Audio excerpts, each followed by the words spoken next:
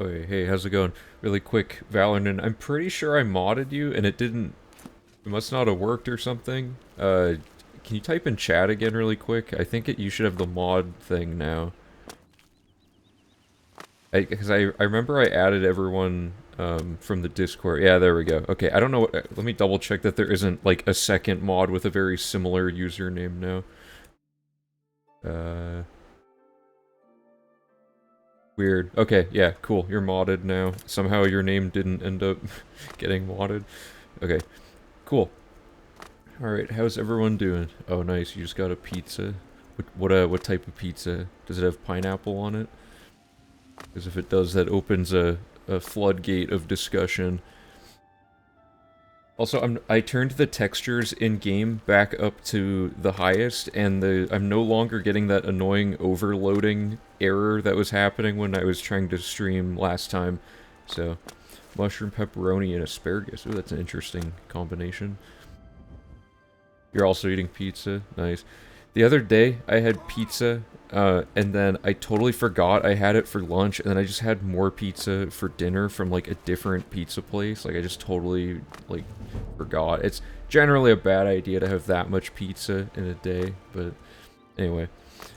Alright, so everything looks like it's stable. Frame rate looks good on stream and everything from here. So, okay, let's go over the plan for today.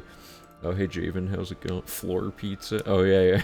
I forgot about it. No, it wasn't. That wasn't the time I had the 2 pizzas in a day. Or not 2 full pizzas, don't worry.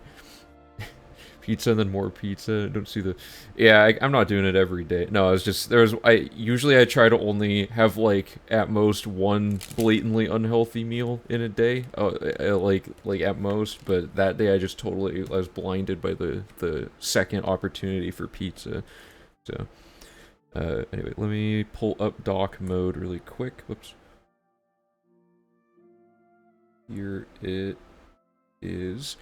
Okay, so all that's left is this little bit of the great skill grind. Hey Bassoon, hey Deo Man, how's it going? Yep, so we're almost, this is the final, hopefully the final stream for routing. I want to fully test the skill grind leveling flow today, which is this step right here, power level to 145. That's gonna take a while. I want to see how long it takes on top of if there's any optimizations for it, in addition to routing all of this out. So to make sure it absolutely works, first thing we're gonna do is use console commands to theory craft and route our way through this, and then we're actually gonna play the entire thing all the way through today. That's my goal. So the very first step of it, so we just finished our final, like, actual quest. We did the Hermaeus Mora thing, which is right here. So the next step is just going to be this great skill grind split, and we're going to be race resetting to female orc. Now, we already class reset at the start of the run, but we haven't race reset yet, I don't think. So let me find the instructions for where that is. Oh, interesting. The outline got messed up. That's always fun. Okay, here, give me 1 second to fix this. I believe, yeah, I did this. Okay, let me just fix some of these so we have a better view of our thing here. This is a bad momentum killing first part of the, how many of these are there? I just want to be able to, like, easily visualize everything going on in the overall layout of the route for when we basically comb back through stuff. So, the next time that you see this route being streamed will be very gameplay heavy, because we're basically actually testing each split in isolation, getting timing data, discussing do we see any final changes we can make to it, and then moving on. And we'll do that for each split in the route over the course of several streams. But that's going to be a little bit down the road, because we're going to have a pretty hefty chunk of time where we are basically just updating all of the routing tools and stuff now that we know exactly, or like almost exactly, how the route's gonna go. So it's gonna be a little bit of time between this stream and the next, like, actual stream related to the route. What we might do as, like, a fun kind of interim stream would be the what is it, Elecman's glitch showcase thing that he put together. We have a bunch of glitches that might be new, might be old, we don't know yet, and we're going to go through, it's like 100 videos, and we're going to go through those and figure out if there's any new glitches that just got lost to time and stuff like that. Can't use Control Select to just select each header. Oh, I read that right after I finished, so maybe, but I don't know. Hey, how's it going, Chicken Song? I'm having a good day. Hope you are too. Okay, so somewhere in here during this first power leveling thing, we do our first race reset. I can't remember exactly where we do it, so let me look at the shorthand here.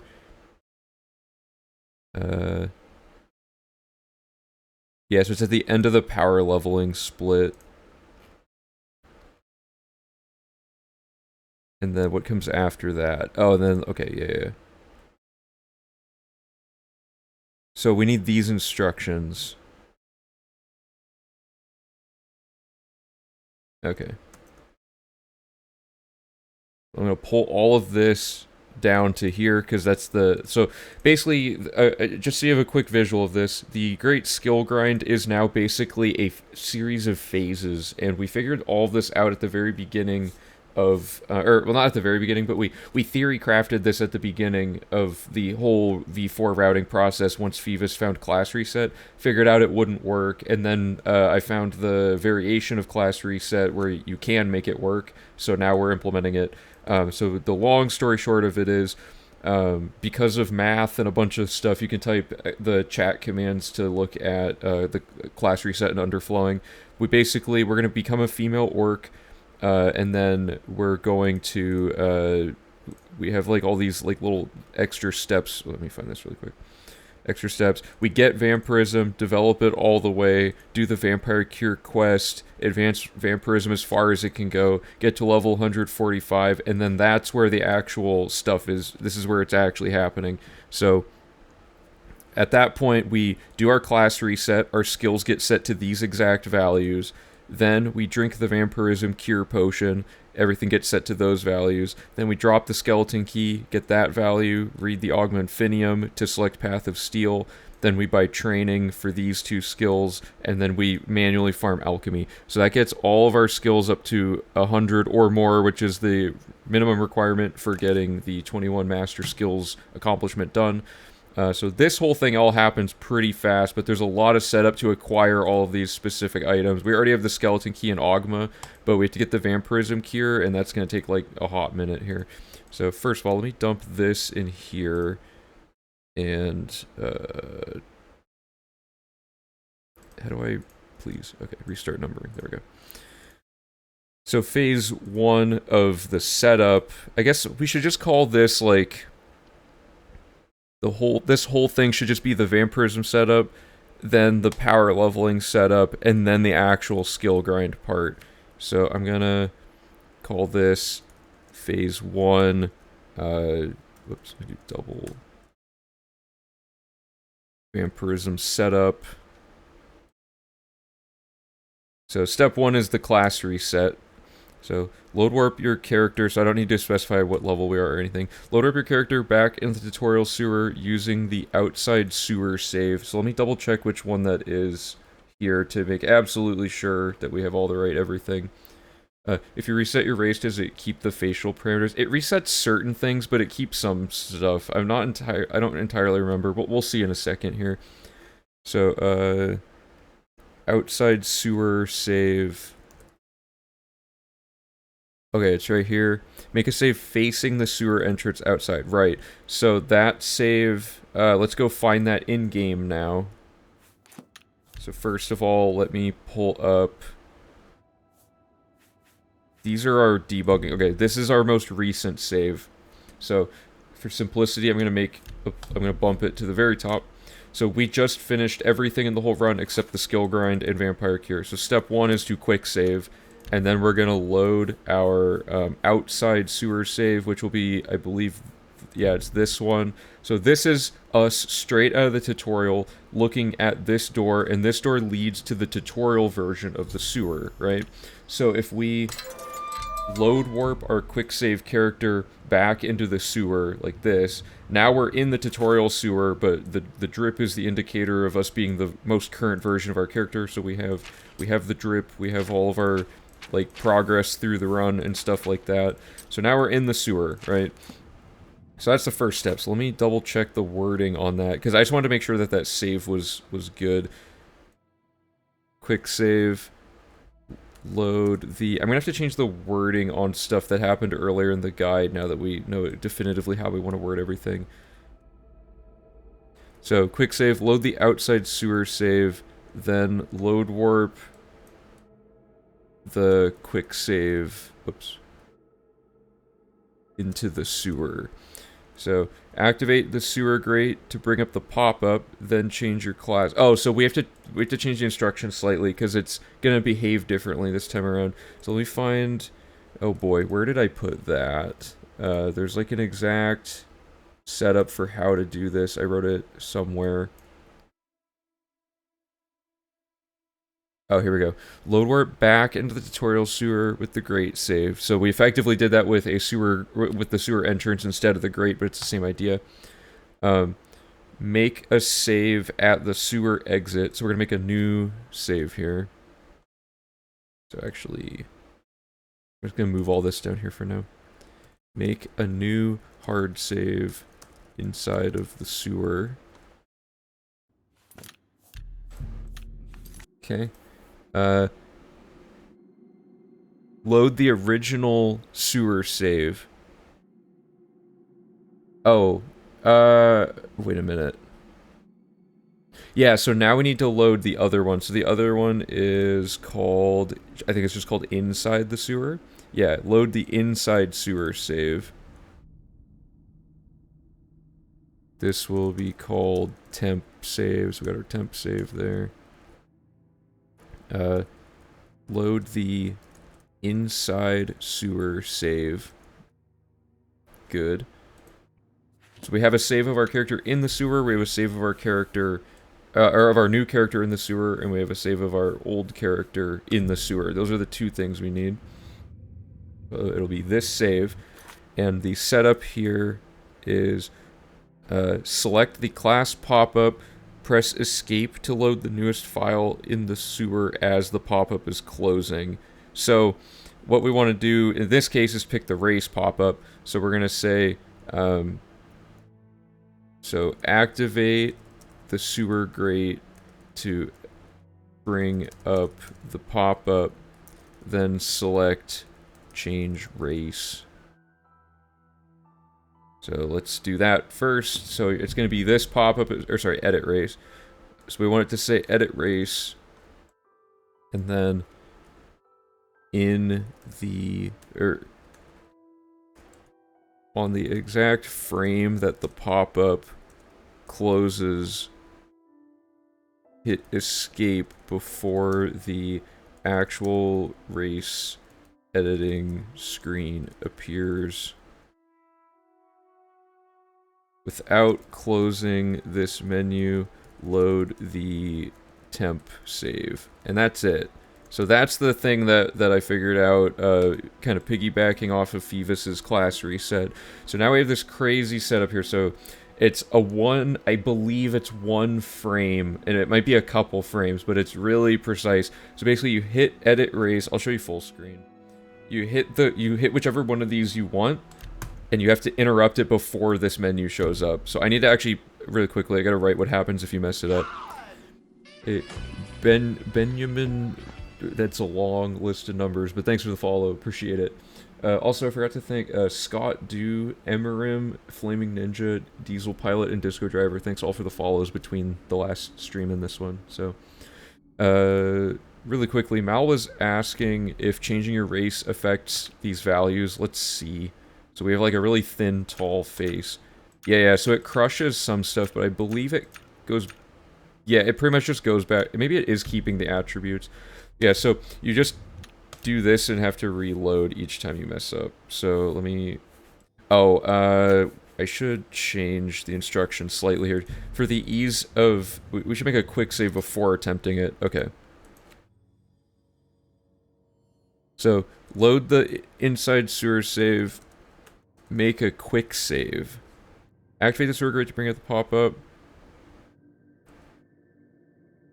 So this should say, if this fails, close the race editing screen, then quick load and try again. There we go. And we'll just make this like a... Oops. Oh, it's gonna do this to me again, isn't it? Whatever. This is fine. Okay. So, let's try this again. We have our quick save facing the door. There we go. I got it on my second try. So you have like a couple frames to get this, I'm pretty sure. So I just got it, and the next step is you load the character you want to apply the race pop-up to.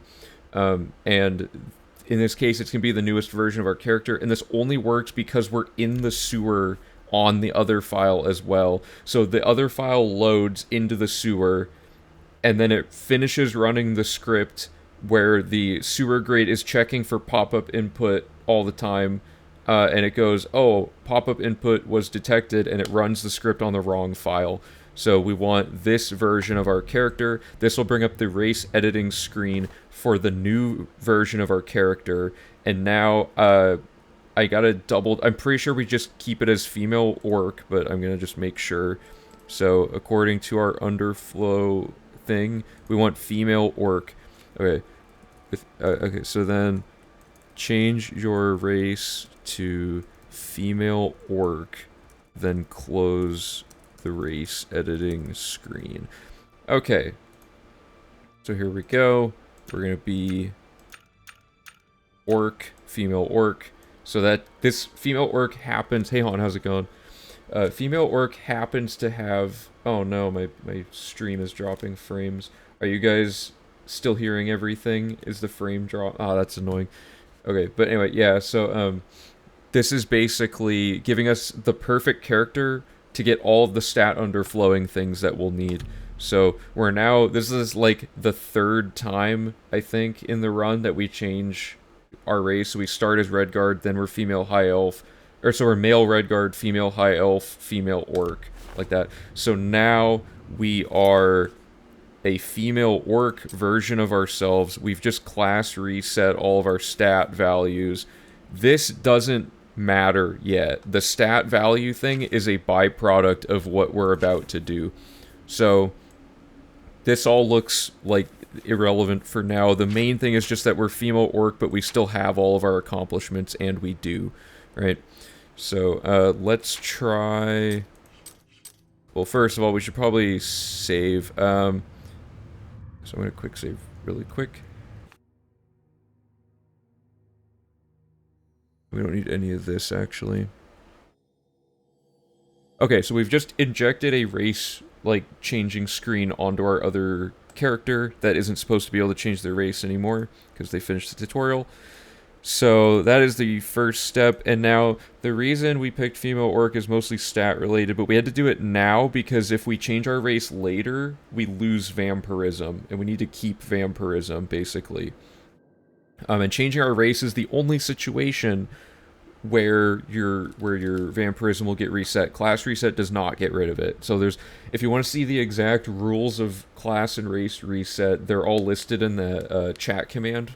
So it'll be, it's a lot of different little bits and pieces to try to remember.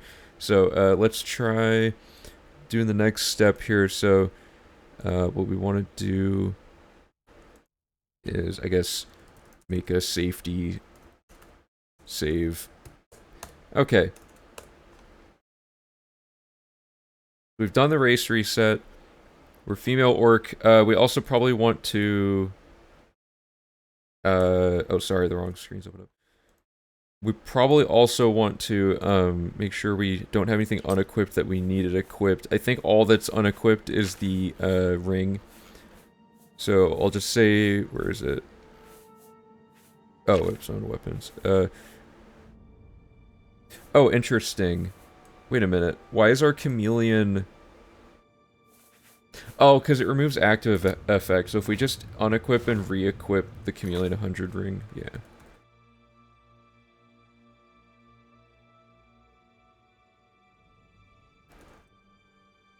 Okay, so that should be good.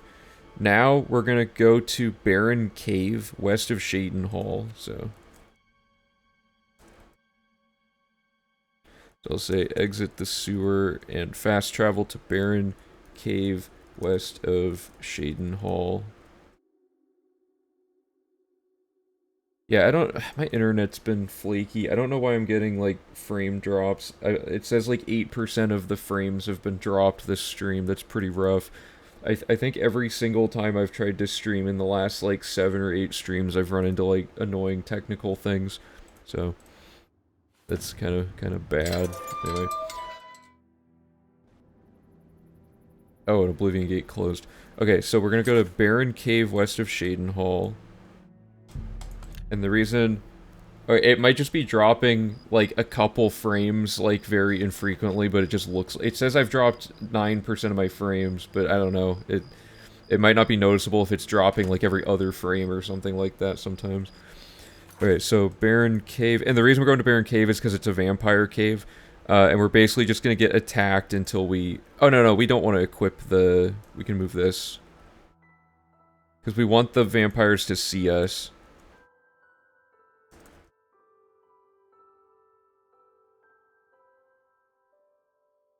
Get attacked by vampires until you contract, and I don't remember how to spell this, so I'm gonna wait till I get it. So this shouldn't take too long. So we're gonna be visible to the enemy, and we're gonna go in here, and we're just gonna let them attack us.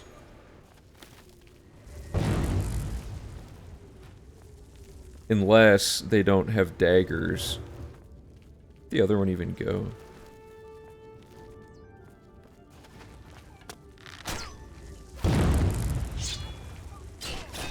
Okay, so any moment now, we will get it. It's like a pretty high chance, I believe. There we go. Porphyric. Okay, let me type all this out.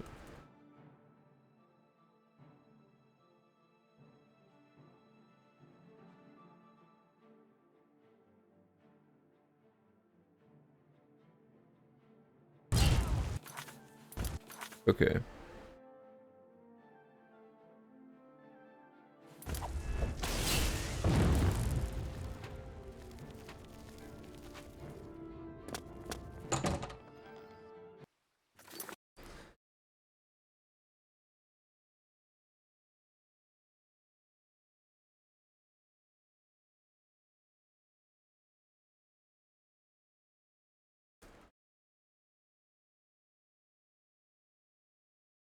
Okay, so here we go. This is the next little step of the vampirism. So now we have vampirism. We just have to develop it now.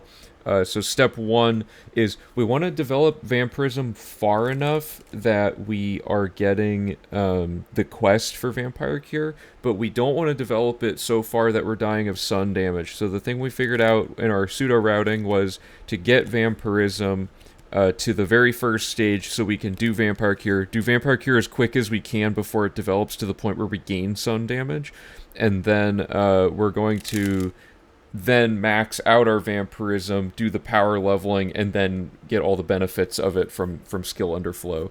So the next step, now that we have it, is to develop the first stage. So develop vampirism to first stage, and then do all of Vampire Cure. So we have people might remember a while ago we have this Vamp Day and stuff like that. So today is finally Vamp Day. We have this sequence is our formula for optimizing developing vampirism. So the first step of it is we need a bed of some sort. So the quickest bed to get to is probably the Bruma bed. I don't know if the bed even matters. Like or anything. So yeah, the quickest bed will be... Let's just do Bruma.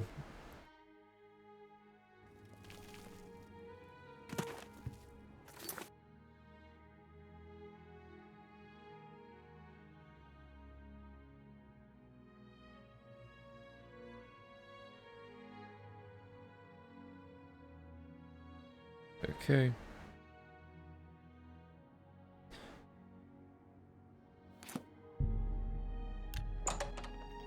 Morbius, right? I haven't seen Morbius, so I don't know any of the memes. Oh, I also forgot to, do permakey just so we have it. Doesn't really matter.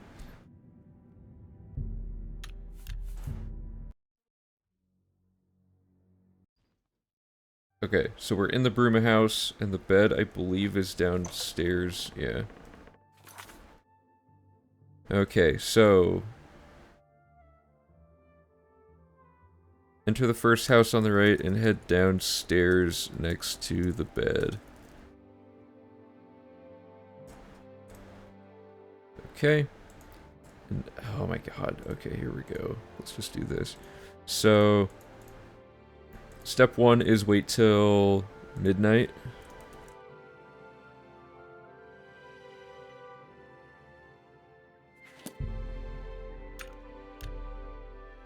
And I don't think it has to be perfect. So I just, for the sake of testing things, I'm gonna make a save right before it. So it's 12:42, right? So the next step of it is to wait 24 hours twice and then sleep. So basically, what we figured out from reading all that code on the left is that what should be happening is every... for developing vampirism initially, it's every... not every day, it's every time the clock ticks over to the next day. So if that... the difference being it's not every 24 hours, it's every time it becomes the next day. So if it's 11 p.m. when you get vampirism, an hour later, 1 day will have passed, I believe is what we did. So, and this part's also super janky. We found stuff that happened that literally, like, defied what the code claims will happen, so I don't even know what's going on sometimes with this. But this should, when we sleep, give us the pop-up for the vampirism thingy. So, here we go. If we do this... and it didn't work. Okay, so that's a good start. Wait again. There's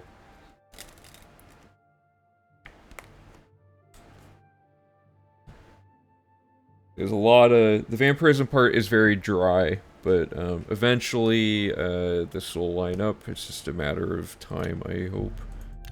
There we go. Okay, we have this, which means we're now officially a vampire. You can see at the top left of the thing, it says it. So...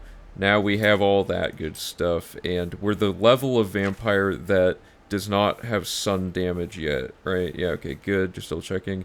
And now because we're a vampire, our skin has turned like a dark, sickly green for the orc. So now we want... let's write all that down. I know that this didn't work perfectly, so it's kind of weird to put it in, but it was so janky in testing we couldn't actually find a guaranteed way that it absolutely always works. It almost seems like slightly random. So this is the best we could find where it worked almost every time. This time it happened to not work. But yeah, so we did this, now we're doing this. So wait until 12 a.m. the next day, and then wait 24 hours twice, sleep in the bed, a pop-up should immediately appear and interrupt the sleep. If not, wait another several hours and try again repeatedly. Okay, so you should now have vampirism. And what stage number are we at for this? Stage 25.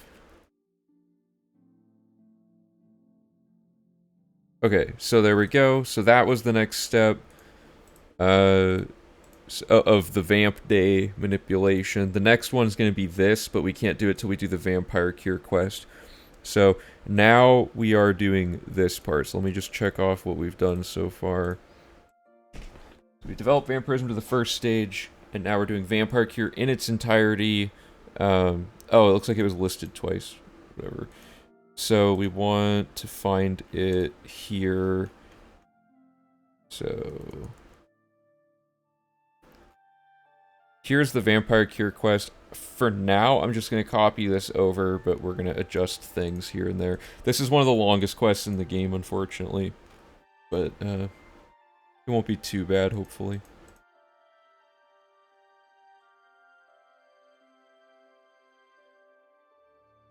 Okay, so we don't need to do any of this. Because our skills are going to reset. What's all this? This was to set up getting vampirism before. Yeah. Okay, so the actual first step now, with our current setup, is to talk to Ramnus Polis. So we're going to activate... We have 2 quests left. Let me check our journal. We have... With Surge of Death is... You can't actually finish that one. This will be the end of the run. Confront the King is at the Mages Guild, so that's going to be the one we want to do. This stays forever, this stays forever, that stays forever. This isn't part of the run because there's no DLC. Okay, so we're going to activate Confront the King. That's our next step.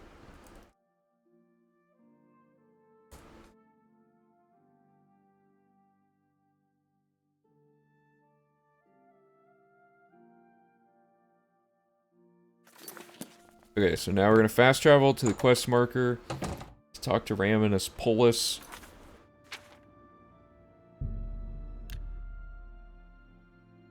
I think he's just out front, usually. Oh, never mind. Okay. Okay, so now we're going to talk to him. And this is going to happen. So that should finish Confront the King.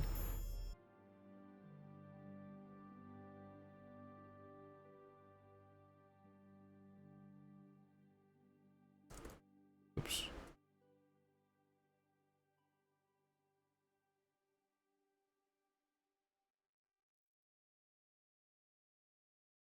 There we go. So we finished that quest, and now we're going to ask about, let's just get ingredient collection. Actually, no, we could do this. And then that should update that. Cure for vampirism, and then ingredient collection.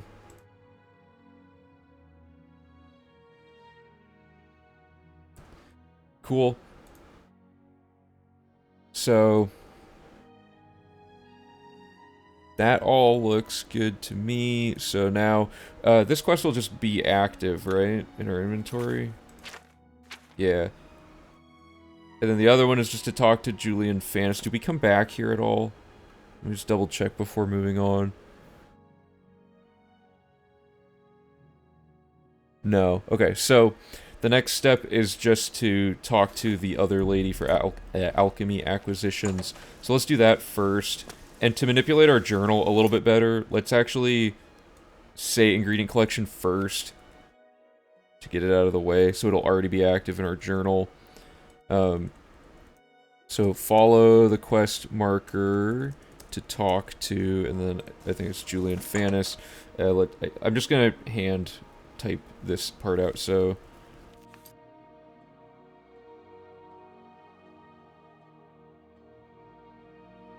get this in here.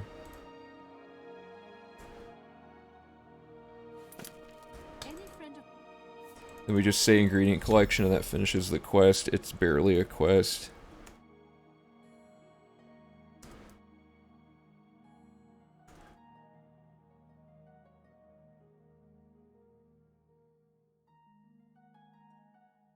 Okay, I think I spelled that right. Okay. Alchemy acquisitions. Yes. Okay. Alright, so now there's 2 quests left in the game. We have Vampire Cure, which we're currently doing, and we have the Imperial Dragon Armor, which we're going to turn in once we have all our requirements met. Very good. So, now we're going to activate the Vampire Cure quest.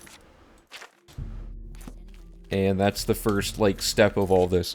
So... now, we could do a load warp to get to the count, I think. Oh man, there's a lot going on that we have to filter out here, but that's not too bad, I guess. Trying to think of the best way to verify that we have I'm trying to think of the best way to verify that we have a save for this. What would I have called it? Skin Grab Mages Guild.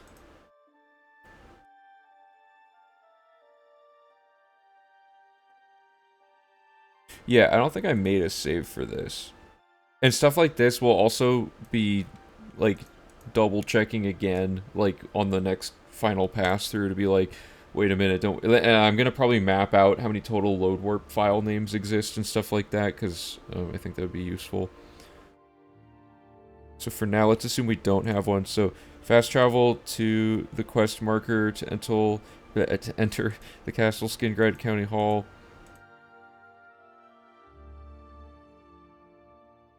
Yeah, okay.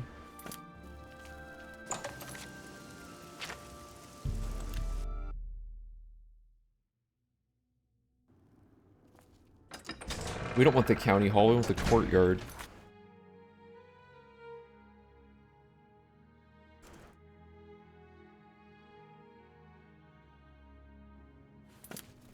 Okay, so now we're gonna go up here and talk to Janice.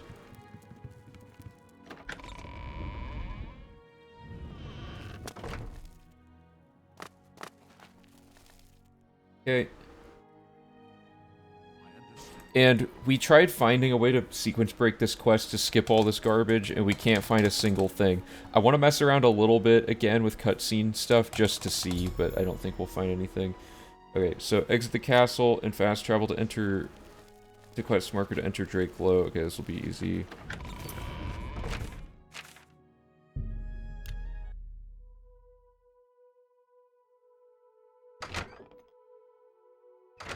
Okay, so before we do this, we're gonna dupe everything we need.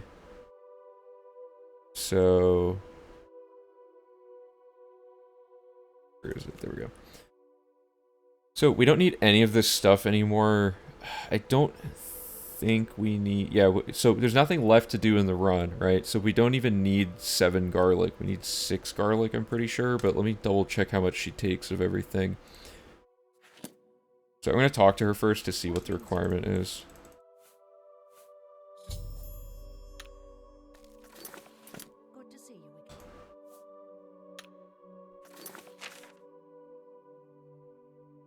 She needs 5 empty grand soul gems. So let's change... I'm going to move all these numbers down by 1. Whoops. Or make them all 5. Because I'm pretty sure...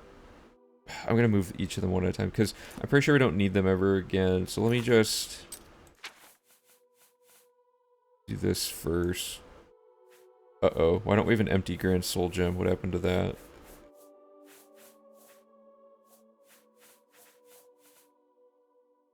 Oh, did we... I'm pretty sure we turned our regular soul gem... Hold up. Because we take the grand soul gem at the beginning, so we had one. I just gotta figure out where it went. These are filled grand soul gems because they were used for enchanting, so it's not those. Ah. Place the empty grand soul gem. So we turned ours into a black soul gem on this run. So we just need to make a step here to dupe one.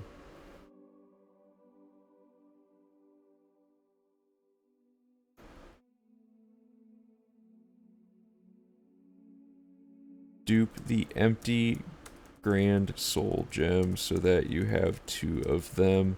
Okay. And place 1 empty grand soul gem. Okay. That solves that. Pretty sure.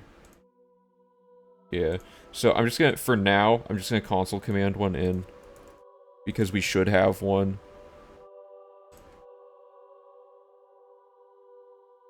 So 15B8E. Okay. So we need to get the cheat sheet back up here. Wait, what? Is it actually? I mean, wait, I don't know why I'm excited. I already have it. Oh no, why is it on Steam? Yeah, mixed reviews, that's about right. Is it different than the good old games version? Like, is it better? Oh, did it say that? I didn't see it.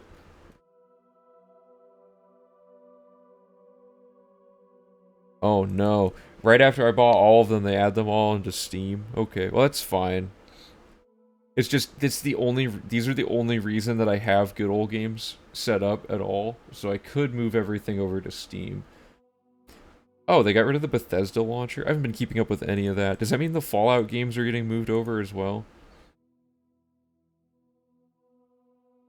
Oh yeah, those are free, aren't they? Is Daggerfall free on here?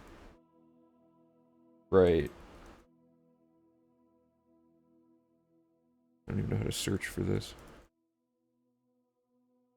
Yeah, they're both free. Okay. True. I just don't like having to have two separate launchers for stuff, but I don't know. Good old game seems pretty airtight. It's a solid platform. Okay, so I'm spending way too much time trying to sort this part out. I should have just given myself 5 soul gems. But anyway, so step 1, we need to dupe everything we need. So we need 1, 2, 3, 4, 5. And I'm going to make sure I grab exact amounts just to double check each of these things. So we have bloodgrass, so we need to dupe that. So that we have 2. I'm going to take 2 of it. And then we need... I think it's 6 garlic, not 7, so I'm going to do that. And then we need nightshade, which we picked up at the very beginning of the run. And we already have 5 of that. Why do we already have 5 nightshade? I'm not going to question it. I actually, no, I am. I want to know why we just happen to have 5 already. Because we get it there.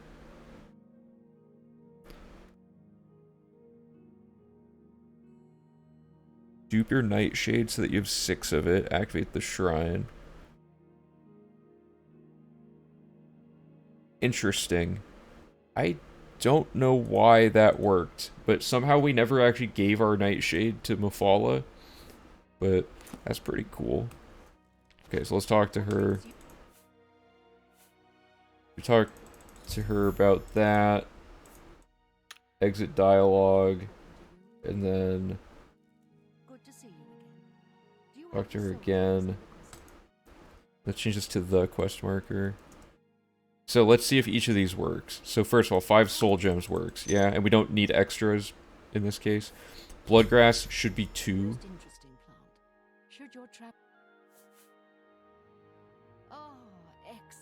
Okay, good. So we only needed 2 bloodgrass. We should only need 5 garlic, or 6 garlic.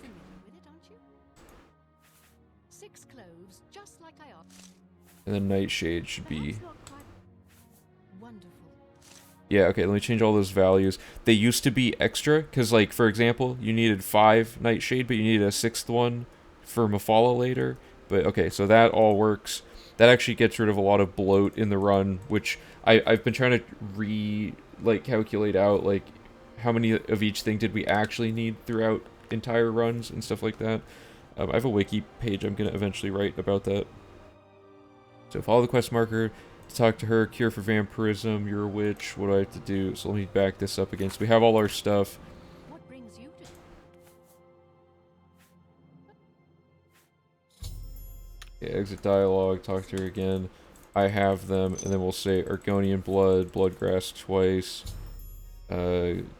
garlic twice, nightshade twice, vampire ash once. Okay, so that's the next step there. We have everything except the 2 ingredients that we figured out you can't get these before talking to her anyway. So we're going to remove that step. And we had a note here.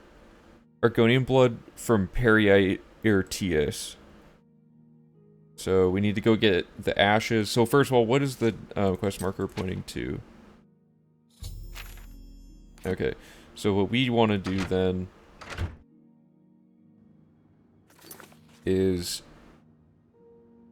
we should make a save outside Drakelow, I think. I think we can... Oops, what did I just do?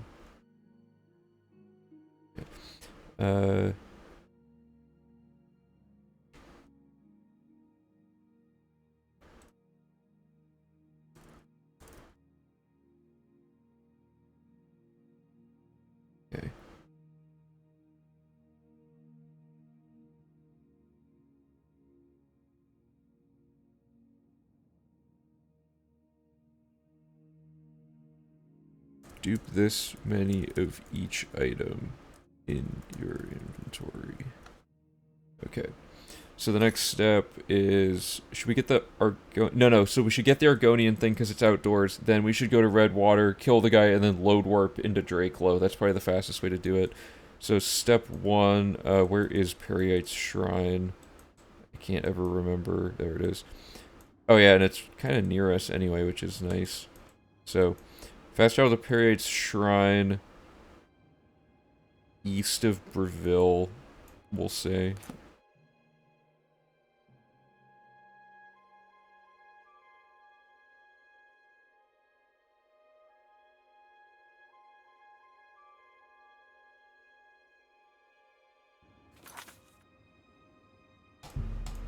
Okay, and we're just gonna go hit this guy with a dagger. So, oops.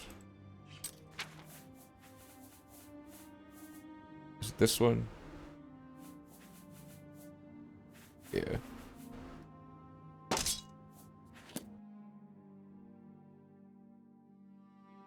Equip the enchanted dagger and attack the Argonian. What's his name? Irtius with it.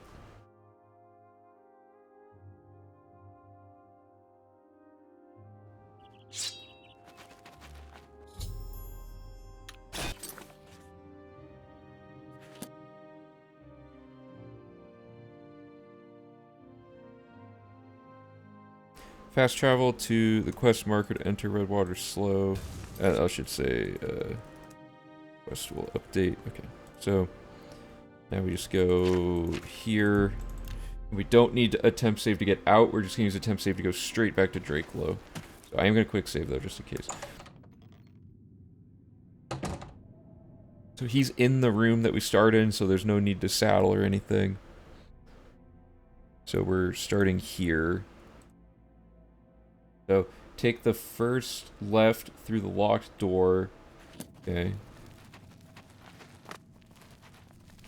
Wow, that was bad. Okay. Then take a right. Where's my instructions? Then hug the left wall following quest marker to find and kill Hinduril. Okay. Oh. I should say...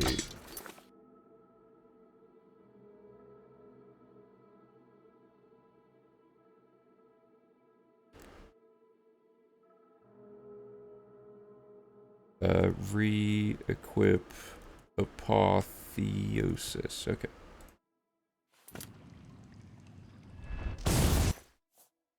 So let me double check this. Take the ashes of Hinduril off Hinduril's corpse. And then we're going to do the load warp. So...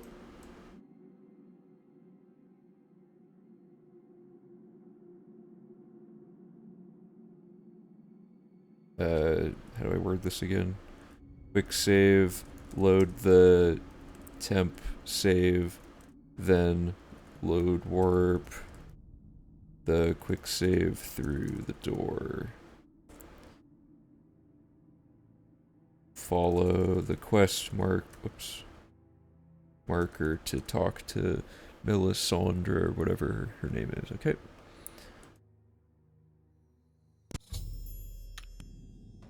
So quick save. Where did my save outside Drakelow go? Didn't I make one or am I insane? I guess I'm just gonna go make one really quick.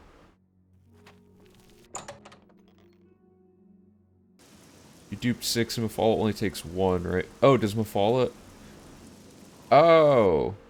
Is that why we did it? Okay, so I can say... I'm just gonna say... You should already have this one.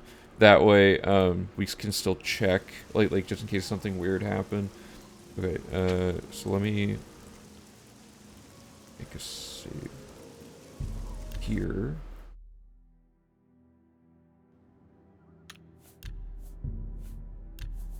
So this save,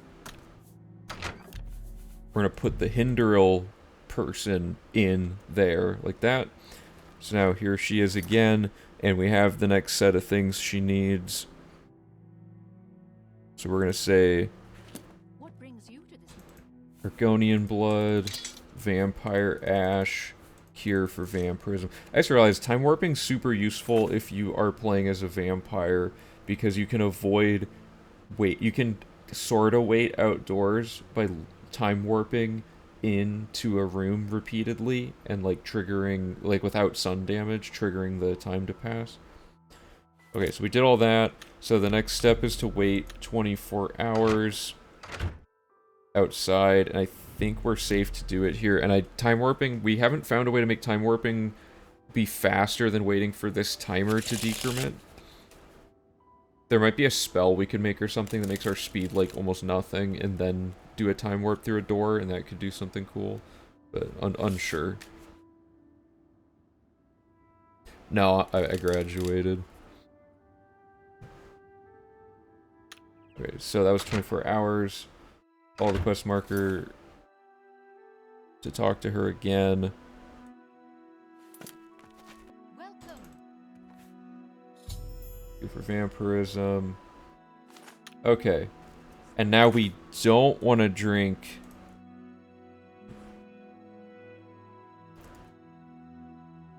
Do not drink the cure for vampirism potion in your inventory. Okay, so now we're on the final stretch of this quest. Now we can't talk to the Count via the other thing. We have to talk to this lady. So we're gonna fast travel to the quest marker. Whoops. To talk to Howlers.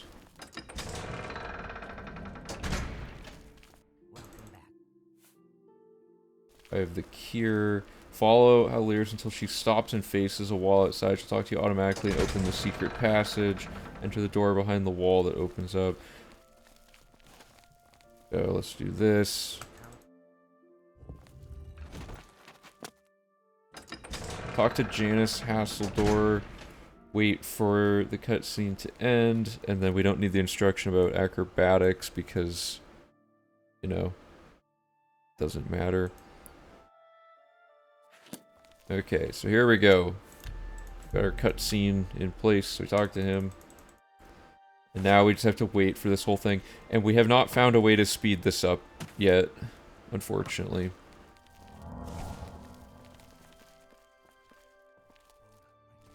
Also, again, the same joke as before. Her name is Rona, which is kind of funny.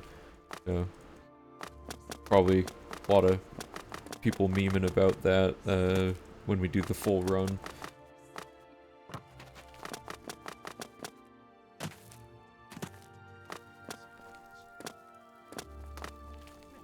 And then as soon as she dies, you talk to him. And I don't think quick save, quick loading helps here. Yeah, it doesn't really. Okay, so...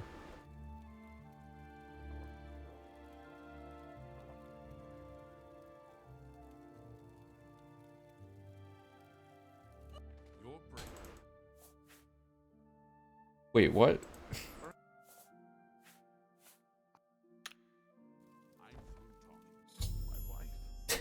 If you talk to him soon enough, he just doesn't have the regular dialogue. That's kind of funny. Hopefully that didn't break everything. Okay. Well, he's moving fast. Look at that. Talk to Janice, and then we're gonna wait 24 hours. Oh, uh-oh. What just happened? A little bird told me that you've been asking around town about Glarther.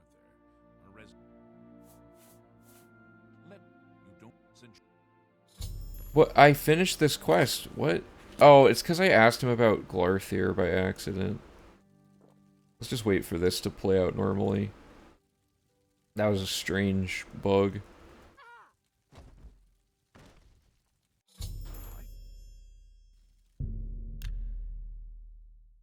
Okay. Dude.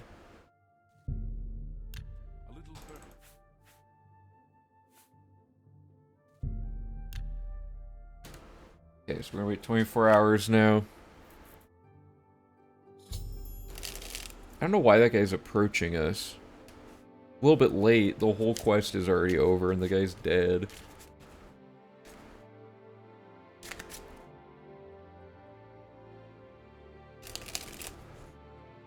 Okay, so then this ends. Let me just double check that didn't break anything. Okay, yeah, we have the right number of quests. It updated Paranoia, but it doesn't matter, I guess. No, it updates to an earlier stage, but you can't, like... Actually, I made a list of these on the wiki somewhere. We can double check this. I'm pretty sure you can't ever complete a quest twice, because it treats that one instance of the quest as what it is. Once a stage has been passed, all scripts attached to that stage are unable to be activated. Cast out of the Thieves Guild, Permanent Retirement, and Ghost Ship of Anvil appear to be the only quests capable of reverting to previous stages. And I think that is before they're moved to the completed stage is what that means. But I could be wrong. I just basically looked through the construction set and any of them that had a checkbox that said allow repeated stages. Oh no, that's the same stage. That's different than stages appearing earlier. I might need to change the wording on that, because those are two distinct things. Repeating a stage is different than reverting to an old, unique stage that hasn't been encountered yet, yeah. So I'll have to update that at some point. So follow the quest marker to talk to Helliers. Wait an hour at a time several times until Janice Hassler appears. If he won't talk to you to get the reward, or she won't bring him to you, you have to go attack Janice in the Lord's Manor area and drag him to where she is to fix the bug, and then pay the fine to the guards. And then this completes Vampire Cure.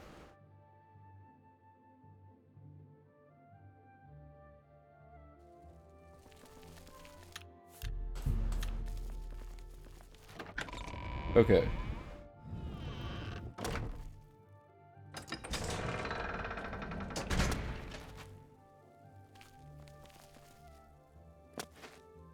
From a technical standpoint, Oblivion just stores every stage you've hit for given quests. It's up to the scripter to handle that properly.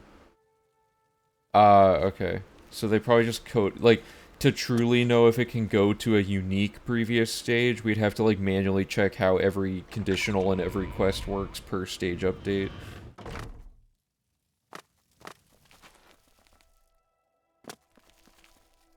Please. Okay, so we're getting the glitch again, where we can't seem to ever get anything to work. That's always fun.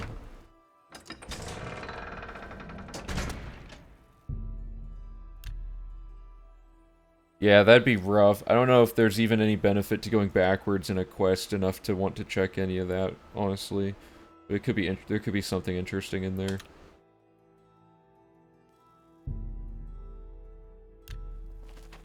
Please, wait here. Okay, good. So she is here. Wait an hour repeatedly till the count appears. And you'll notice Vampirism finally updated to the point where we have a full Vampirism, like, sun damage thing. So, we just got our reward and completed Vampire Cure. Uh-oh. Well, okay. So, there we go.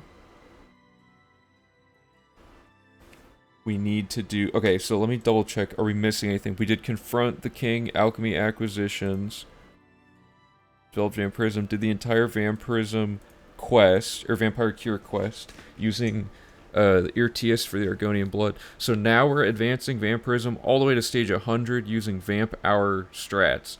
So we can finally take sun damage, but we're also at a point now where I think we can just, like, load warp all over the place. So that's kind of cool. But we didn't make a save, I guess, for it. So really quickly, this is a new thing. These are like sub-phases within the setup phase, I guess. Should I label these as well? It doesn't really matter. Okay. So the next step is to fully develop it. Would this be considered another phase? No, this is all just the vampirism phase, isn't it? Yeah. Okay, so where's the Bruma instruction here?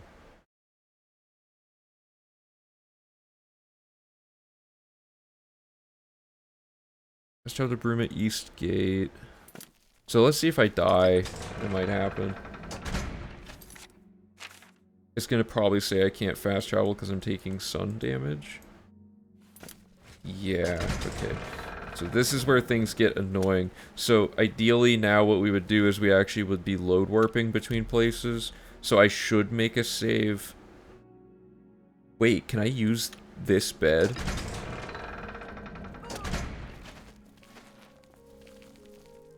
I can. Let's just use this one.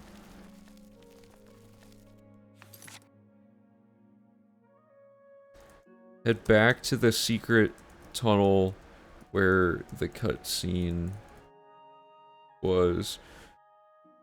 And then... Okay, so... This next part, I believe... The way Vamp Hour works is or Vamp Day works is it no longer cares about ticking over like a certain amount of time. I could be wrong about that. Because it says wait 2 hours, then wait 24 hours repeatedly. But we just got vampirism, and things are gonna get all wonky, so we need like a syncing point for this. It's gonna be tricky.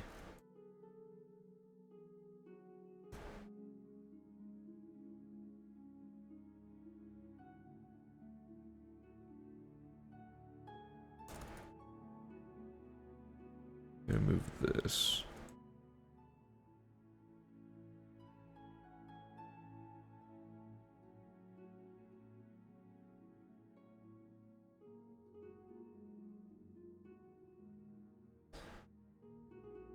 Okay, so...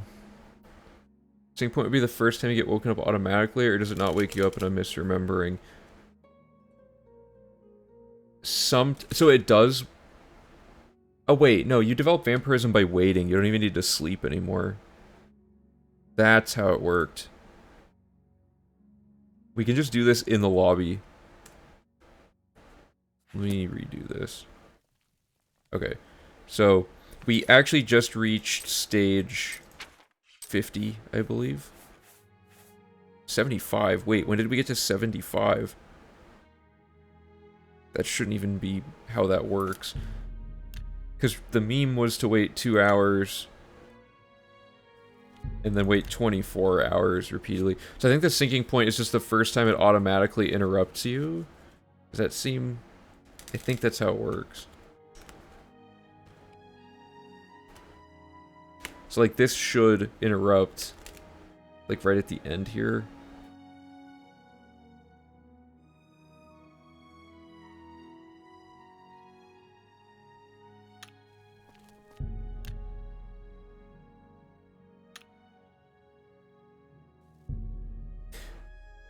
Yeah, so that works.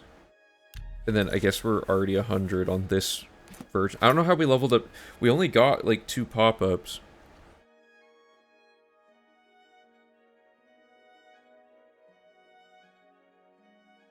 Wait 24 hours until you receive a pop-up indicating that vampirism has progressed. Once this happens, wait 2 hours, then wait another 24 hours repeatedly to keep encountering pop-ups until you reach stage 100 vampirism.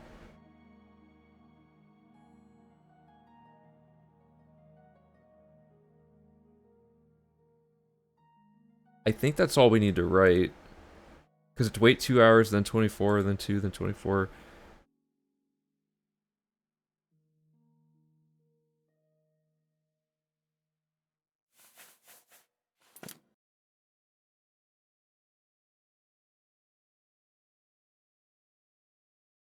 So this is the part I'm going to console command to skip for now, and then we're going to go back and actually test it, because I want to get like full timing data on how long this entire split takes. So power level to 145. So let's just set our level. Make a hard save here.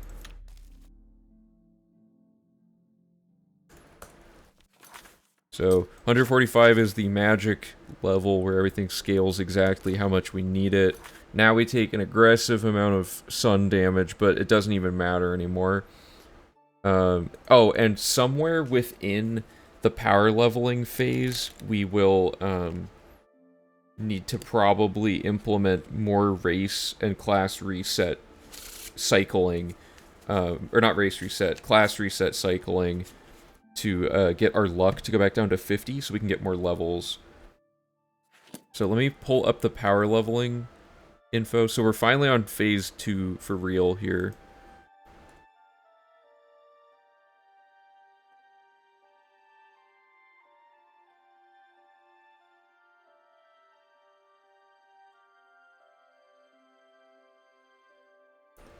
Okay, and the numbers are going to start over.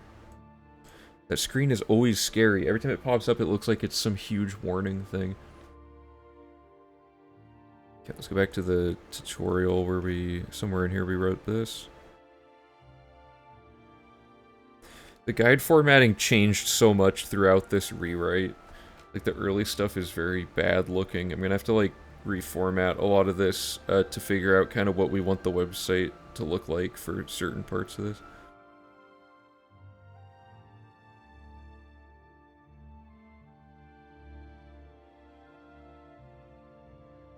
Where is the power leveling?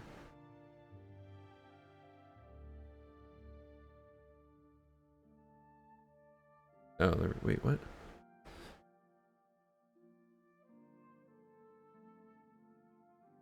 Infinite level save. Okay, so that's the save we need.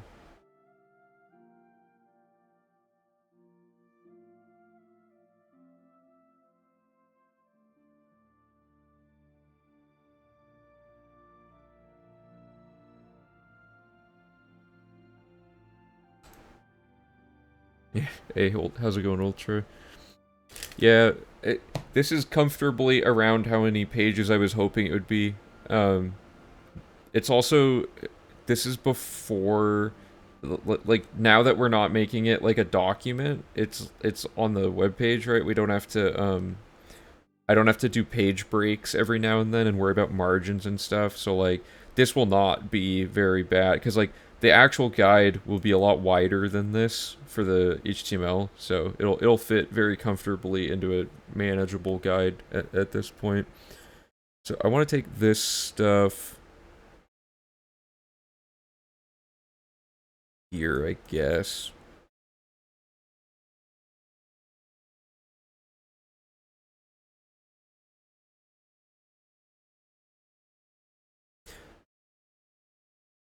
Oh, okay, so actually phase 1 should be level up as many times as you normally can, right? Well, no, we have sun damp. Actually, we can't. Wait, why can't we level up? Oh, because I'm stupid is why. Okay, let me get a pre...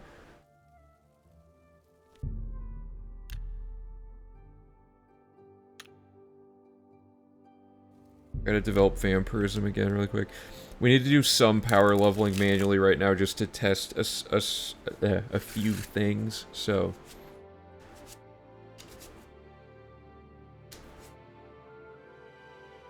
Let's do this just to get our vampirism advanced further.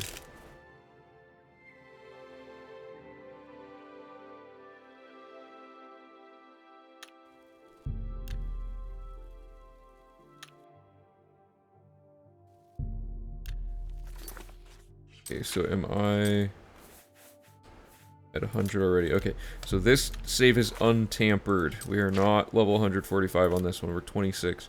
So this file already can't level up, it looks like, which is fine.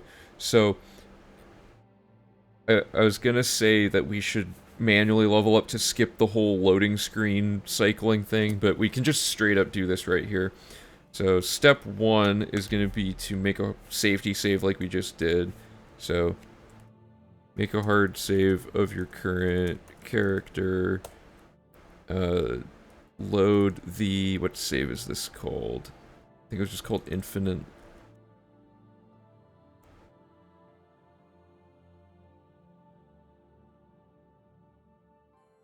Infinite level save.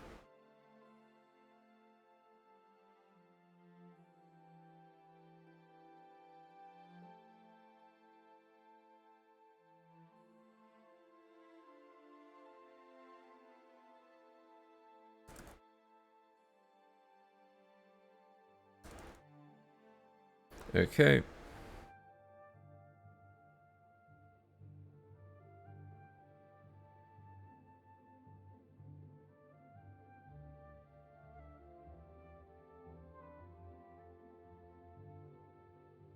Okay, so that's our first step. So the infinite level up save is this one.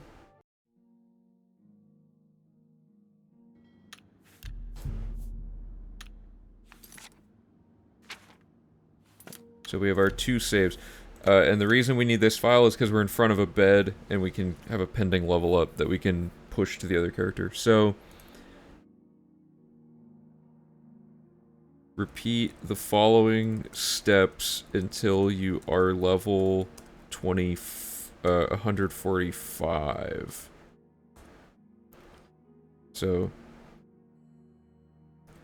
quick save your current character, load the infinite level copy save.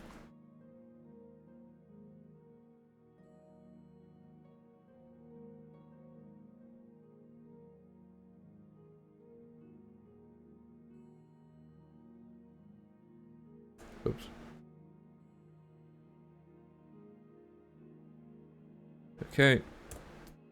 And then sleep in the bedroll as soon as the timer counts down at least 1 hour. Press escape to bring up the pause menu and load the current quick save file.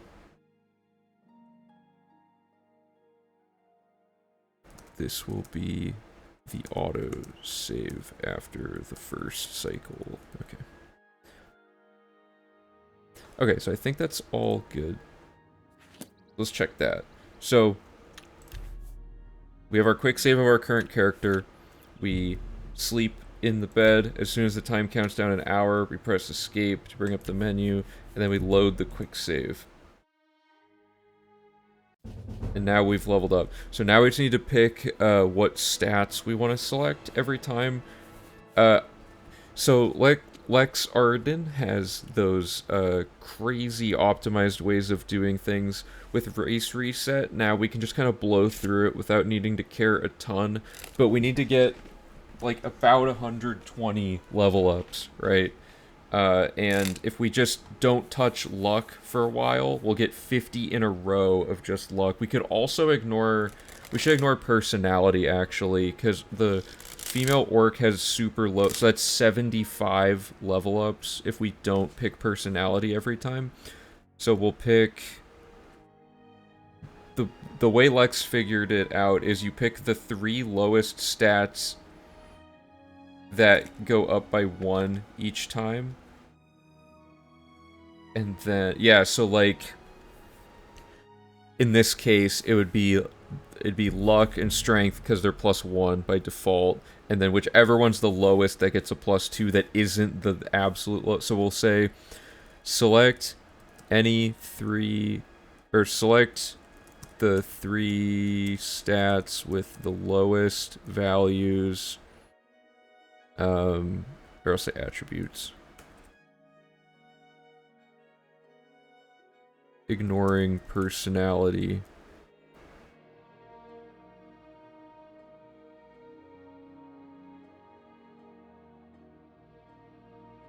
Okay, is that clear enough? Select the 3 attributes with the lowest bonuses and starting values. Yeah, okay, ignoring personality. So you can get pretty far with this. So in this case, it'd be this and this, and you basically get everything leveled out as much as you can. And then once they're all the same level, then that algorithm of the lowest ones with bonuses and starting values will always kind of keep everything relatively increasing at the same amount, and then leaving just one thing behind. So I want to do this for a little bit to check it. So we do that to level up. Is the game gonna crash? Okay. And then we quick save again, and we load. Now it's the auto save at the top. We sleep in the bed, wait for the hour to move like that, and then we load the quick save. Then we get our level up again. So in this case, it would be luck, this, and that, right? And then you just repeat. And we don't want to have to think about it too hard. We could just say pick anything that isn't personality, but that's not like super optimal. So it's going to be pretty much...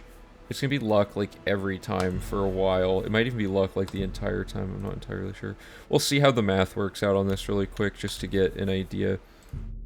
I believe that this is not quite enough to get all the way leveled up, though. And we'll fully test this in a minute here. I just want to really quickly get a rough idea. So...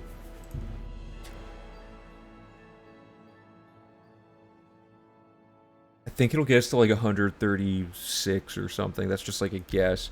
But anyway, so for now we're gonna console command our level to 145, like that. There we go. And that is that phase. So we'll say we've done that effectively, because that's the right idea. And then I'll just put in a note here. Do we need to class reset during this? Okay, so now we're on phase 3, which is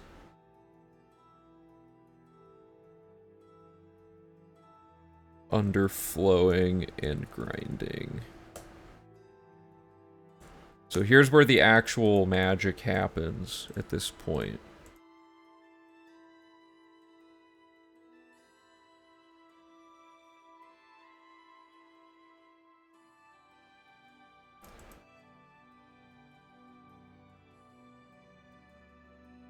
So, step 1, we're going to perform a class reset. So let's go find our instructions for that.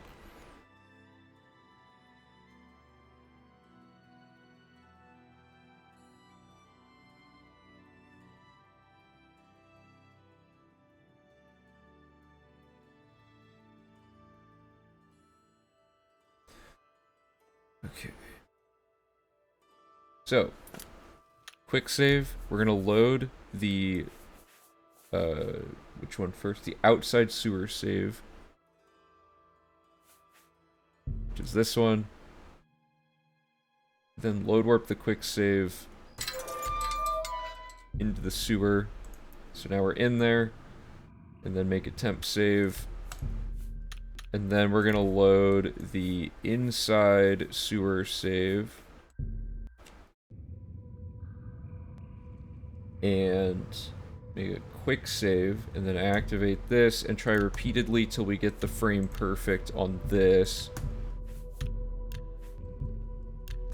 And also, just so I can, like, actually, I'm gonna make sure I have this all written down before we activate it, so I can just implement it right away. So, did I write down... I mean, so it's all written here. Do I have to... I don't remember if there's, like, a specific... Well, speed, I guess.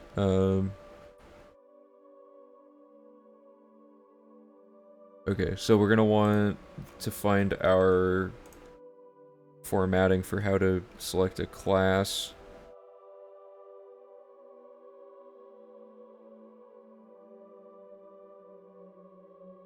Okay. Edit class. On the exact frame, the actual class editing screen appears. This fails. Close the class.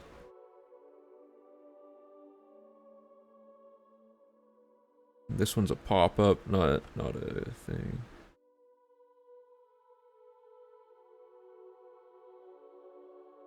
Without closing this menu, load the temp save.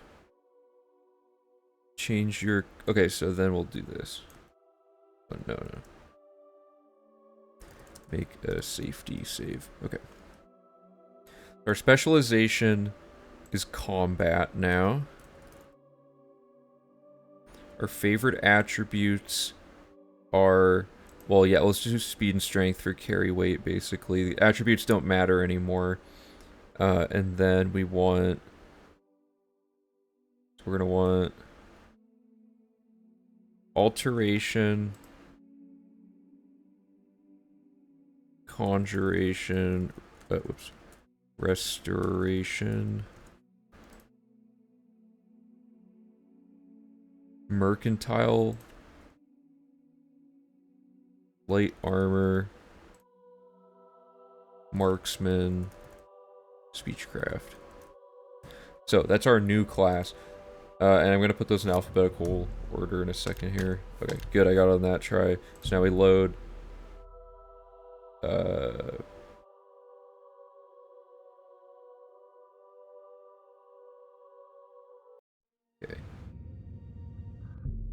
Okay, so... Make a custom class with the following. Combat. Strength and speed. We want... Alteration... Conjuration...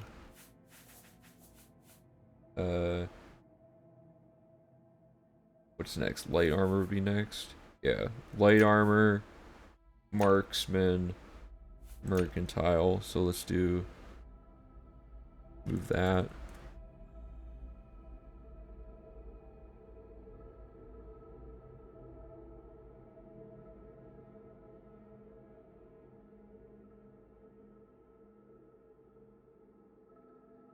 Light armor, marksman, mercantile, restoration, speechcraft. Okay. There we go, and then we make a safety save. So, now we're into the actual underflowing part. So, we're level 145, we're a female orc, we have vampirism at 100, we have all the other bits and pieces we need for this, and our skills should be at very specific values, not counting the green amount. So I'm going to pull up the spreadsheet and double check our math on everything. So, if our math was correct... it's going to be a little tricky because the page lists it differently, but let's start with, so alteration should be at 100, yes. Conjuration, 100, yep. Restoration, 100. Light armor, 100. So basically all the major skills become 100, but I'm just double checking to make sure nothing weird's happening. Mercantile is effectively 100. Siegecraft 100. So now, armorer should already be at 100, right? Yep. Athletics says 246. It should be at 96, so that's correct as far as I am concerned. Actually, is there...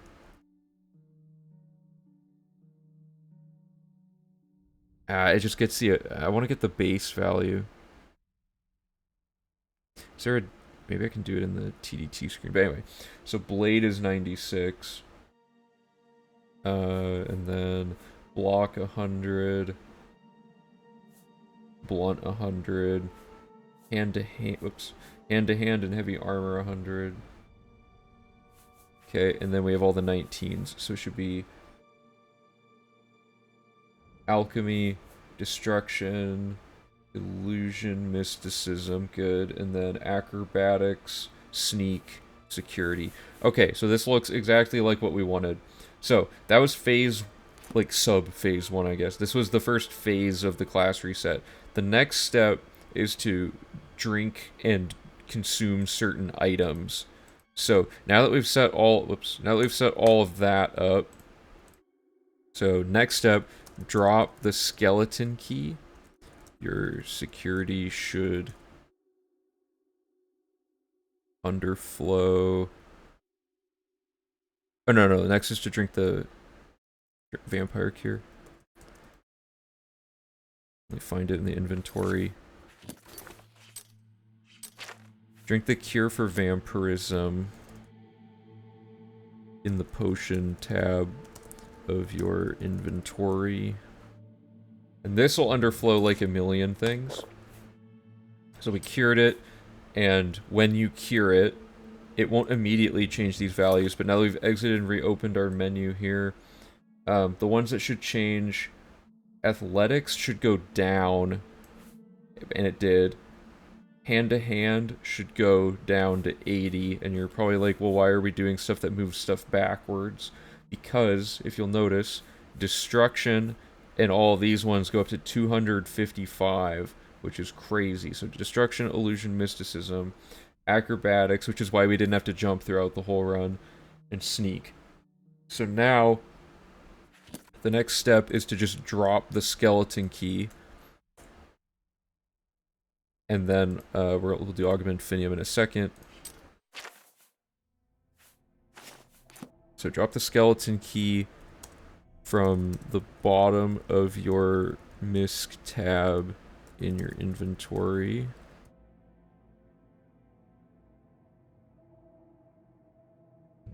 So there that went. So now security jumps up above 100 as well. It underflows by quite a bit. So now those are all at 100. These are all at 100 by default. That's at 100. This isn't quite at 100 yet, nor is this, or this, or that, right? So, to bump these up, now we just need to read the Augment Infinium. So I'm going to quick save. The next step is, somewhere in here. Here it is. And it's, I want to double check, but I'm like almost 100% sure it's Path of Steel. Yeah, because it's Blade, Blunt, and Heavy Armor all get modified from 96 to be over 100. This gets absorbed, but whatever. It's basically, the only reason we read Augment is just to get our Blade bumped up over the top, and then we're going to come back. You might want to, you might probably want to mention that menus need to be closed for a split second for the effects to take place. I was just going to have them check at the end of dropping up. Basically, all these items, we're just going to open our inventory, do all of these three, and then look in our inventory again. Because all that really matters is when you're at the end of the Augma phase, is just verifying that the only stats that are not at over 100 are Alchemy, Hand-to-Hand, and Athletics. But yeah, that's a good idea. I'm just going to add the check after these three items really quick. So, read the Augma Infinium from your miscellaneous tab in your inventory. Select the Path of Steel when the pop-up appears. Okay, so now we do this. Okay, so now I'm gonna write, very, very good idea. Close and reopen your inventory. Check that all skills are at or at least 100 plus, except for Blade, or not Blade, Athletics, Hand-to-Hand, and Alchemy.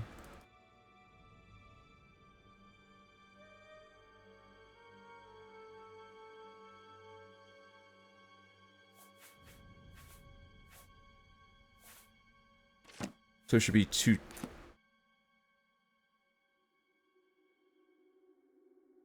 This should be what, 96?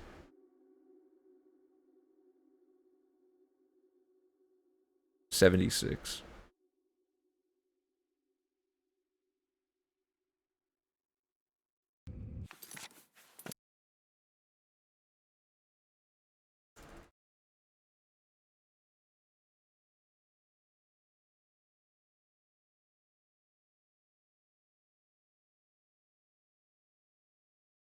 Okay, let me double check that one last time. So 76, 226 with perma enchants. That was correct. And then 19 for alchemy, 80 for hand-to-hand, and you'll see that reflected in our save file here. We have 226, 80, and 19, and everything else is massively scaled up. So now we're going to make another safety save here. Because the final step is to buy training and then farm alchemy. So make a safety save. Okay, so let's get this part now.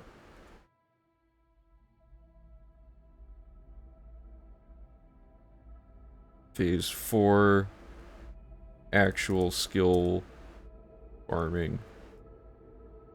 So this is all that, I'm gonna make this 2 separate things. So this is the actual final stretch here. Let me put that there, move this here and do that. Okay. And we're not missing any books or anything. Oh, you know what I realized the other day? We killed Rusia Bradius because I was like, oh, why did I write that? We should just kill her. It's because we needed to buy athletics training from her. So on this file, it's going to be a little tricky, but basically, we need to not kill her in the run. So before I forget, we need to change this.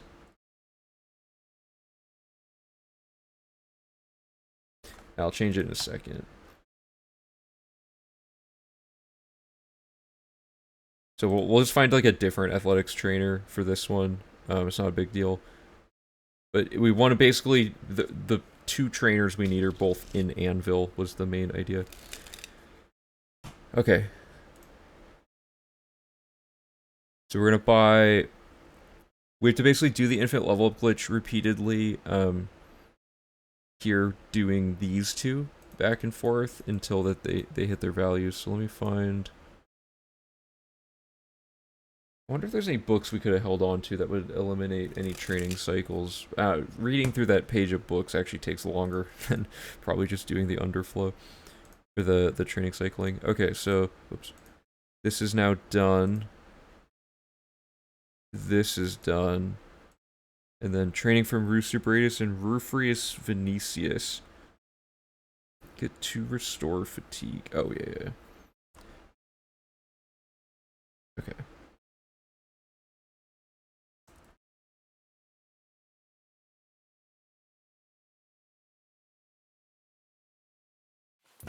Okay, so we're no longer a vampire, so now we can freely go anywhere. And, oh, how's it going? Be English. Wait, what's that symbol? Watching without... Why does it tell me when people are watching without audio? That's interesting. Oh, it's probably if people are like, oh, I can't hear anything, and then it's like, oh, I had it muted.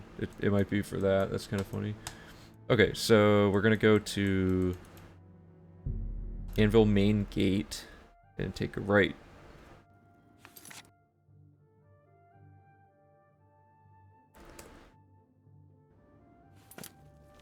Then we're gonna say head west southwest to Rooster Bradius's, or to Silver Bradis's house.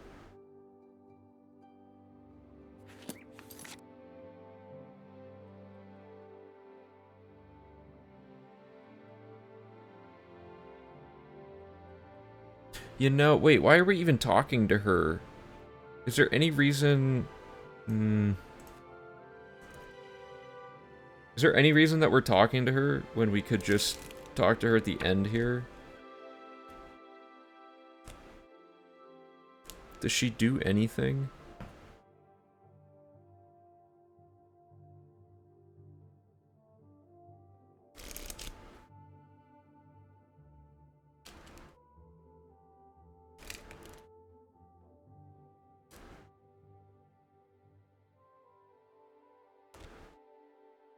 Yeah, there's no reason to talk to her. We should move this.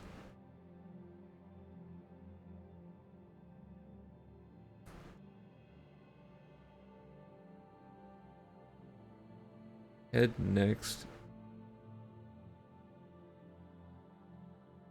What?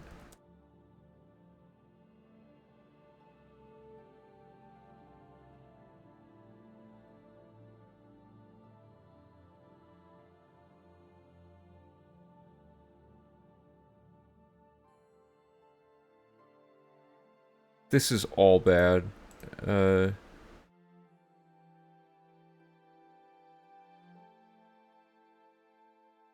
Okay, hold up. Once you're both outside, head east-southeast to enter...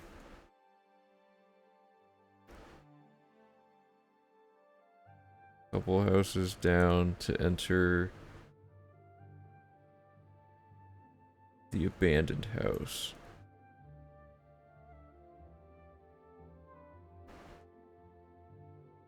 Okay, we're gonna skip this. Move it down here.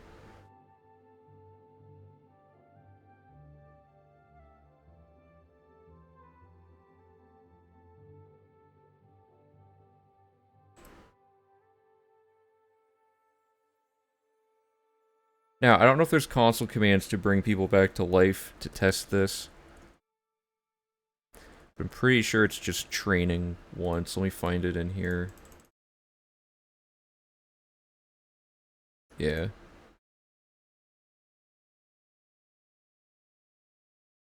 Okay. So, she's dead, but that's fine. We'll just find a different athletics trainer for now, but, so we'll use good old sheep herder dude. It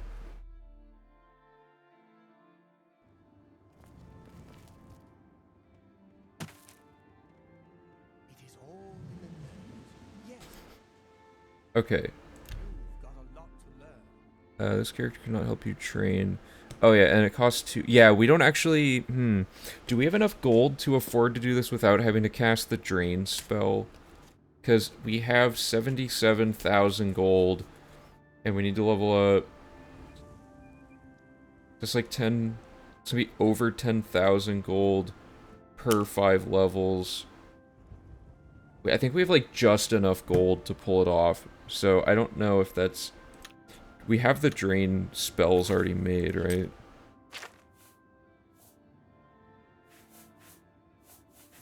Because we could get rid of these altogether if we just have enough money, I think. The problem being that we killed the master trainer that would allow us to test this. So I'm going to make a save here and go find a pre-kill save.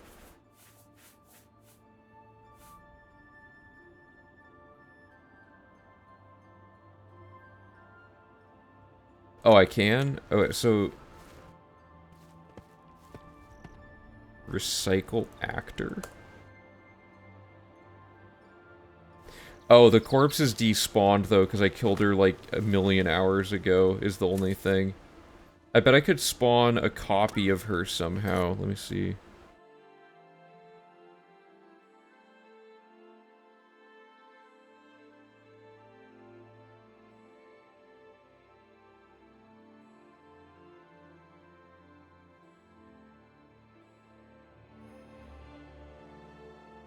Yeah, let's do that.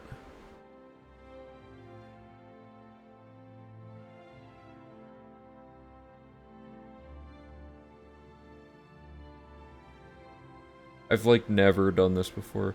Recycle actor, is it reference ID or base ID? So BC70.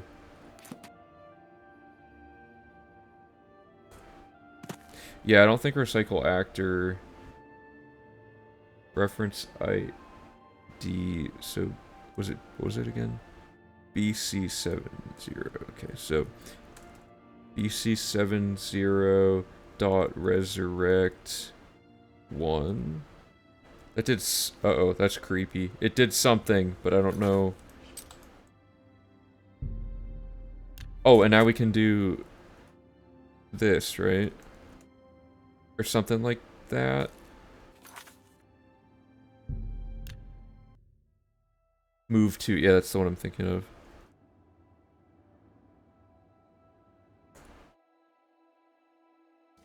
Ah, okay, thank you. Good work, everybody. Okay, so... I'm Russia Brave. Well, you do get around, don't you? You've seen a good... All right, I'll... Hey, we just completed it twice. Uh-oh.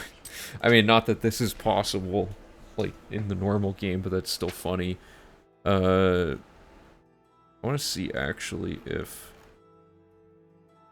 Does this game have the capacity to hold the same exact quest in here twice? Or did it just move it?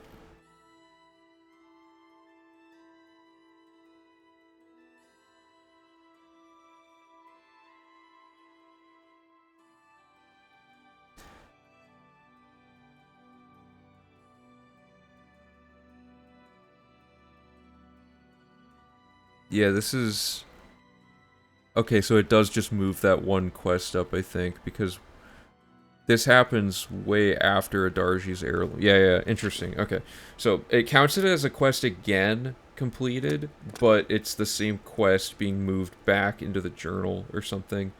So it's kind of an odd behavior to take note of for future reference. So, how much does her training cost? Oh, I forgot. Yeah. So, we have to use her because our athletics is still really high. So, we need to lower it by a bunch and then do this with her. So, like, if we don't need weapons anymore.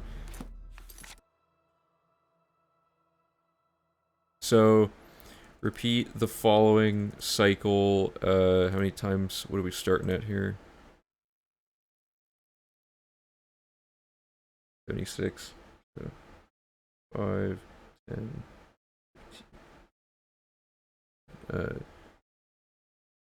Is it 6 times? Am I stupid? I'm probably dumb, but anyway. I say 6 times because I'm bad at mental math. Repeat the following cycle 6 times, and the steps are going to be...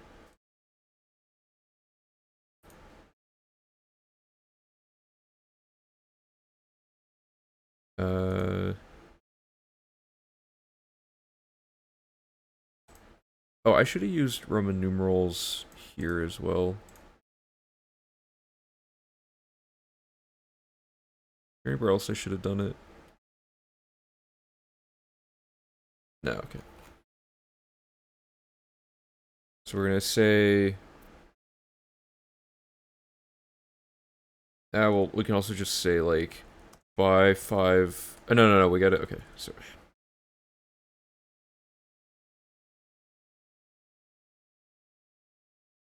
Is there a way to... I'm trying to think, like, because we have to buy training from multiple people. Is it possible to just do the training for both of them and then do one level up? Or is it probably just faster to stand in one place and do it? It's probably faster to just stand in one place. So, cast... Oh, okay, I need the setup again. So, hotkey, the, what are these called? D-athletics, yeah.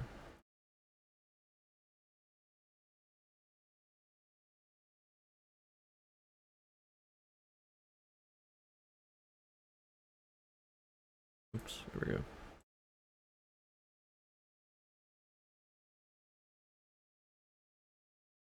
Potential for, ooh, command humanoid to move the trainers.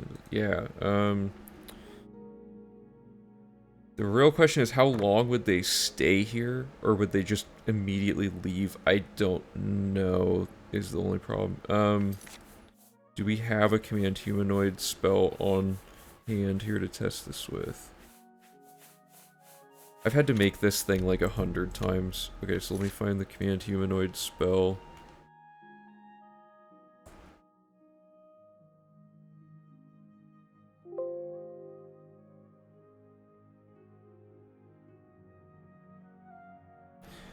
Three C, 3F8.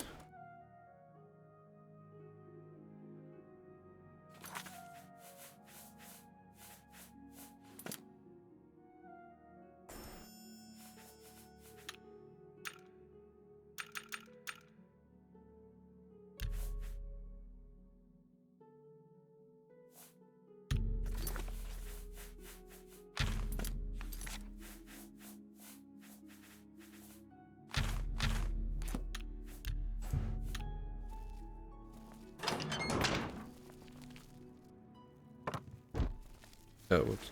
Let's drag her into the Fighters Guild. That's probably the best way to do this. Whoops. How would we do this exactly? She follow us? Yeah, we could just... Wonder if you can just kind of jump door to door like you can. That's funny.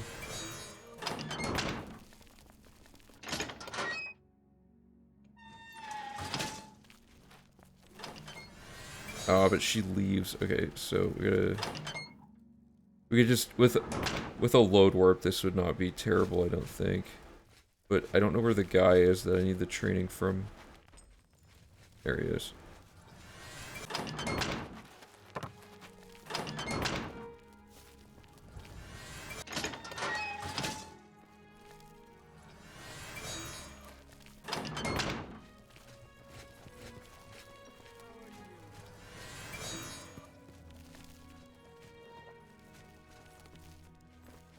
And then, yeah, so she just leaves, like, as soon. That's an interesting idea. I don't know. I think they would just move apart as we're doing the setup, but maybe not. Or at the very least, getting them close enough together and then just running a little bit farther back and forth between them. But then we have to put Command Humanoid into the run, logic, add it as a spell, double check physical responsibility. I don't know if it really saves that much time. I'm trying to think of, like, where'd the other guy go?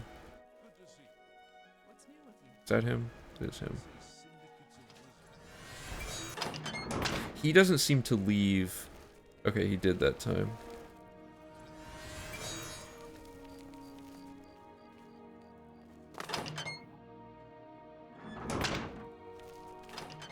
The real question is, if I'm this big Fighters Guild dude, can't I just, like, get people to follow me temporarily? I wish that was a thing. Or I could, like, is there a way to weight him down? I could move him into her house and then just weigh him down. I don't know how that would work.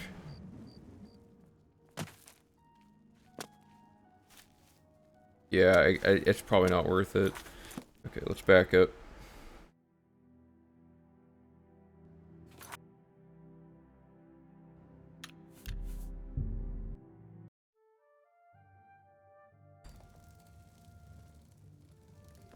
Okay. So, cast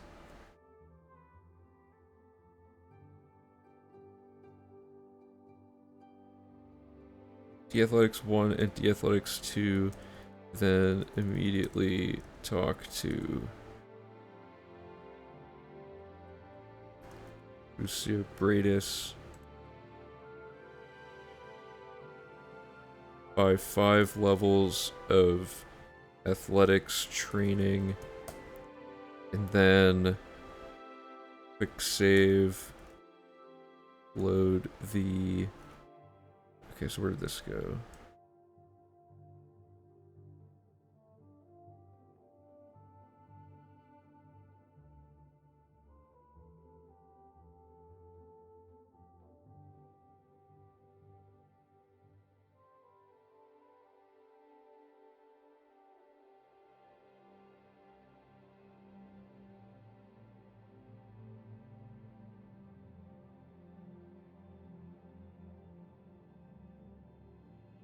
If athletics is at...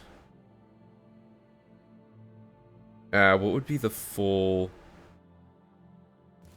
Here, let's just do this. Won't take that long. So we do this, and then we do this, then we talk to her, and then we do 1, 2, 3, 4, 5, and then we quick save, and then we load that bed save.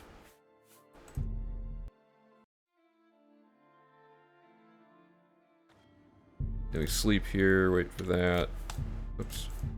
Come back.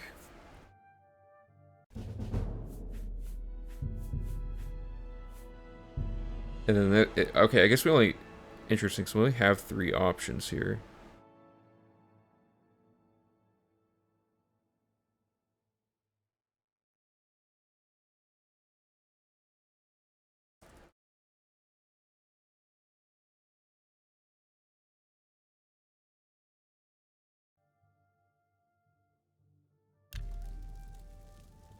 And the spells are still active.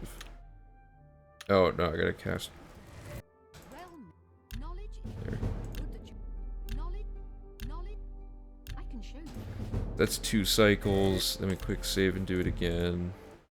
This won't actually take too long.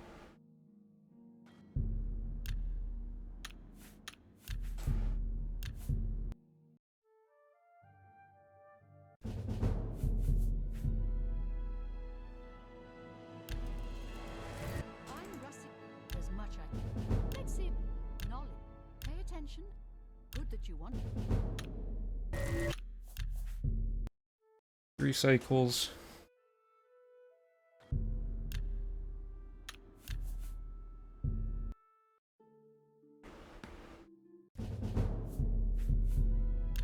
That's 4 cycles here. There's much of good that you want. Pay attention. Knowledge. Good that you want.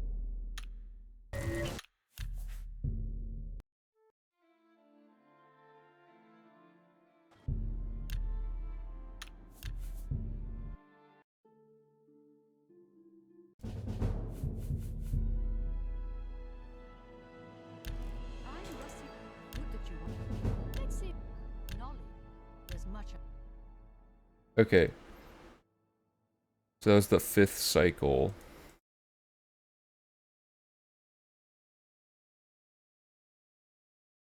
If the athletics pop-up appears, move on to step 19 of this phase. Actually, these phase number, hold up. Step 6 of this phase.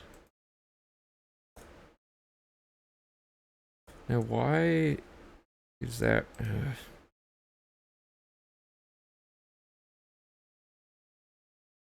I typed 6. Why does it show 7? Dude, you're kidding me. Okay.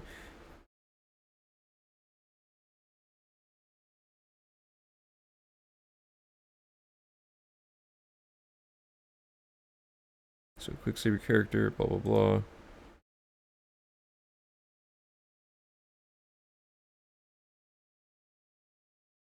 Okay. Or no. This time we do want to do it because we need to reset it to go do the hand-to-hand, right? Because then hand-to-hand we're going to do it 4 times. Yeah, okay. So that should be good. Athletics is at 150. Wait, where did all... Oh, it's drained. Yeah.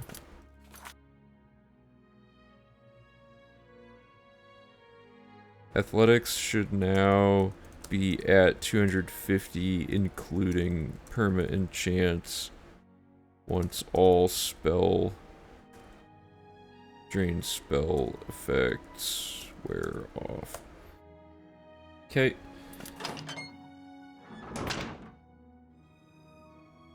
So now we're gonna head east to the Fighters Guild.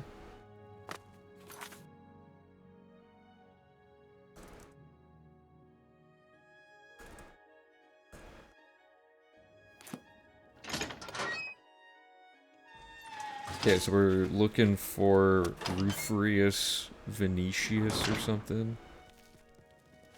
I'm forgetting his name. Him. Rufrius Venetius.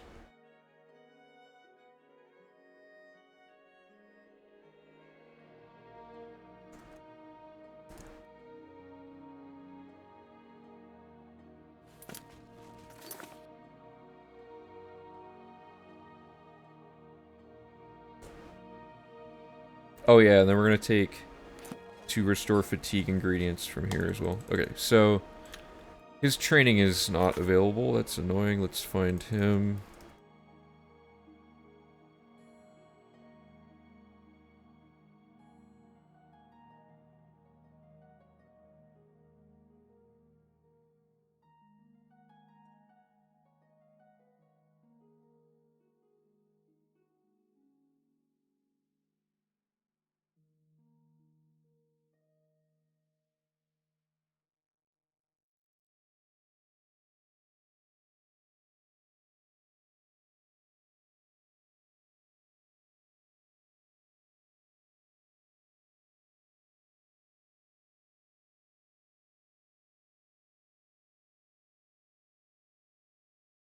Okay.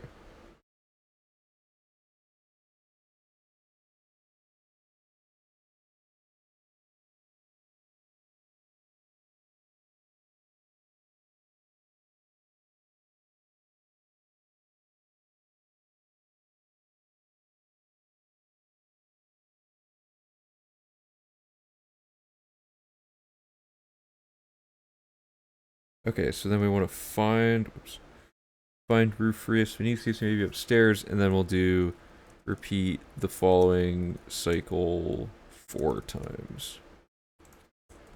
Equip the hand to hand spell. Alright.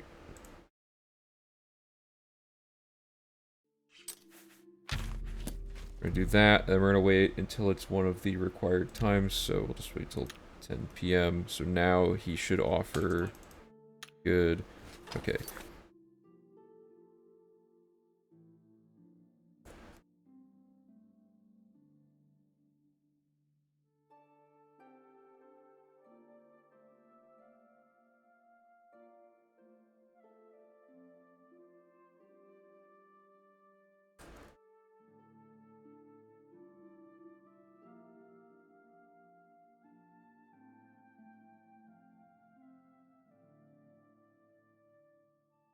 Okay.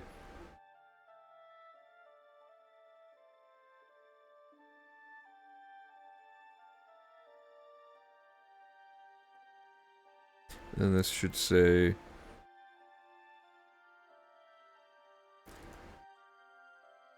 oops. Hand to hand should now be at 100. Once all drained spell effects wear off. Okay, and then that'll be the end of that phase, I believe. So, let's do this really quick. So we, oh, come on. I hate when people go through doors and they just disappear from reality. Like, where did this guy go?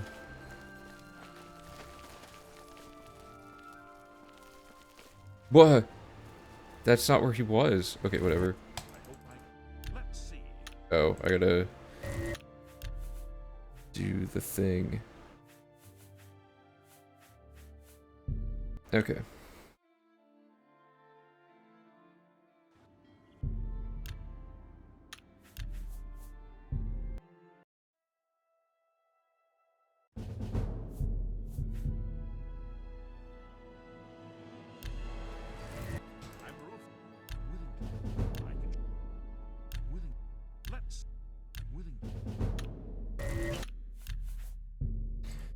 Yeah, we'll get timing data today, hopefully, and we'll see how much time this whole process actually saves. Because once it's written out and you can just, like, do it, it's going to be a lot faster than me trying to, like, debug it as we're going here.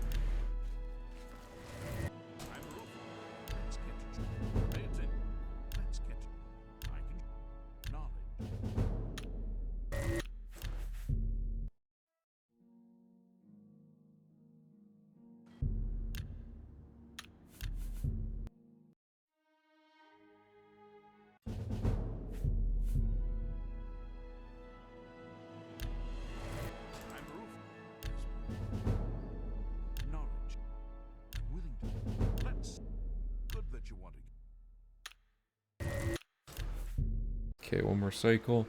So yeah, we used to have to do this hundreds of times. Like, to, manually by training for all the skills like this. So we're basically cutting the skill grind in half because we're still doing the leveling up part, but we don't have to do this each time, and this part takes like forever and it's not easy to automate. Okay. So everything except alchemy is now at 100 or more.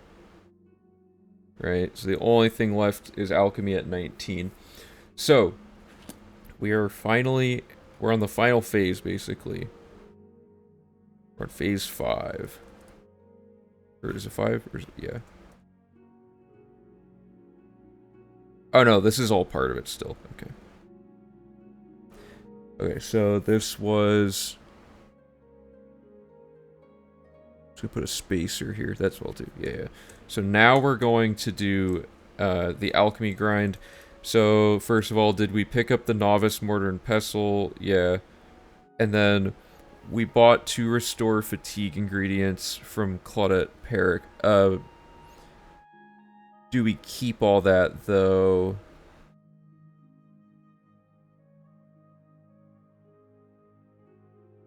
Ah, we keep one of each for later. So we should already have 2 restore fatigue ingredients on this character then, yeah?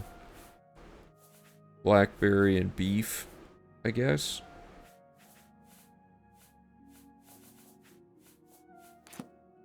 Alternatively, we could just pick up the restore fatigue ingredients on the table here to make this simpler. Like, we could just say, pick up a potato and a sweet roll or something, but it doesn't really matter. So we can do this anywhere that there's a container, really. Are there any easy... We just need a container with nothing in it, essentially. Is it even worth our time to go to the barrel man? We do... Actually, you know, we need space. Let's just... Yeah. We'll use the barrel man barrel, so we'll just... Because there's nothing in it. It's a little out of the way, but we'll just write an instruction that you can use any container. Find any empty container either in the fighters guild or outside, such as the barrel northeast past the statue.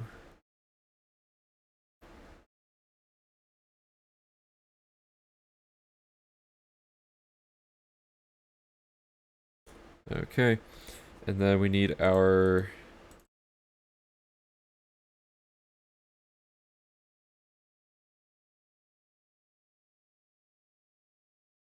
little farming setup here.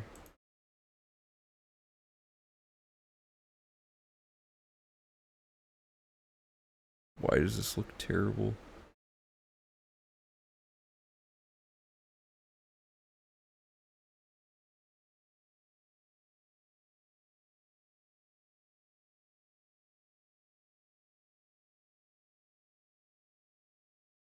Oops.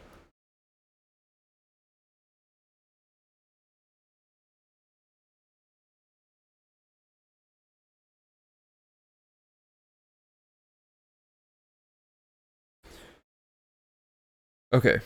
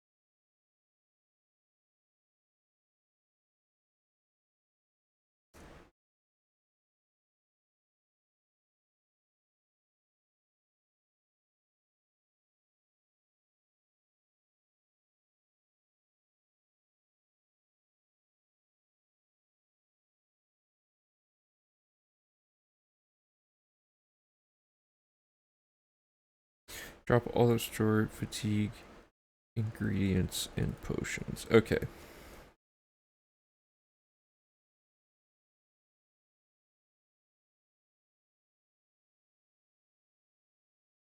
Alright, so this is the end of the skill grind. Sorry about the silence there. I was trying to think about how to do all that. Okay, so find any empty container, such as this. Dupe the scroll stacks back and forth until you have 1.6k of one of them. Where did those rolled, like, there's no collision there? Weird, okay. Maybe this isn't the best barrel to be doing this. Oh, God.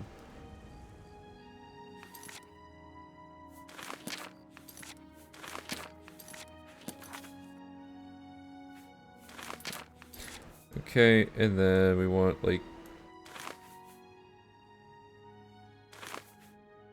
We want like about that much of that, then we want like 250-ish of the other one. It's not like super precise. It's just to avoid lag, basically. And then, I don't know why I capitalized. Oh, it's not capitalized. Okay, so dupe the first ingredient. So we're using beef here.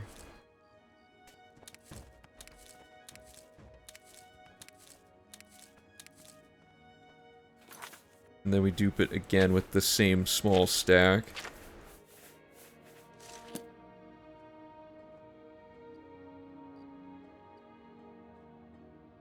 And then we do it again with the big stack.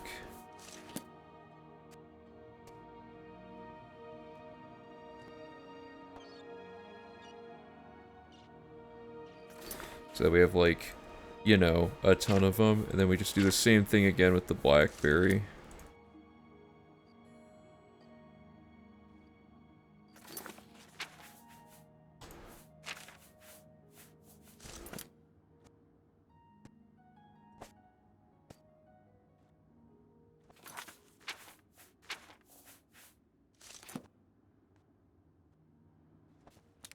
Oops. This has gone horribly here. Okay. Wait, why do we even need a container? I don't think we need a container. I don't remember why we used to I think it was just to avoid lag before.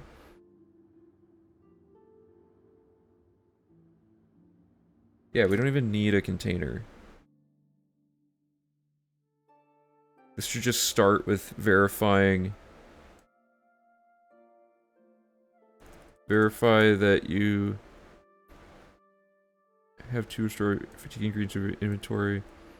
If not, there are several on the dining table upstairs. Okay, so we have everything we need, and then we just do this, and then, oops. And then there's one button mashing part in the whole run, other than like spamming attempt on a few locks. We just do this for a while. So we got the 25 pop-up, and the next one we're going for is the 50. Wonder if we can use that new hyper tap method. You guys know what I'm talking about? Where you go like this, and you hit like the underside of the mouse. It's probably easier to just do that. Okay, that's 50. Now we're on the road to 75.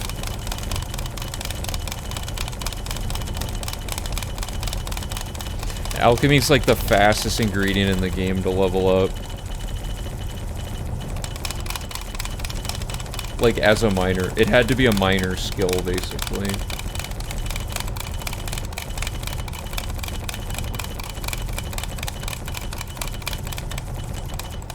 Oh, my button mashing's terrible today. Wonder if there's like a way to rake click on, you know what I mean? I'm trying to go like this, back and forth, but I don't think you can get it on the up, so it can't really rake. Unless you can.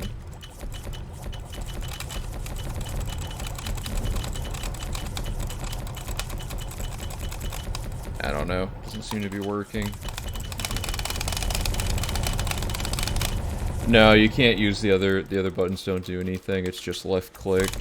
I'm just trying to find some way to like make this less tedious. Like this kind of works, but the up doesn't.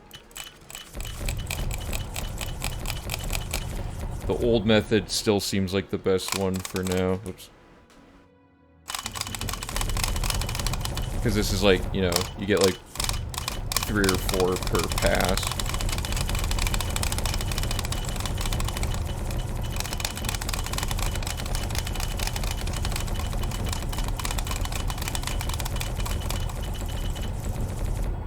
Okay, there's expert, and now we're on the road to the final one.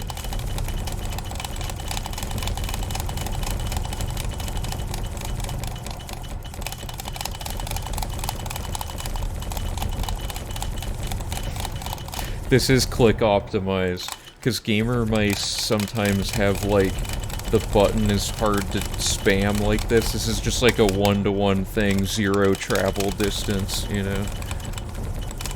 There's no bells and whistles on it, it makes it ideal.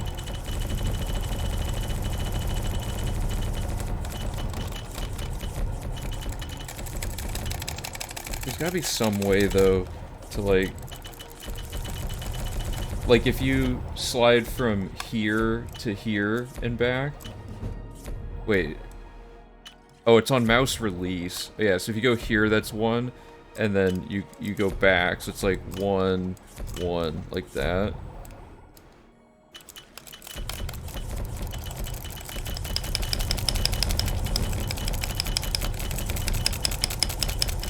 I feel like there's some way to make this work. Like that, maybe? So you're going like click, click, click.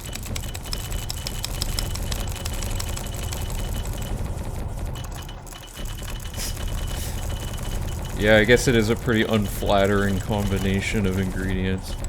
Are we gonna even get to 100 here, actually? Oh, just drum roll on it? Yeah, that'd be funny. We're not at 100. Actually, is it... Oh, because... Okay, let me check the UESP really quick to make sure.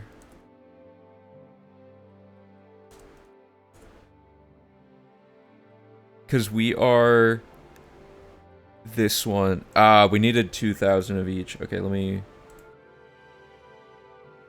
But that's why we're testing this.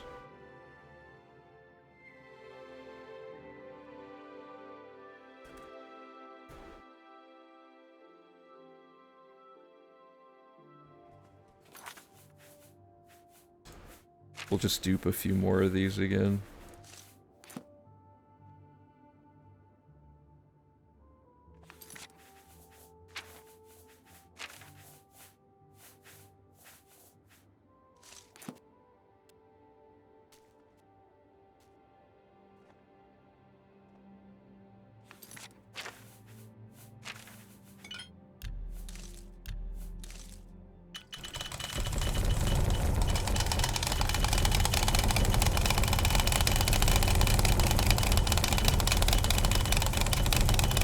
This is still the fastest way I can figure out how to click on a mouse.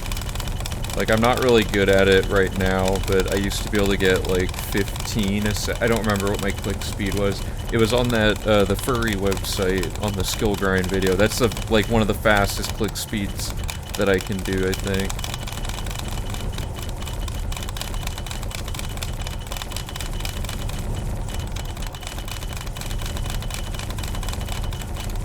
There we go, okay.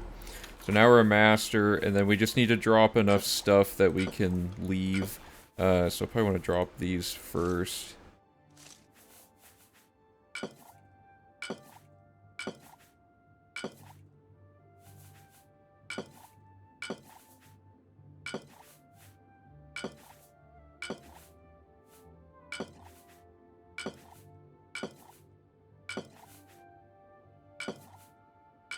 There we go. Okay. So, we should have 100 alchemy now. Yep, so every skill's at 100, so when you go to the accomplishments thing, it says 21 master skills. So that's what we're looking for. Okay, so the final step then, let's go to our logic structure here. We bought our training, farmed our alchemy, so now we just have the final split as always, which is Imperial Dragon armor.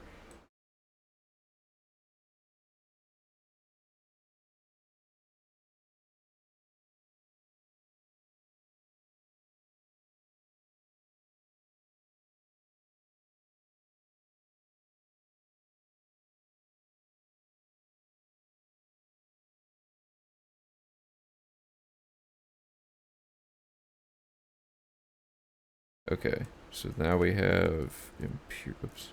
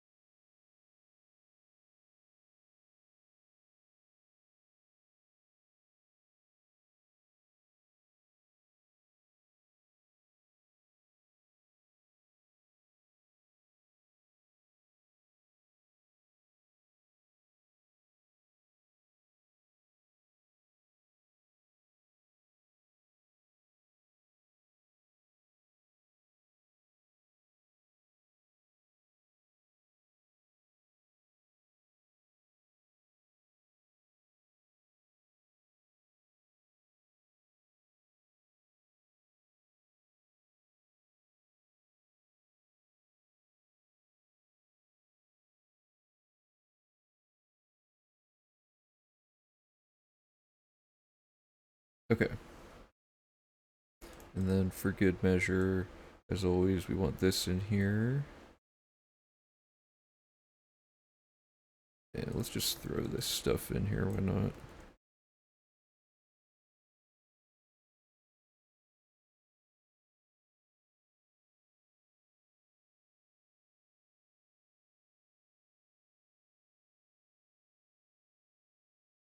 Just to have it, you know.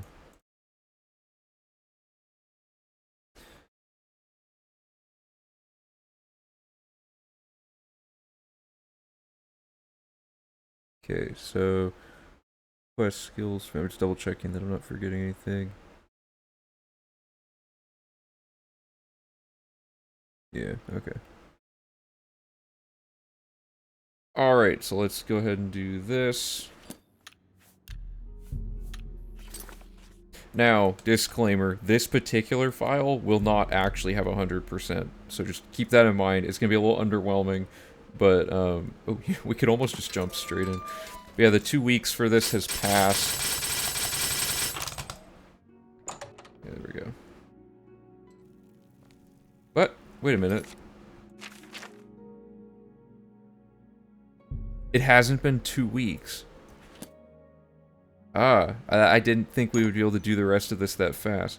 Okay, so we have to actually add an instruction. Let me add that in. This is underwhelming to wait this long at the end of the run. This split is actually going to lose us time now, because we have to, like, spend time waiting.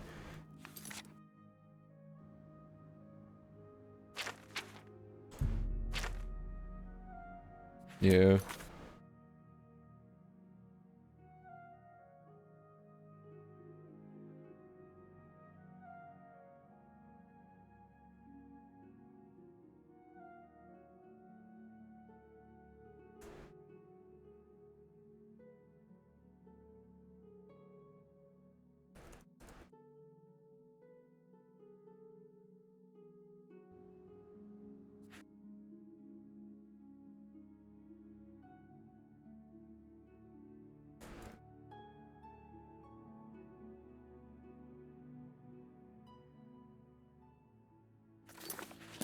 It's probably gonna only be like a day or two.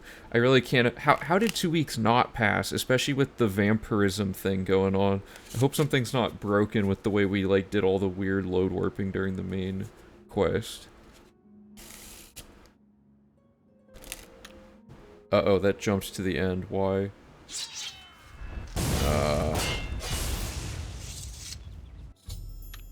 Yeah, so that quest was already completed, but it just tells you again that it's still completed. A lot going on. That's the, when you imprison that guy for Imperial Corruption, he, oh wait, we can actually use him as a reference point. He shows up a certain number of days later.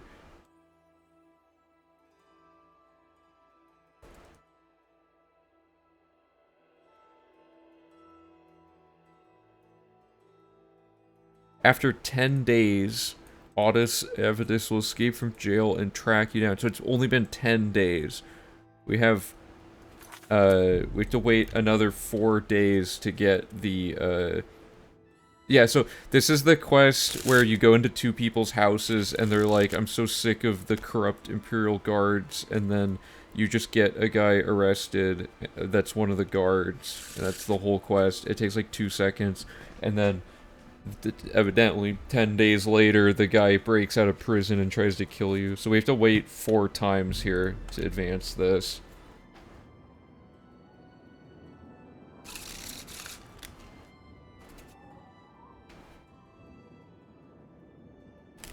This is a tense final part of the run, just sitting here waiting for this to go.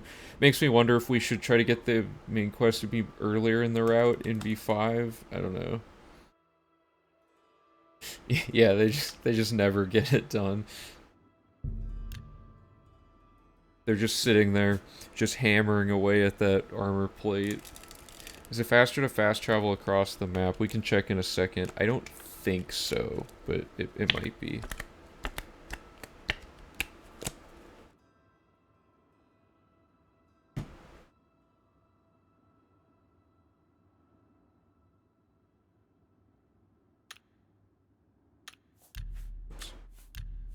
Okay, so it is 1 a.m. effectively. So let's just travel all the way here.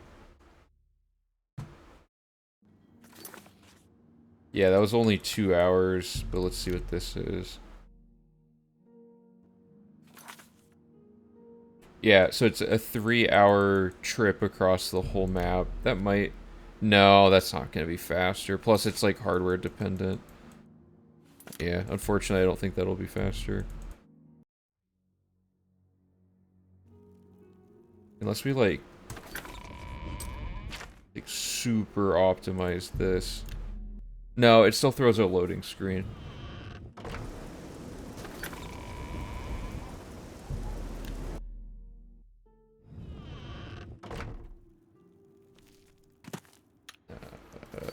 No, it doesn't really speed up that much. Okay, let's do our last 24-hour wait. Oh, yeah, that might... Well, the spell would just wear off, wouldn't it? Isn't that part of the calculating? Like, if you do this, so that your athletics is, like, really bad, and then you do it, it's, like, 7 a.m.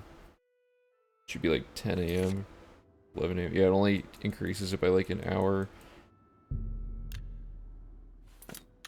I bet people are watching this, like, just finished the run already. Like...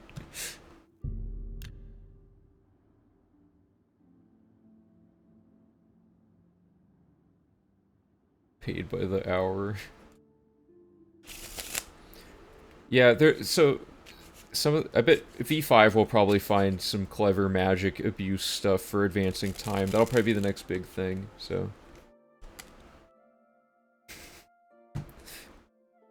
Okay, so here's this. So now it should tell us it's ready. I don't actually know how this quest updates, because usually it just does it.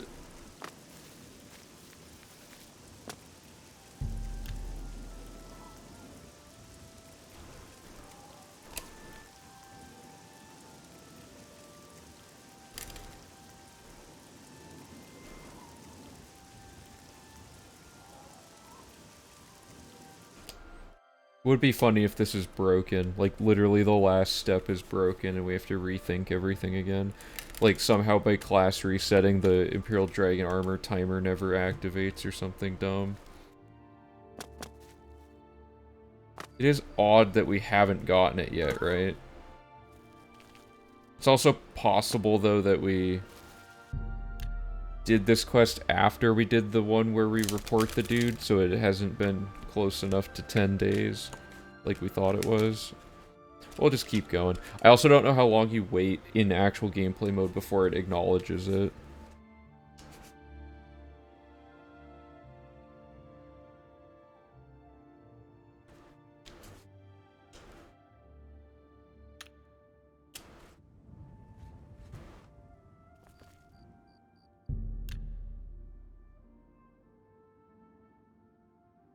With this many waits, maybe it is worth it to try to do some sort of clever setup.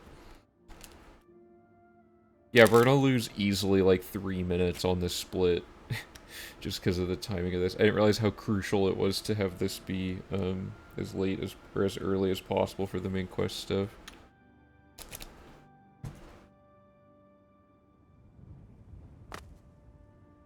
Sometime this year, please.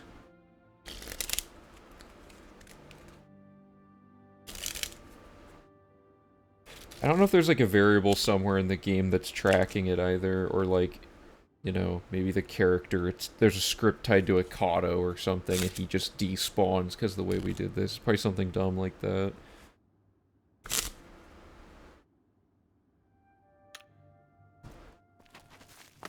Oh, this is brutal. I just want to finish the run.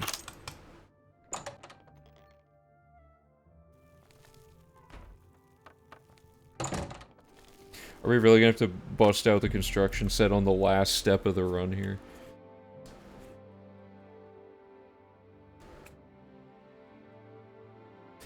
Going to jail might do something.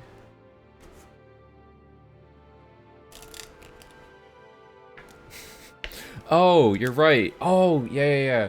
Bosch did a bunch of research on that. I totally forgot, because we were originally going to use jail time to advance stuff before. I don't know how to rack up an insane bounty, though. Like, super quick. I'll look at what Bosch said on the Discord. He had, like, a ton of stuff about jail optimizations, just for the sake of passing time. Well, there it is. Okay. That was like, what, like I had to wait 7 times or something? Okay, so there's the end of the run. We'll examine the... Really quickly, let me put,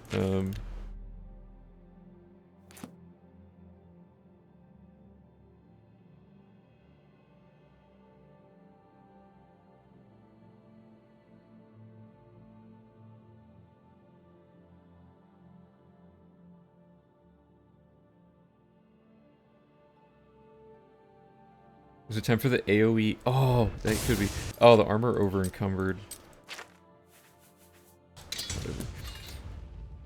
Alright, I guess that's first draft done. Let's take a look at our stats and see if there's any aggressively outlying things. So the one quest this file's missing is the Thieves Guild. Like the Finding the Thieves Guild thing that we just learned about last time. So let's look at the other ones, just make sure the quest update list here is accurate. Master Skills 21, yes. Fame 198, yes. Places found 367, good. 60 gates shot, there we go. And then somehow we didn't get one of the horses. I think when we played, we just skipped something, because in the instructions I looked and there's 7 separate horse purchase instructions, and they're each for the unique ones. So I think we either accidentally killed one of our horses, or somehow we just didn't do it in the actual playthrough. So when we do the next run through, we'll have the checklist, and I'll be able to make sure at every point that we absolutely have everything at the end of each split. So let's not worry about that horse for now. We knew that we were missing that. We're missing a store invested in. Uh-oh. Okay, I'm going to throw this into the file reader and see who, just to make sure, but we'll come back to that. And we have a few books read, that, or skill books read that we should be missing, because we had one that just straight up vanished out of the game. That was weird. That should be fine. Yeah, artifacts found 15. Good. There's only like a few specific things. Learn route. Okay, so we have Thieves Guild Grey Fox. Yes. Dark Brotherhood Listener, yeah. Blades, Night Sister. Fighters Guild. Master. Mages Guild Archmage. Knights of the Thorn Honorary Knight. Order of the Dragon Champion of Cyrodiil. Arena Grand Champion. Knights of the White Stallion. Knight Errant. And then Order of the Virtuous Blood Sister. I should put these in the order that they now appear here, I think. So Dragon, Knights, Thorn.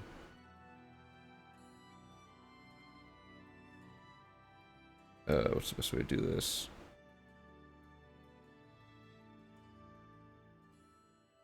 And actually, we won't even... Well, no, we should still have verbal instructions on how to check it in-game, shouldn't we? Even though the checklist will be able to tell us. Because it's good to still show the viewers, even with, like, without the save file reader, like, in-game what it was, and with the save file reader. So we have Dragon, Knights of the Thorn, and then, or, Stallion, and then Knights of the Thorn, whoops. Okay, and then we have Arena Blades Fighters, so Arena...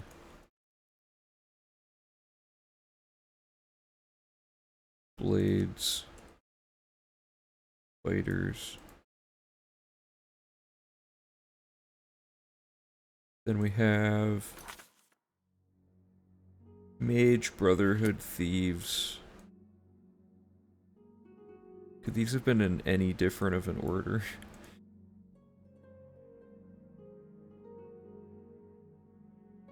And then, Order of the Virtuous Blood. Let me just double check that. Yep, okay. So then we're checking our greater powers, which, you know, we gotta do it. It is the top of leftmost tab.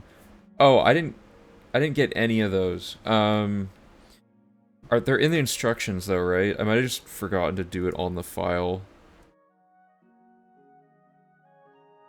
Oh yeah, we're gonna work those into the Nern route, I think, is probably the best way to do that. But we don't need them for the run in any way other than just acquiring them. So this file doesn't have them, but it's not a big deal for testing logic at all. And then finally, we have the final quest journal things. So I'm gonna put these in the same, I'm gonna again reorder these. So just having Whispers of Death in your journal is good enough. Cast Out of Thieves Guild should say I've paid the fine, and then been readmitted.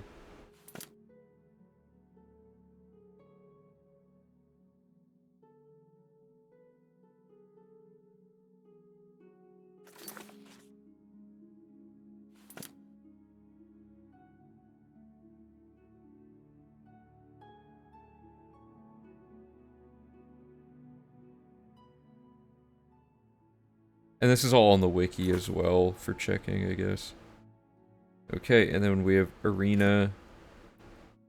And then expelled from the Fighters Guild. I've been reinstated into the Fighters Guild once again. Okay, so there we go. Fixed all that now. That was the order those were in, right? It was Arena and then, yeah. Okay, so it ended up being about 105 pages. Now, that's without any pictures of any kind. If I had to make this a Google Doc with the images and everything all baked into it, it would be easily like 120 pages because those images are going to crush everything sideways, and there's a lot of circuits in this version of the route. So, really quickly, I'm going to pull up Valernon's save file reader. Where did I keep forgetting where I save everything.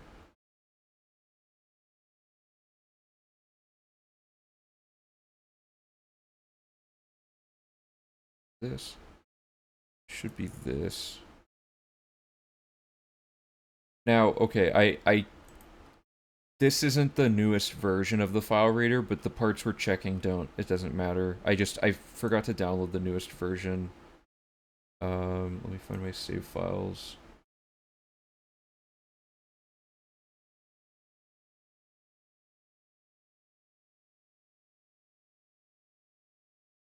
Okay.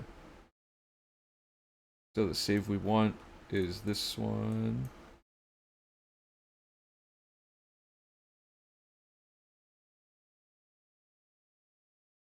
Okay. So we're missing one quest, and it should just be cast out of the Thieves Guild. We know this. And Valorant's new version of the save file reader correctly will check this and everything, so that's good. Oh wait, it does say 208. Oh no, that's how many total there are. Oh, that's the, wait, what? Oh no, yeah, this is the thing we talked about. So this should be checked off even though it's not actually done in-game, if that makes sense. Okay, so that's now a fixed thing. So skills, good. What was the things we were missing? These are random gates, so missing some of those doesn't matter. Somehow we don't have the coral horse. I don't know why, because if you look in here and you search for horse, one of these is the coral one. Yeah, fast travel to the stable outside Coral, talk to Bongon to buy a horse. So, like, if I go there, that horse will be for sale. Oh, okay, yeah, let me figure that out. Gotta find a link to everything.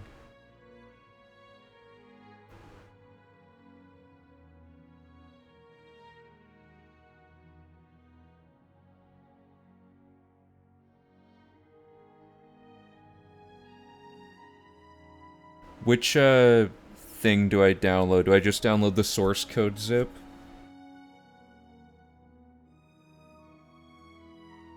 Oh, the test.js file. Does that replace... Because I remember you had two different builds. You had one that the folder was called main, and the other one was called just v1.0. I don't know if it's gonna replace the right thing. I might want to just re-download the whole thing, yeah. Because one of these is just a save file reader, and one of these is the ESM reader, right? They're like separate programs. Hey, Ordained, how's it going? Thanks. If I download Oblivion save reader... Here, let me... I have the wrong thing opened up. Right, okay, yeah, that's what I want. Okay, let me get this set up.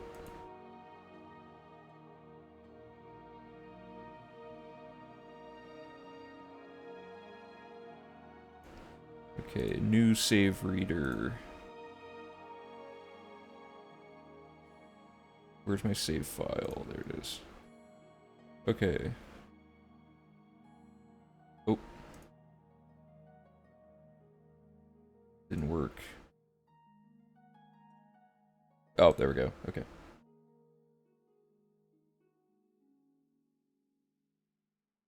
Alright. And this is like a minor nitpicky thing, but is there a way to add the quest completed to the player stats up here, or is that like hidden somewhere in the game differently than these stats are?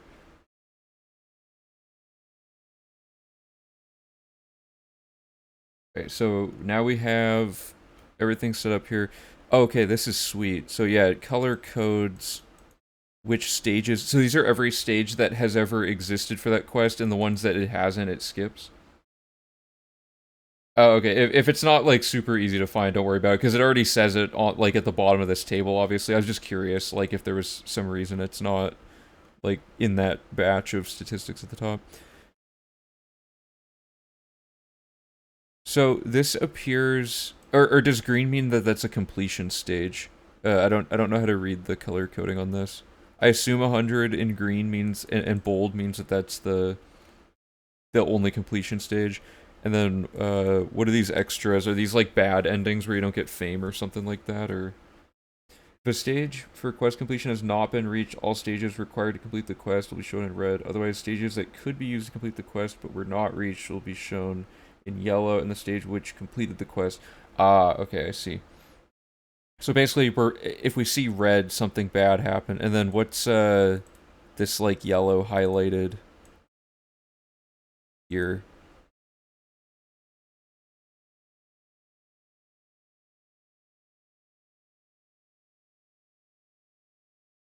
Quest where the quest is complete, but only one stage is reached will be shown with the entire row. Okay, cool. Yeah, this is a nice, easy way to visualize this. It's really good. So I guess on this file, did we fix it on this file? No, we didn't. No, but wait, we had 208 completed, didn't we? Oh, but that's because no, wait, 207 completed out of 208. But one of them was athletics training twice, so I don't know if that counts. But yeah, find the Thieves Guild checked off on here for some reason. Shouldn't that not have checked off? Because it did hit 100, but it didn't end up in here, as far as I remember.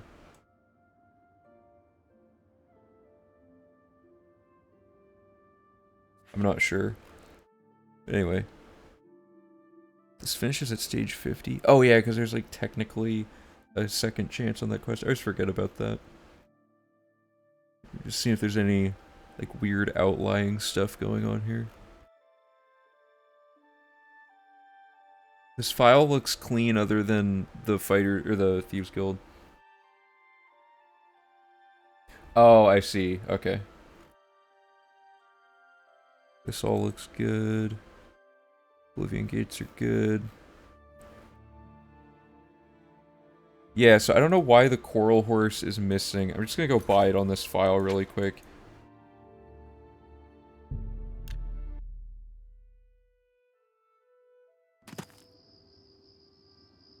Oh yeah, that's a good point. I don't know. But yeah, the Fighters Guild one just goes straight into your inventory without having to actually join it, right? I don't know why that one doesn't behave like the Thieves Guild one. Okay, so let's take a look here at this thing. So this should let me buy the horse again. Could it have somehow died? Somehow I just must have bought this horse and then reloaded and, like, while routing and forgot to come back or something like that.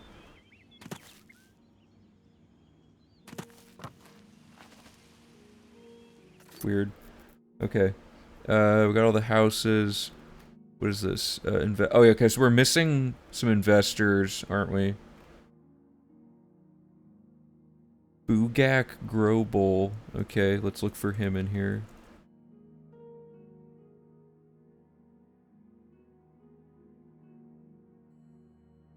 I guess I forgot to do that, but it's listed there, so that's good.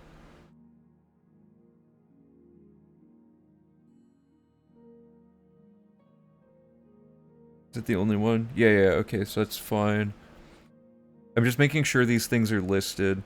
Last Scabbard of Akrash. Baseball Scabbard. Good. So that is there. And then I think there was a second book.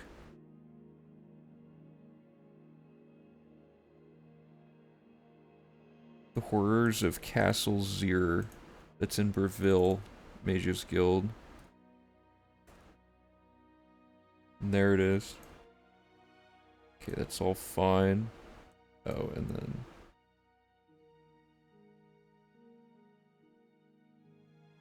those are all good, okay.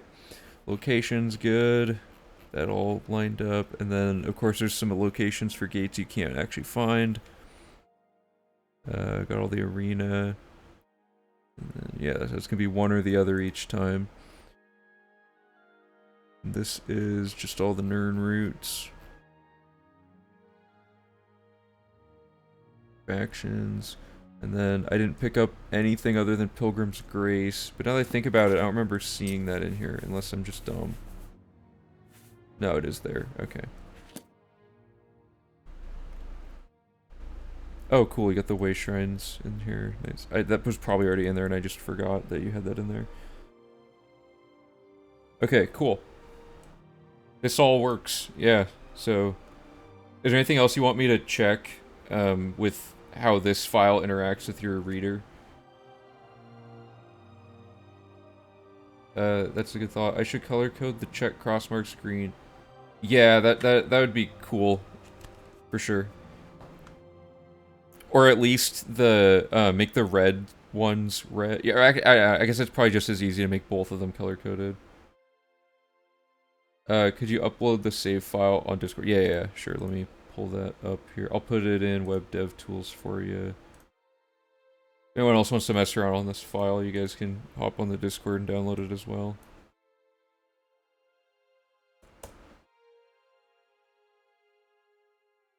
So there we go. There's our first sort of, it's not like a full... Oh, I used the @ symbol, so it canceled Chrome. Okay, there we go. That's our first fully routed run-through of the game. For V4, we had one run-through to come up with this rough draft, and things went pretty good, and then now we're at the point, and this was all red for some... Oh, yeah. Okay, and then now we're at the point where this is done. So the only thing I can think of would be to find some way to speed up the Imperial Dragon armor thing, like to make the waiting less brutal, but it's not too bad. So the next step is to make sure we can actually get to level 145, and if not, it's not the end of the world, because all we have to do is just do a single class reset in the middle of the leveling up process, and that'll reset our stats. Because if we go to the wiki here and read about class reset,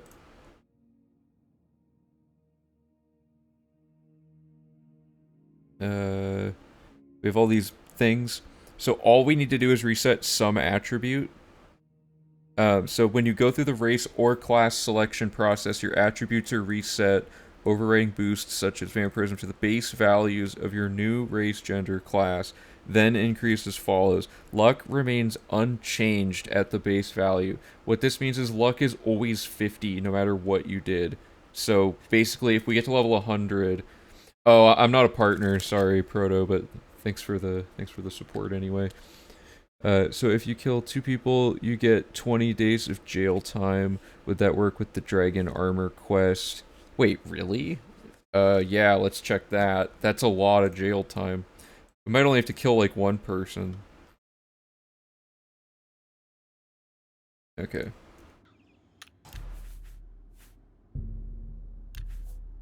So this... Okay, so let's try this, and... Go to the prison.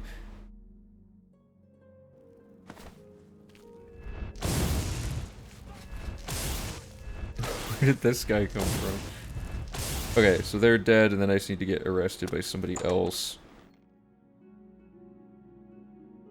Oh, if you want to donate, there's a donation link somewhere in the panels below the stream.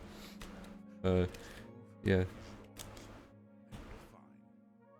So let's see what this. So this is okay. That's that. And do we? Actually, this is gonna lower our skills. So we'd have to hope it's just not the other ones. So I'm gonna quick save before doing this. Oh no, this lowers a lot of things. Oh, no problem. Yeah, okay, so this lowers... This is gonna be another RNG farm, but it might actually be faster than the wait time required. So if it decreases alchemy, we can just regrind it. If it does... Okay, let's just see what happened here, because that's 1, 2, 3, 4, 5, 6, 7, 8, 9... That's 10 total skill decreases we have to endure. And it pushed our alchemy below, our block below, our armor. We'd have to hope it all just gets placed on, like, a single thing. So let's try this again. Can you do this before the van? Yeah, we could just do it before. I hope. Let me think about that for a second. Let's see what the odds are first of... Okay, yeah, that's a pretty even distribution. This isn't gonna work this way. But yeah, let's set up jail somewhere... Oh, wow, what's going on? Oh, they all have, like, super scaled stats. Anyway, let's take a look at the guide really quick.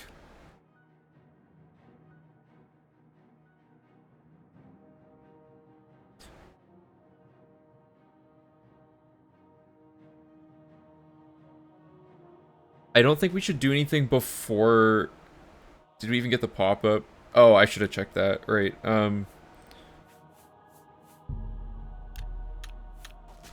let's see.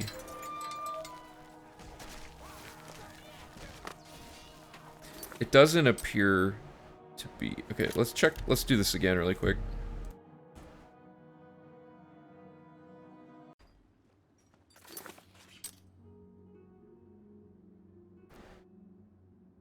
So it's the 14th of the month. 15th of the month. So, oh.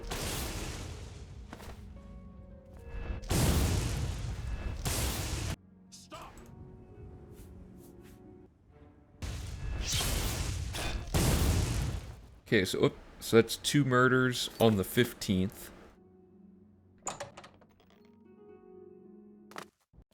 So now if we...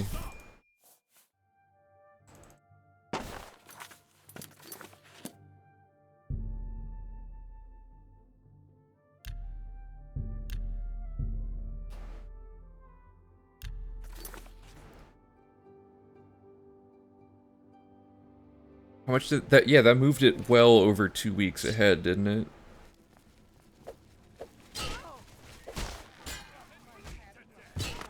Maybe it'll only activate after this aggro wears off. Let's find out.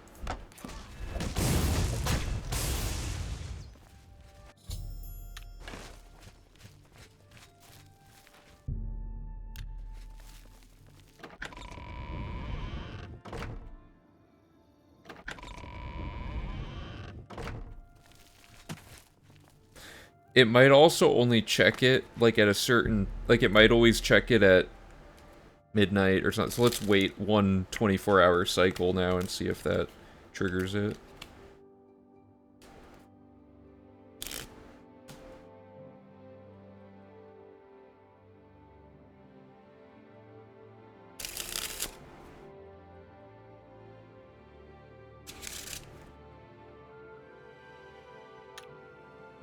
Like, maybe now it'll, like, run the proper check. It might also just not count the time you're in jail or something, which would suck. And it does seem to be the case so far. If you guys want, we can pull this up in the construction set just to look at exactly how the Imperial Dragon Armor timer works. I feel like it's going to be a little bit of like a Vamp Day scenario, if I had to guess.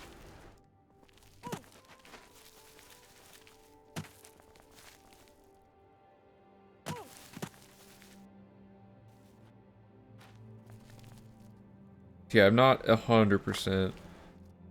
Yeah, it just sucks that the very end of the run has just like a huge time loss. It would be good if we could figure this out now, but I don't know.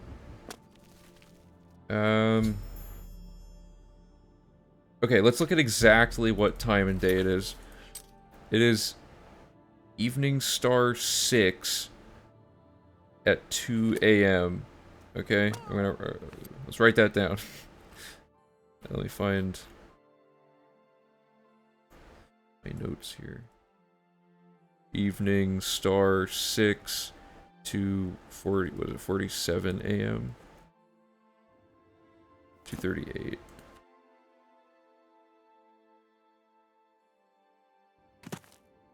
Okay, so there we go. Now what we want to do is load the previous quick save here. And see if that's repeatable. So if we serve our time, and it is not Evening Star 6 yet. Just gonna kill this guy to speed this up.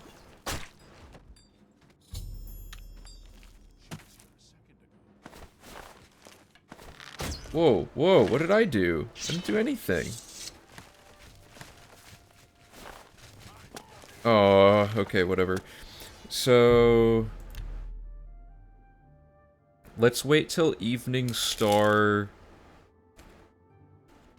yeah. Let's wait till after the time that it goes.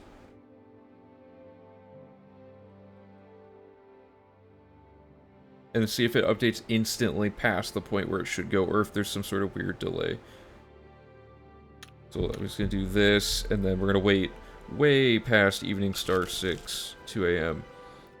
Let's just wait till like 8 p.m. and see if it like immediately triggers it, or if there's some sort of interval that it might only be checking it every like 2 minutes or something, so that it's not just wasting a ton of time, or like processing time, I mean. Let's just see what this does. Does this instantly trigger the pop-up? Oh my.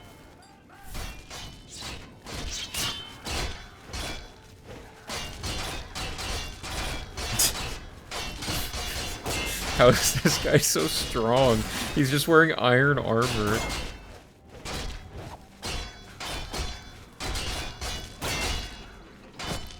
Brutal.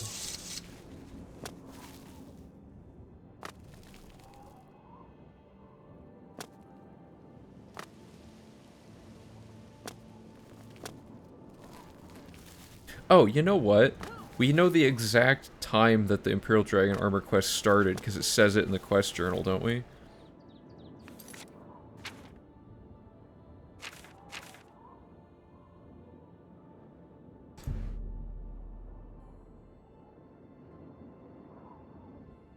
Second of Sun's Dusk.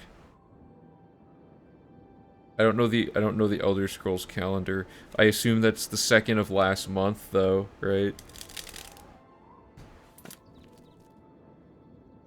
So I think if we just walk around long enough, it'll just randomly update while we're in here. So my assumption would be that if we do the jail thing, and then we just go about our business for like all those quests and stuff, it'll just update somewhere in the middle there. Does that seem about right? Oh, it was 15. Oh, so it should have already... oh no, so it'd be like 16 of Sun's Dusk, right? Let's check.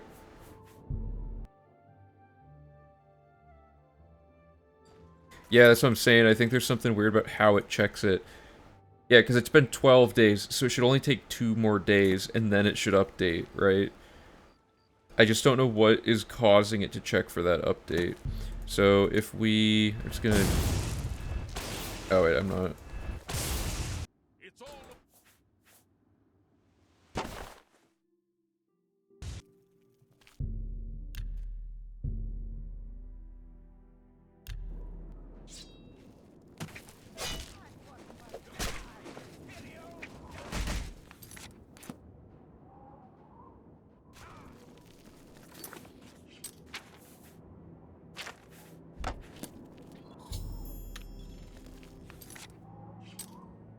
It's 15. Oh, I need it to be 16.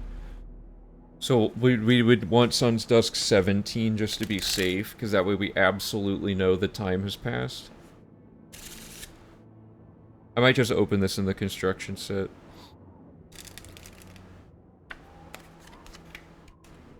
Because that's gonna get, like, super annoying if we don't know exactly why it's doing what it's doing.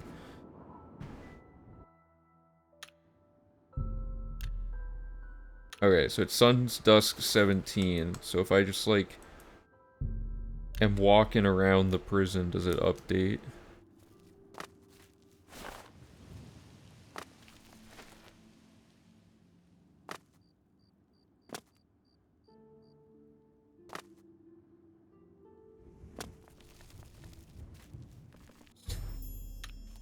Okay, it did update.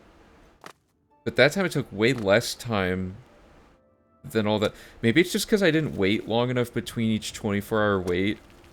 Like, if I load this save,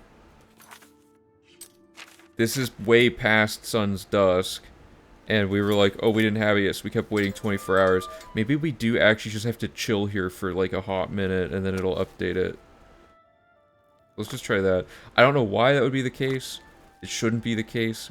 Like, but maybe the 2-week thing takes, like, X amount of time in a single cell, and we're so quick to move around that we never actually stay there long enough to trigger the update. Or it could be tied to an NPC that's entering the cell right when we do this. I'm really not sure. Because this is, yeah, this is past the time.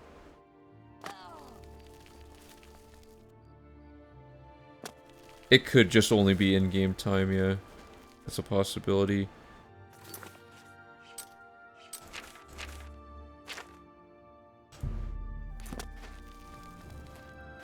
Because this still hasn't updated, and this is past the day that it should be. The other file updated it on the 17th. This hasn't updated yet, and it's already the 19th. So that's strange behavior. I never thought I'd actually have to know how this quest works. It's weird that we've actually finally encountered a situation where that's the case.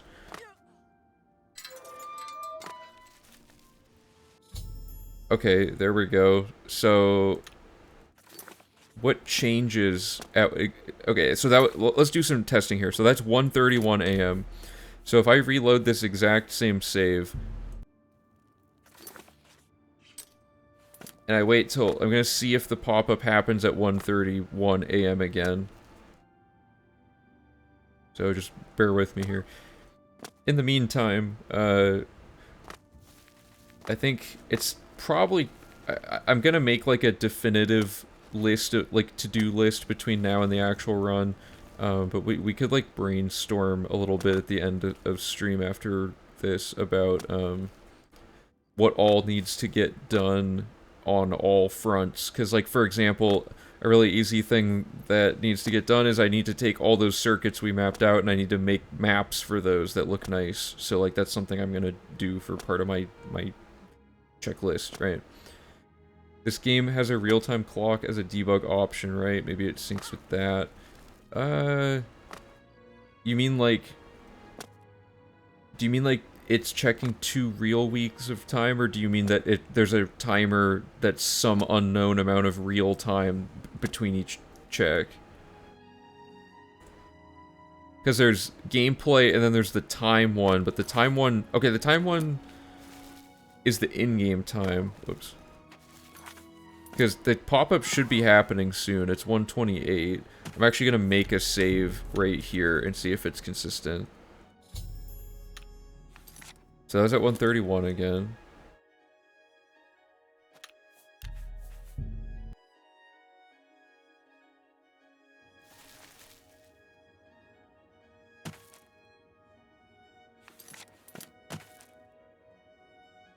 And this time it wasn't consistent. Yeah, what's going on here? Look, now it's just not updating it.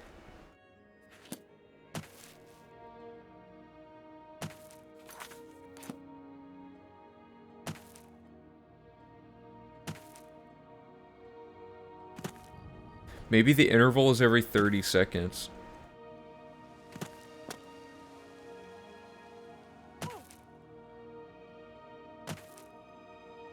We'll see when it hits 2 minutes. I'm looking at the very top left for people who don't know what we're looking at here, where it says time.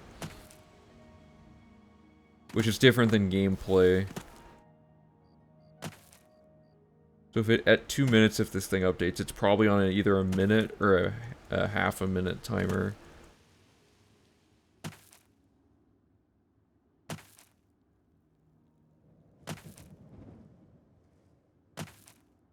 Nope.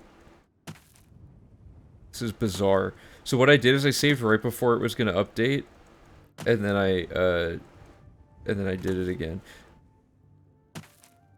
It's gotta be a 2-minute timer per room you enter or something. I don't know what else it could be, because it's so... I don't, like, we do so many things where it would update in the V3 run, if that was the requirement, like the Nern route and stuff. So there it just did it at 2:15, and if we load our little save we made, it was at 1:30. So is it every 45 seconds it does a check? Does that seem about right? Because that was exactly 45 seconds when it updated.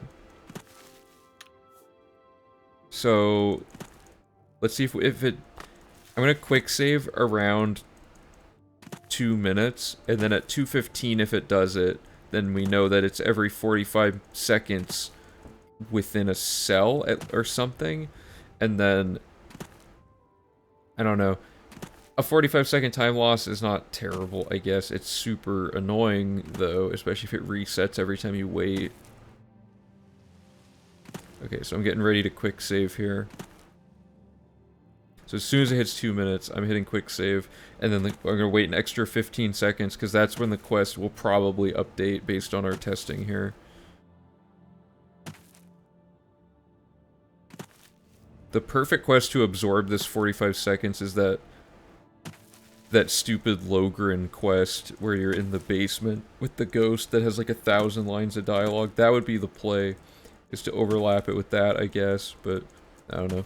So in about 10 seconds, this should be triggering a pop-up. So like... So right now. Yep. There it is. So now if we load our quick save and wait another 45 seconds, will it then, because watch, if we quick load at the 2 minute mark of gameplay, is that in this cell? What is why is it 2 minutes? Or no, that's the world clock. Yeah, so now it'll be at 2:15 it won't update, and at 2:45 it will. And if that's the case, we know that it has something to do with 45 seconds after you've, like, loaded through a load zone or something. It's something like that. Horrible system. We'll check in the construction set to verify this just in case. But see, no pop-up. So, like, by saving and reloading, we've reset some global timer thing for the Imperial Dragon armor. The script probably runs on the player somehow or something. I don't know exactly what would be causing it. But, yeah. We'll get back to actual gameplay in a second here. Yeah, this part's a little bit boring, so sorry about that. But it's necessary because it's the final step of the run, so we gotta make sure we fully understand it. So, 15 more seconds.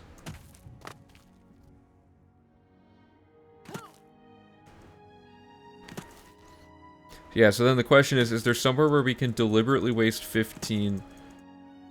Yeah, that's true. The jail probably doesn't actually... Well, okay, to be fair, jail might actually still be good because the amount of time that had passed... Okay, really quickly, let's check this. It'll be, like, slightly early. It's 45 seconds after load-in. What is that? That's so dumb. Okay, I'm gonna break out the construction set for this one.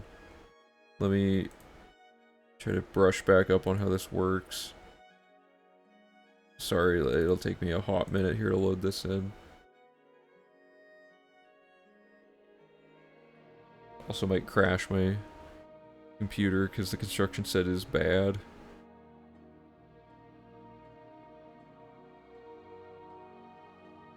Okay, I'll try my best here to show you guys all the right windows for this. What do I want here? This. Sure, okay.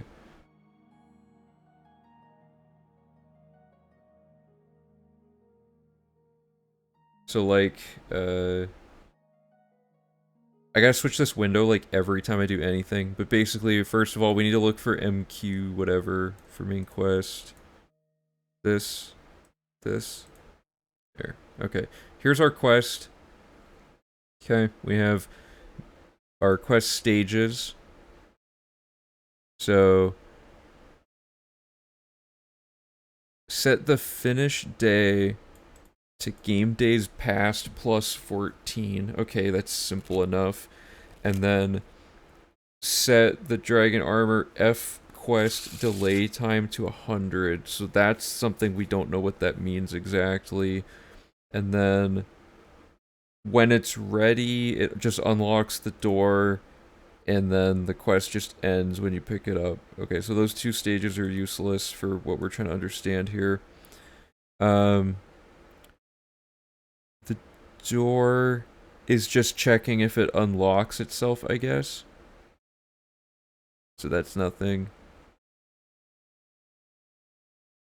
I'll be honest, I don't know what most of these other tabs do, so. Okay, so I need to read this script, which you guys can't see, so let me pull this up.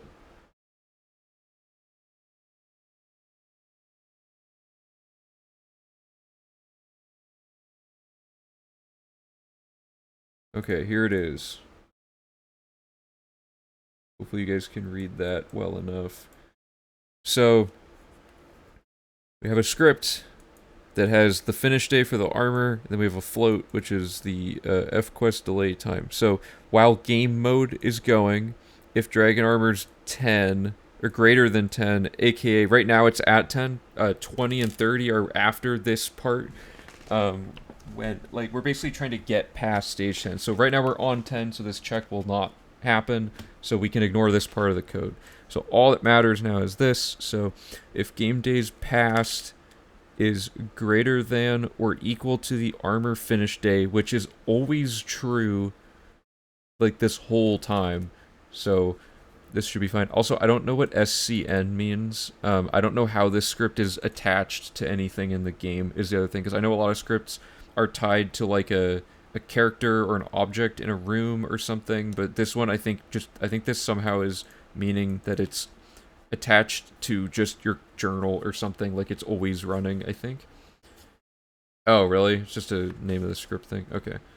So, if game days past is greater, so this, right now, we're constantly entering this, so we can only look at this. Set the stage to 20. Okay, well, it doesn't do that. Create the armor for the player's best armor skill.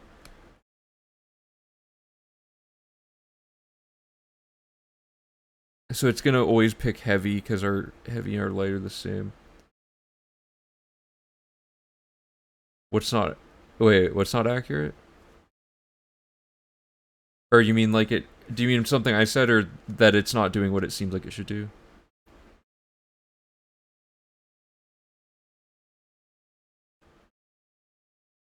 Oh, like if it's the first and they add 14 days, game days past.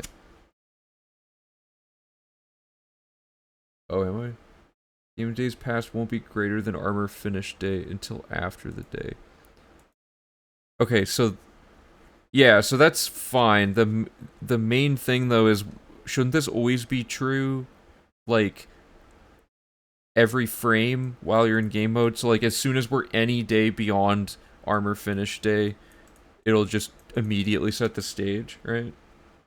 Or am I still thinking of it wrong. Because, like, we had it where we were, like, a month past and it still wasn't entering this part of the loop.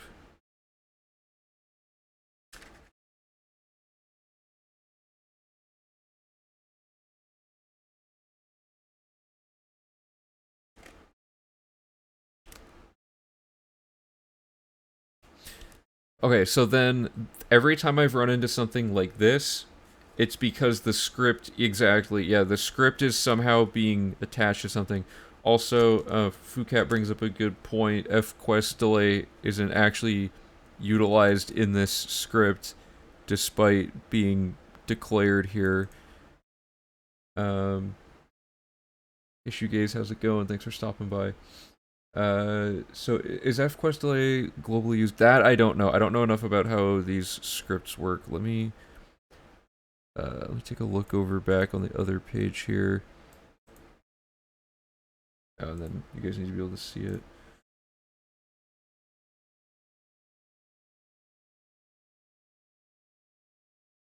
According to the Fallout, okay, determines how long the game will wait between 2 runs of a quest script. Default value is 5 seconds. This value will also be used when F-quest delay time is defined but set to 0.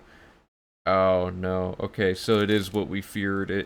It's just running super infrequently because they declare it and then they don't use it, but by declaring it as nothing, that means Oblivion's default must just be different than 5 seconds. Also worth noting in here somewhere.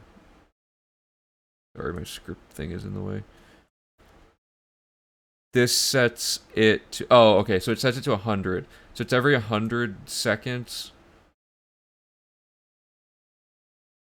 Yeah, you're right. So it's right here. So yeah, 100. So it's like 100. Is that 100 Oblivion seconds, which is why it ended up being 45 each time, or is it some other thing? It could also be that I somehow waited exactly 15 seconds between retries, but I seriously doubt that that's the case. So the thing is, so we must do so much load warping and so much, like, just other shenanigans that somehow we've managed to not let 100 in-game seconds, or 45 seconds, I mean, pass at any point without hitting a load screen or something that'll reset that timer. That has to be what's going on. So I don't know how to mitigate that other than overlapping it with quests. So what we could do is set this up, the jail thing, right before we do Hermaeus Mora, and then sit through Hermaeus Mora's cutscene, which is like 20 seconds long, and then just have an instruction to just sit there a little bit longer until the other quest updates. We could do that. Yeah, this could also just be a break, right? Yeah, we need a break right at the end of the run. Let's see. Okay, so what is all happening throughout this? Because it can be literally any time after we do Light the Dragonfires. So let's find that. Oh, sorry, you guys can't see the... Let me hide this. Okay, so this is exactly where it gets set. So what do we do that has a long wait time from here all the way to the end of the run? That's what we need to figure out. I can't believe this is a routing consideration to make now.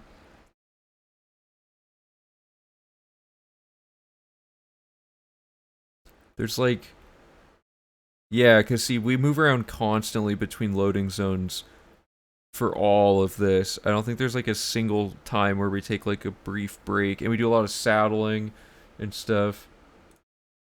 So...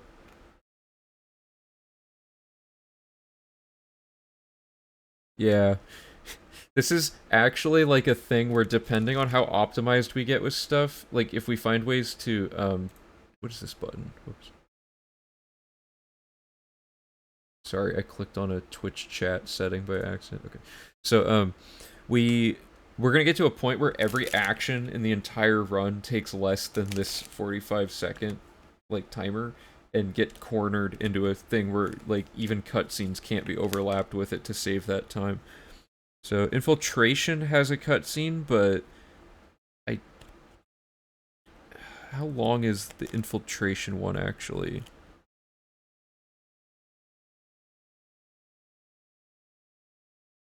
Because this will start the cutscene and all that. So, okay, so GDM Z is one option, so let's keep that in mind. None of this. The Gray Fox cutscene could work. Unless it's not checking it during that. We also have to go to jail in a way that doesn't affect the run. You gotta be careful here. No cutscenes here. Good thing there's like a lot of cutscenes. You would think it could happen during this, right? So there's four cutscenes right before the skill grind. So what we could do, is time each of those four cutscenes to start with. So let's do that. Let me pull up. I actually have a spot where we can be archiving this information on the wiki. I believe it's under game mechanics. Or no, it's under route logic. Can't comment on stream right now about jail time. You can kill a guard after finishing the main quest and before class reset to skip 10 days in jail and about the 145 levels. I did the math before and concluded that you don't need attribute allocation. Oh, okay. Sweet. That's good to know. And I'm assuming that's at least, though, we'll need to keep personality isolated for the extra 75 levels, because we actually need more than 145 since we have to buy training like 10 times or whatever it is. Okay, so, yeah, thanks for pointing that out. Alright, let me find this. Cutscenes. So, we haven't actually started filling this out yet, but I'm trying to list every single cutscene that happens in the whole game and ways that they can be skipped and stuff. So let me get Live Split open. I'm going to close the construction set since we've basically solved the mystery there.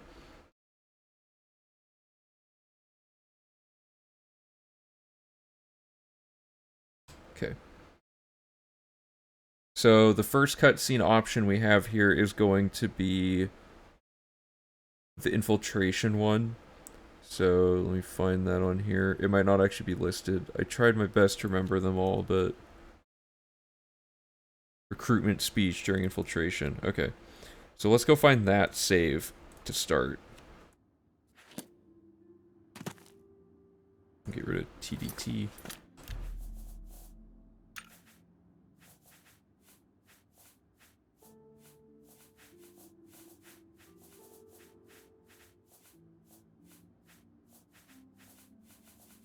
Okay, so this is all before...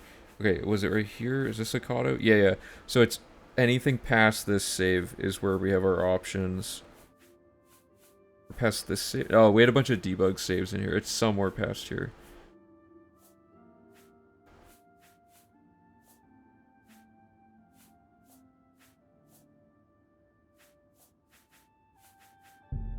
Let's try this save.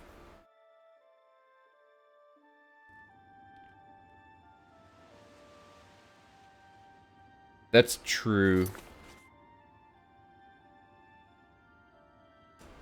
Yeah, I guess that's definitely a possibility.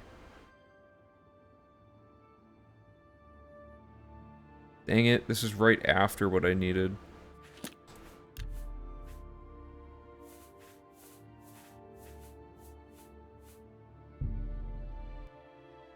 Okay, let's try this one. Also, we need this timing data anyway, so this is fine to, even if it's like slightly repetitive. Oh, good. Okay, we can test it this way. So step 1, it is Sun's Dusk 4. We need it to be 16. So, I'm gonna start by doing the jail thing. And I'm gonna be pretty, like, careless about this for now, just for the sake of... Okay, and then we just find another guard.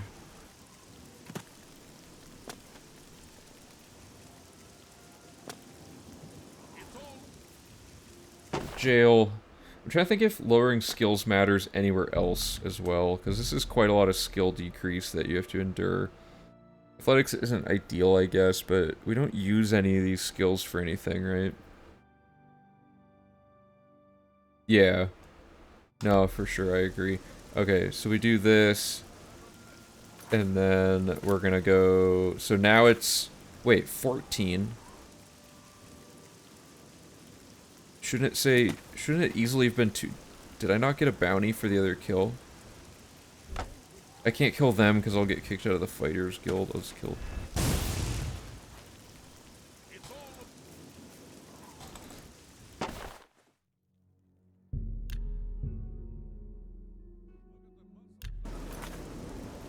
Okay, that went way farther. Okay. Ah! Why? I just want to test this. Oh, because he appeared. Whoops.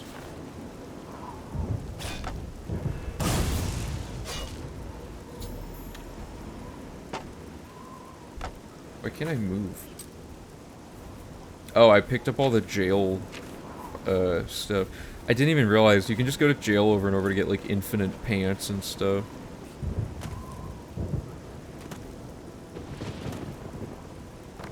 This is a pretty significant time save if we can do it this way.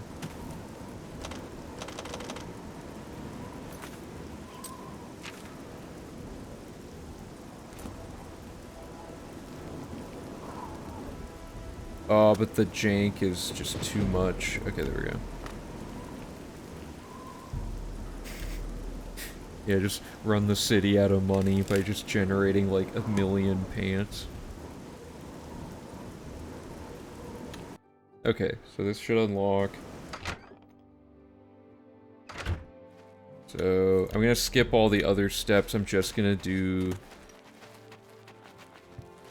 this. And then I'm gonna do this.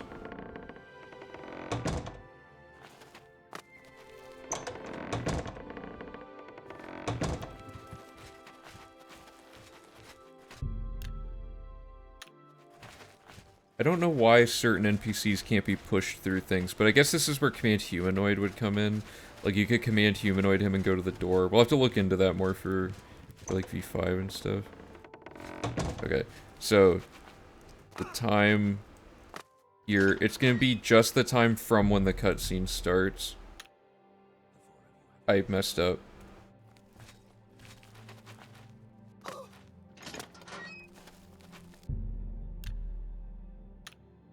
Okay, let's see how long this goes. Well, okay. That's fine. I guess we don't need to get the timing data then, because that just clearly worked. Yeah, let's just... There's 4 cutscenes. It'll happen at some point in one of these cutscenes. So... Which one do we want to do then?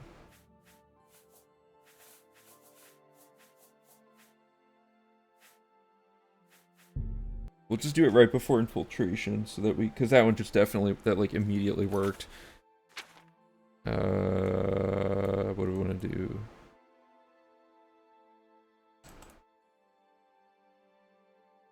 Okay, so let's look at the guide.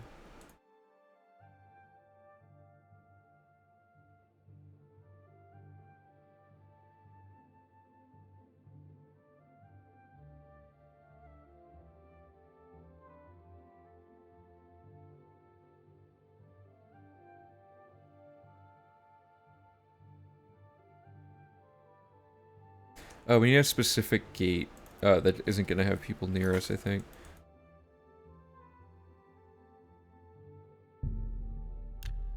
Wow, it might as well be the castle. It just has to be, like...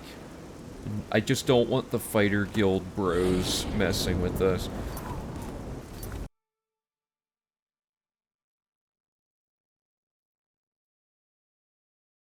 Unequip the 100 chameleon ring and kill any 2 guards. Get arrested and select the go to jail option.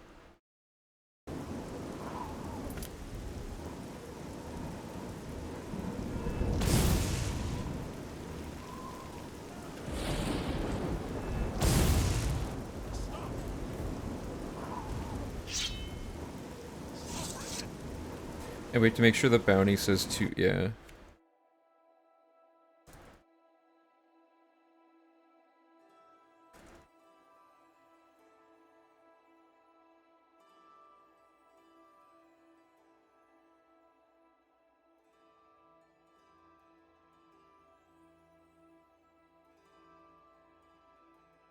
Yeah, hey, how's it going? Yeah, so we're doing basically there's 4 cutscenes between finishing the other thing and now. Wait a minute. Is there more?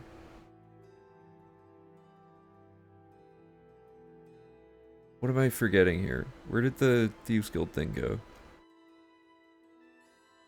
Yeah, so Bosch, between Light the Dragonfires here and then all the way down, there's like 4 long cutscenes that go on long enough that this will enable us to get that 45 seconds like timer to check that that 2 weeks has passed. We somehow avoided it all the time. Yeah, so now we basically we need one part of the run where we are chilling somewhere for 100 seconds or longer so that the game can actually like run the script, and we happened to like avoid that the entire time by accident prior to this. So we're thrown at the beginning of Infiltration. So go to Leowin, unequip the ring, kill 2 guards, get arrested, select go to jail, and then this will update. This will cause the quest to update. And we just want a note to reload if we get a few skills lowered.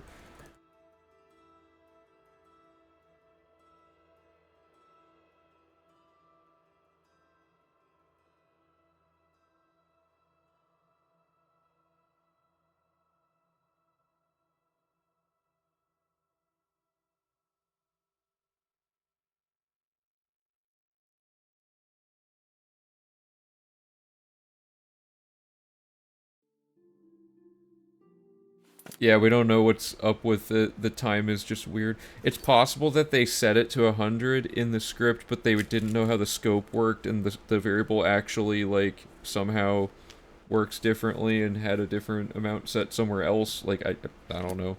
But anyway, so we'll quick save, we'll serve time, and then we don't care about anything except athletics, so we'll just reload every time until we don't get athletics. It's only 2 points of athletics. This shouldn't be like a deal breaker, right?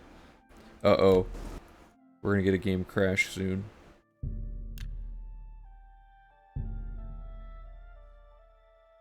Is it like guaranteed to give you a loss of athletics?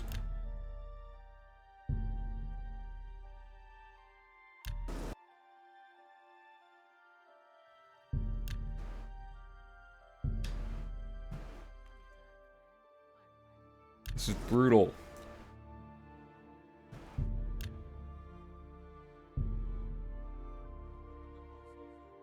Aha! A quick save before the game crashes. Okay, good, and no one's fighting out here. That's what we wanted.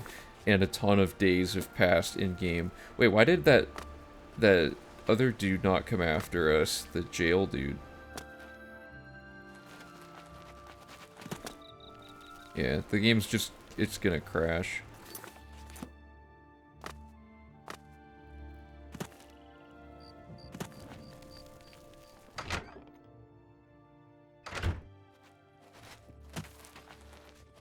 What is it?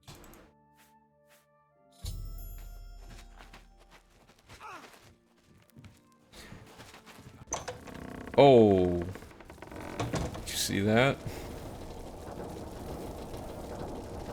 This guy just doesn't have pants. Actually, neither of them do. That might actually just be how this works.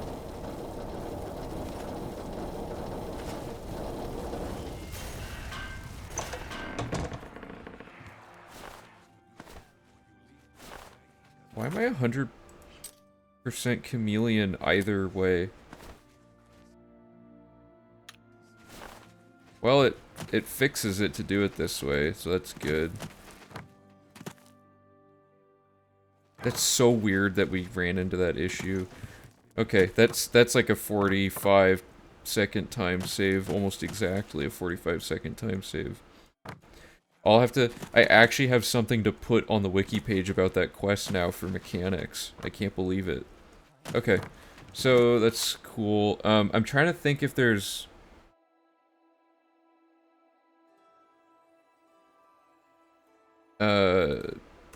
anything we're missing about going to jail that would affect this. Because we go to jail, it advances everything, blah, blah, blah. Okay, let's just walk through this. Shouldn't affect Thieves Guild. It actually should give the Thieves Guild plenty of time to let the Grey Fox get there. That's probably actually a good thing. Coldest sleep is fine. None of this matters. None of this matters. Yeah, this fixes it. Okay.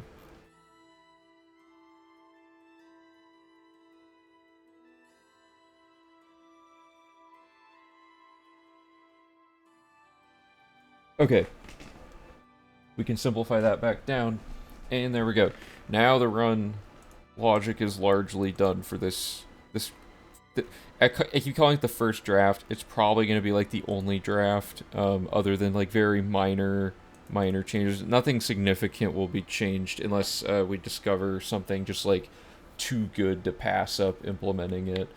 So what I want to do now is one of the next steps is we need to know how long these runs are before we do them for the sake of like scheduling out and planning like how we're gonna perform this. So a big part of this is getting timing data. I already have a V3 versus V4 one, and red is the ones we actually timed, I believe, or at least estimated. Not sure. So let me just see here. The ones that are the exact same are not anything.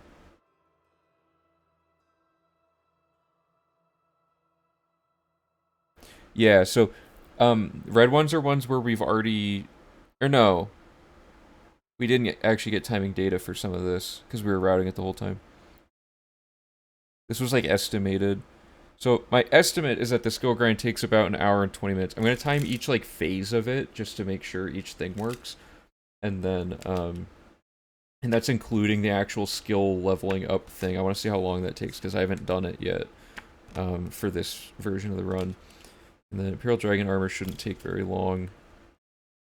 And one thing to save like a minute is we're not going to verify our stats until after we finish the run this time, I think.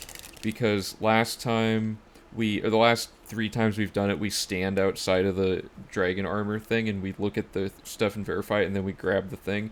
But what we could do is just grab it and then verify everything, and the timer keeps running in the background even after you end a run. So you can just backpedal at one split and go back forward again to fix it. It's not like it that way we don't waste time on the actual verifying part. So okay, so there's all that, and we'll have all the tools and stuff, which will make verifying it like pretty quick, even though you technically need to verify it in game for it to count, like ultimately. So it'll just we'll use like the save file reader and stuff to quickly be like, okay, we're good to go. Let's just grab the thing, and then we'll do like the official verification using all the tools and all the stuff in game, like after we grab it. I want to. Okay, so there's 4 phases to test the timing of. Now, I'm going to be a little slow because I have to alt-tab out and move stuff around and whatever, so it's not going to be like a perfect setup for timing data, but it's close enough. So, I'm just going to write all the times in phases. So, phase 1.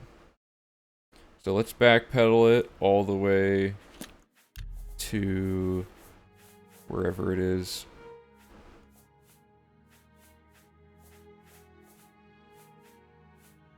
This one. I'm gonna bump this to... It crashed. Actually, that's fine. We probably should do that before we start this anyway. Could you just pause the timer when you alt-tab? I guess. It's not... It's gonna be more inaccurate if I pause the timer than if I leave it running, I think. Because if I leave it running, there'll be times during the run where we lose time to people like reading an instruction and waiting to hear it, info and stuff. So this got really loud again. I don't know. It's hard to get like a truly accurate, like the main thing I'm trying to see for this is mostly just how long does it take to power level to 145. That's the main thing. Uh, and Bosch, really quick, you said that it takes that you don't need to worry about attribute allocation at all to get to level 145. Is that true? Also, I want to check something really quick.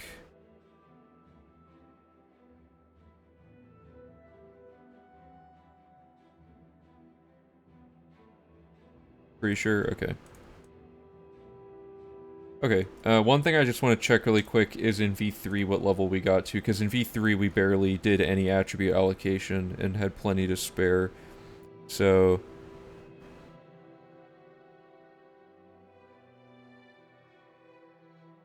oh yeah, we have a file I can just look at really quick.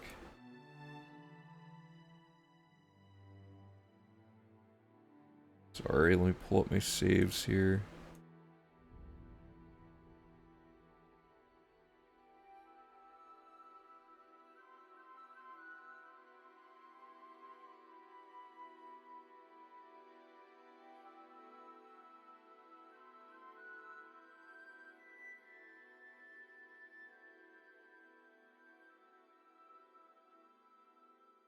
Okay, in V3 we were level 173 at the end.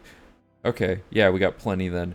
And that was with not super optimal attribute allocation. So yeah, I guess you're right. We can just kind of blow through it because we only need to get to about level 155 this time. So we had plenty to spare getting to 170 last time, and all we did was leave luck untouched. So all we have to do this time is just leave personality untouched, and just probably just pick luck and any other 2 stats each time. Is probably the best way to do it. Right, I think that all works. Let me find... Oh, whoops, I closed the real guide. Let me find where we said how the attribute allocation works. And I'm gonna make it less... So we have to think less here. So, where would I have done this?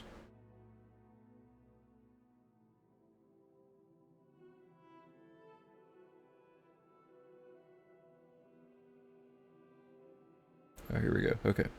Select luck and any other 2 attribute. Select luck if possible. And any other 2 attributes. Ignoring personality. Oh, it already says it right there. This should get us close enough.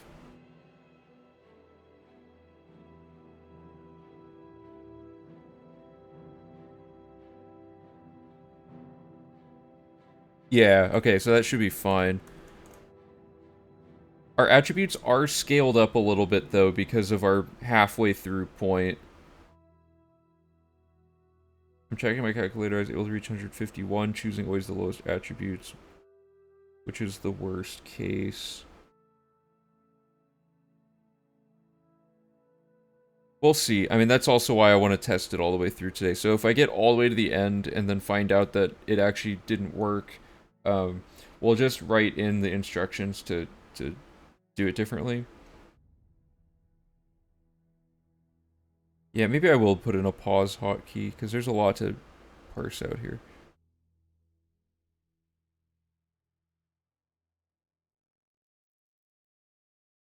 Is this the only spot where this happens?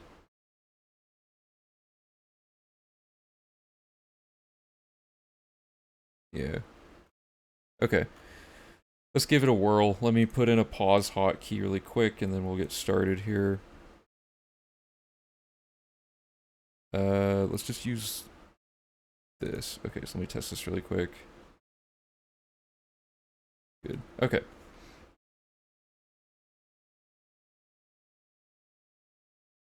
And for now, I'm gonna get rid of the reset key, I think. case I accidentally need to use backspace in the middle of the guide. Okay, is this safe bumped up to the top? It is.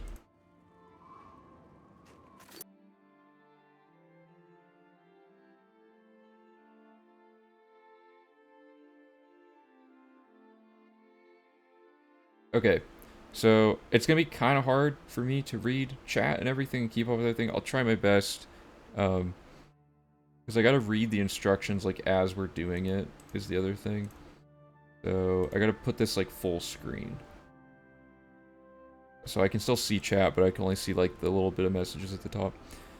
Okay, so we're here. My timer's at the top left. Yeah, okay, so there we go. Quick save. We're gonna load the outside sewer save. And this might actually go a little bit faster because it's fresh in my mind compared to the day of. Load warp the quick save into the sewer. Make a hard save. This will be called temp save. And I believe we load the inside sewer here. Make a quick save. Activate this. And we're trying to go for a race reset. Second try. And then we load... Activate... load the temp save. That's this one. Okay. And then we want to be female orc. Okay. Make a safety save, sure. Re-equip. Actually, no, I want to leave this unequipped. Okay. Exit the sewer, fast travel to Barren Cave west of Shaden Hall.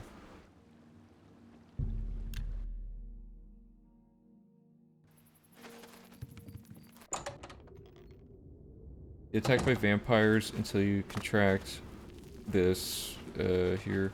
Also, really quick, I am going to pause it because I need to make a note here. Make sure to approach enemies so they use daggers, fists, instead of magic arrows. Okay, and resume. So we gotta get them to punch us until we get the disease. Okay, and then we re-equip this and we exit the cave, and then we're gonna quick save, quick load to de-aggro the enemies like that. And then fast travel to Bruma East Gate. Because this just seems like the fastest bed location we can get to. Also, I don't have permakey active. I don't think we'll need it, but I'm going to set it up just in case. Yeah, oh yeah, and then we got the Vamp Day strats again. That's going to be painful. Enter the first house on the right, then head downstairs next to the bed. Wait until 12 a.m. the next day.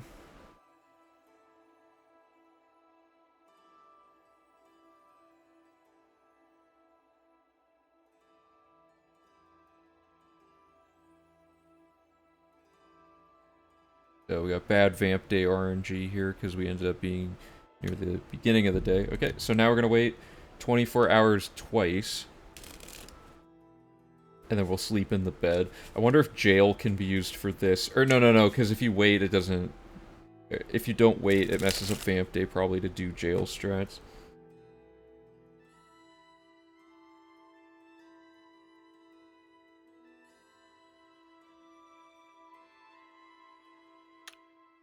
Just to double check, this doesn't work, right? Yeah, okay. And then we'll do a second. And I quick saved, so don't worry. I saved that.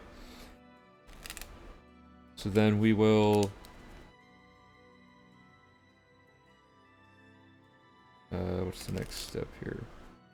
Sleep in the bed, pop up, and then 25 Vampirism in the magic effects tab. And I'm not going to check that because I already know that it is there.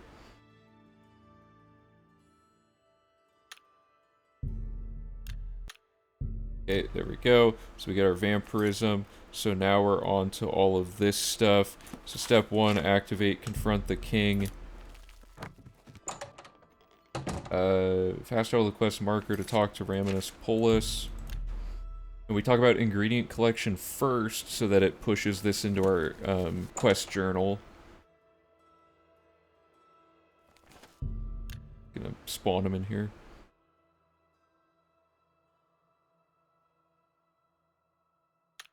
because I'm lazy. Archmage. Okay, so we do that, and then we do ingredient collection, and then cure for vampirism. Okay, so now the Julian Fanis quest markers in our in our quest journal, so we're gonna go over here. I have to console command an empty grand soul gem onto myself. So we talk to her. Ingredient collection, that finishes that quest. And then fast travel, so we're gonna activate vampire cure, and then fast travel here. Enter the courtyard, break into the Lord's Manor.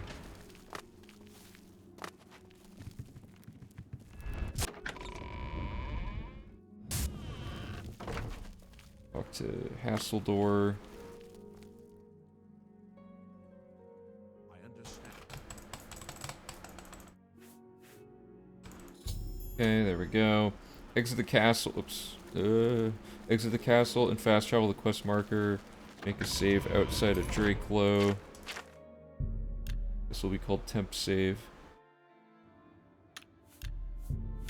Okay, I'm gonna pause it for a second because I need to give myself the Grand Soul Gem. Because this file doesn't have it.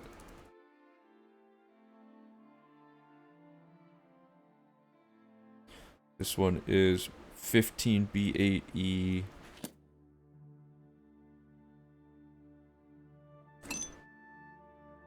Okay, I'm gonna start the timer again.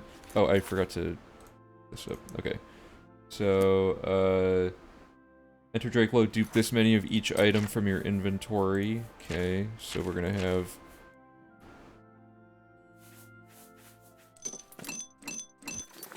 that, and then we want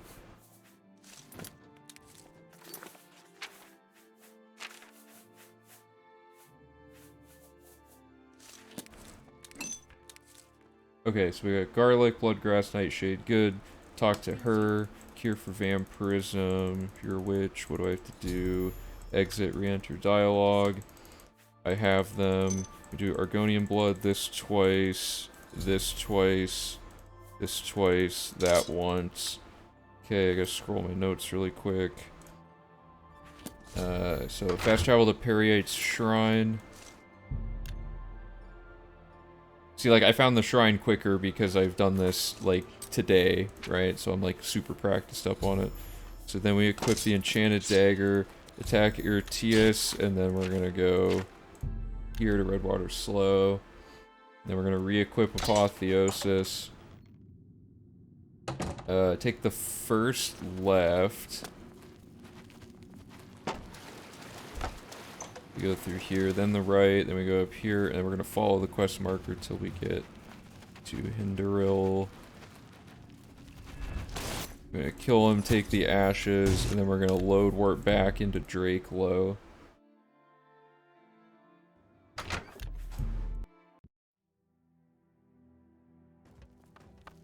We talk to her. Okay, then we go outside, wait 24 hours.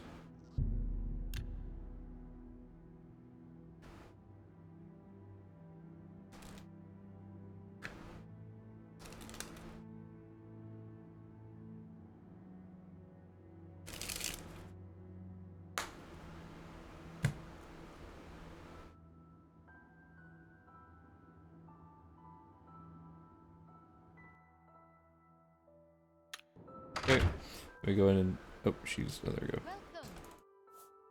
Vampirism, good. Oh, oh god. Okay. Let's try the quest marker to talk to Howlers.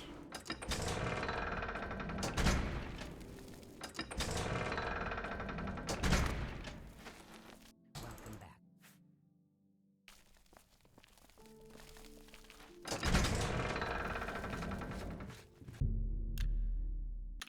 The Count.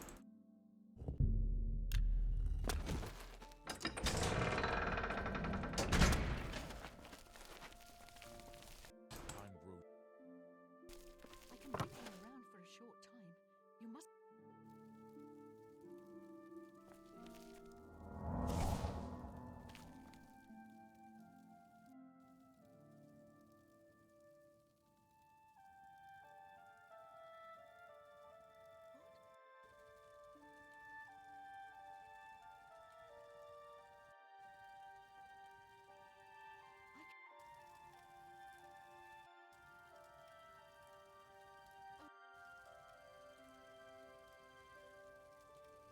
Okay, here we go.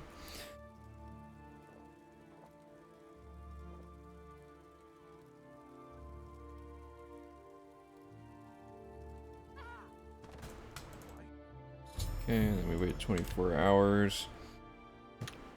Oh boy, okay.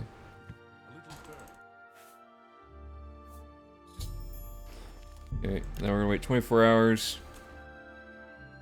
Talk to Helliers again, and then this will complete the vampire cure.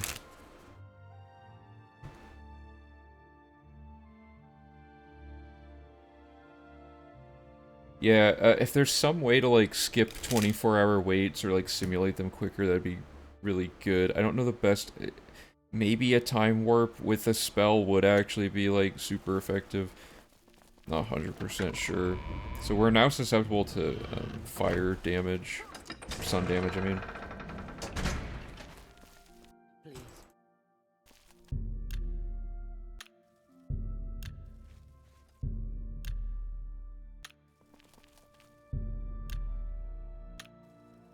It is good to... Please. Okay, and then we are 75 vampirism, so if I wait 24 or 2 hours and then 24 hours, this should do it.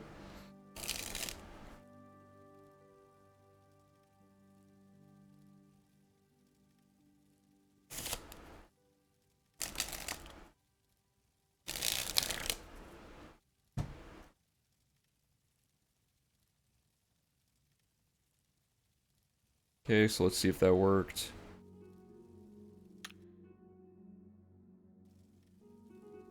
Did not. 2 more hours.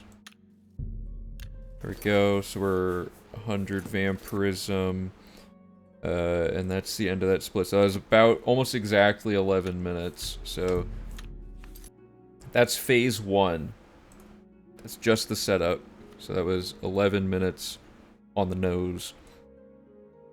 This split took 2 hours and 10 minutes last time of just leveling and buying training over and over and over and over and over again, and it took like a million years.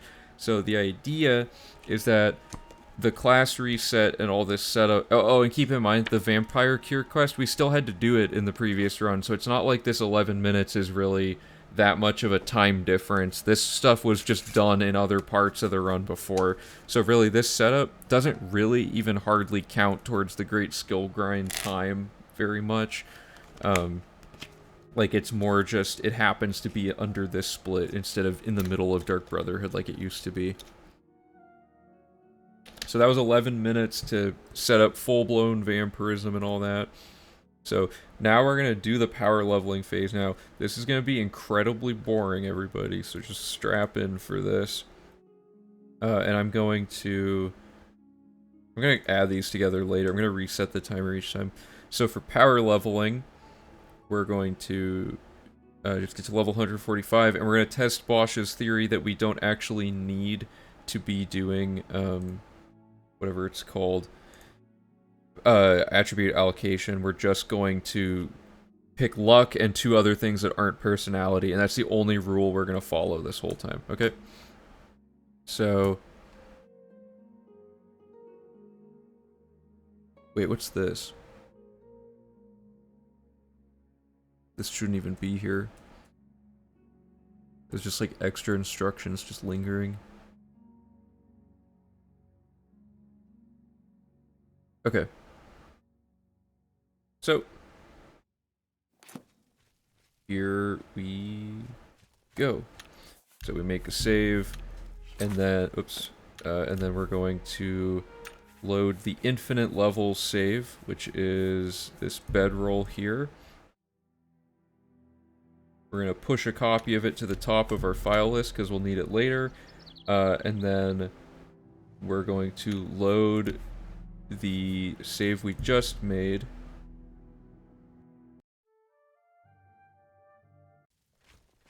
So we're going to quick save. We're going to load the bedroll. This is slightly inefficient instructions now that I think about it, but anyway. So then we go in here and we do this and we select the quick save each time. We're going to do this like over 120 times. So we're going to pick just any 2 according to Bosch. Then we quick save and we just keep doing it.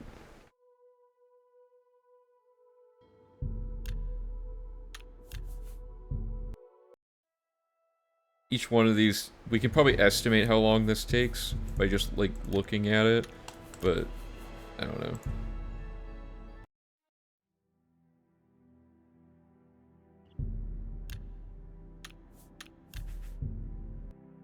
But see, we used to have to do training back and forth between this, so this takes way less time now that we can just solely focus on attribute allocation.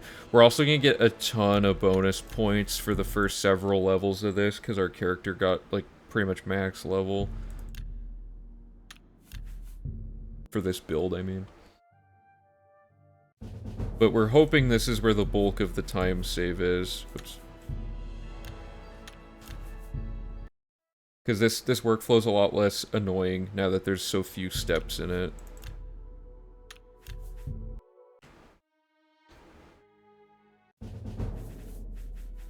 This will probably be a very wheel-heavy part of the run as well, since it's extremely tedious and boring for the viewer. But we gotta test it now for timing to make sure it all works.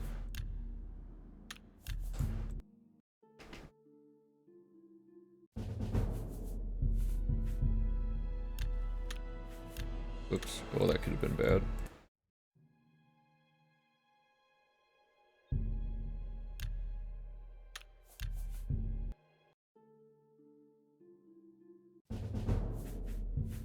Okay, so we're past the point where we're actually getting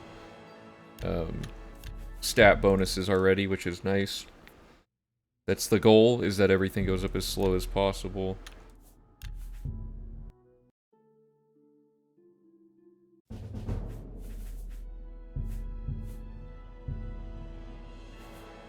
Whatever.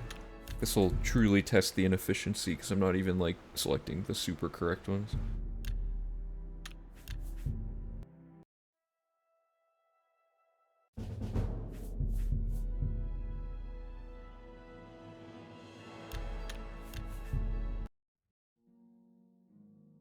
Very loading screen heavy, though. Ideally, if not for the GPU shortage, I would have a super beefy computer just crank out these loading screens, because this whole split is just, like, hardware dependent.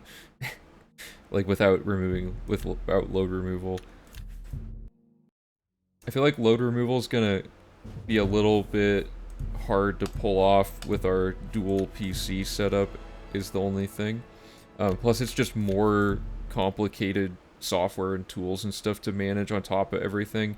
Like, I don't know who made the load, or the, whatever it's called. There's this live split thing that's like a homebrewed thing that will basically transfer your load removal data from one PC to another over, like, the internet. I don't know if it even is definitely a fully functioning program is the problem.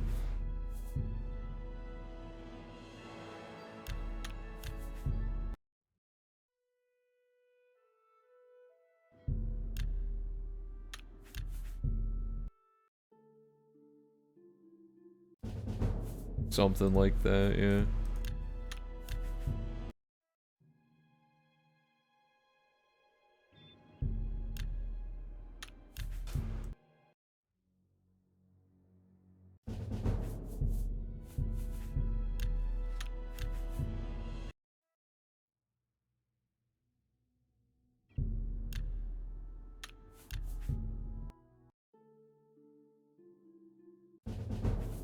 This feels like I've been doing this for 20 years, but it's been 5 minutes.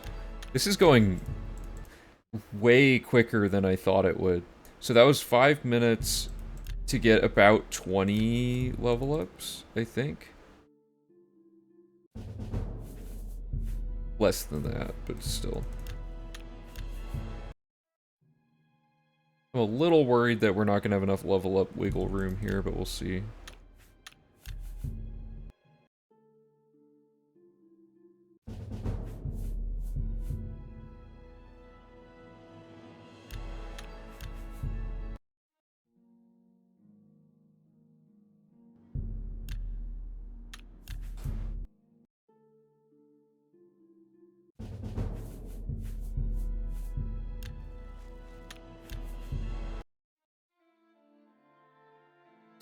Yeah, we had to get to, I think, 24 at the start of the run, and even that I was just like, this is painfully tedious for the very start of the run, but now it's tedious at the end of the run, too.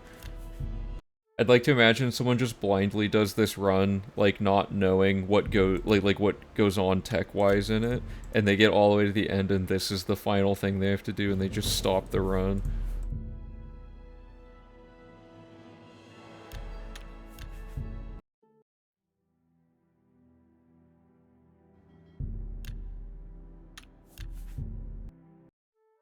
Is the loading screen FPS dependent?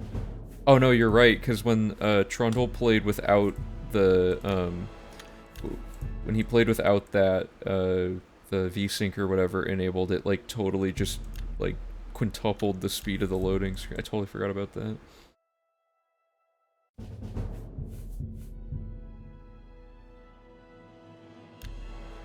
I'm gonna be honest, this seems like it's gonna cut it pretty close to the level amount that we're looking for.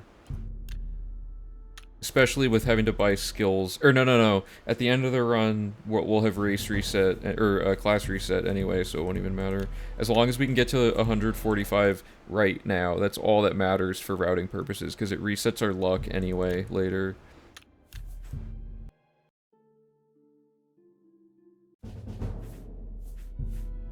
This is exciting, though. I've been waiting the entire V4 process to see how long this split is, because I wanted to make sure it all was fully functional before timing it, in case we changed anything. So, this is basically, aside from the map, which is like the clear largest time save of the whole thing, I'm curious what this is, because this is easily the second biggest chunk of time that can possibly be saved this run. Raw questing probably saves at least an hour just on logic overlapping, if I had to guess. But I'm also just making that number up with no basis for anything, really.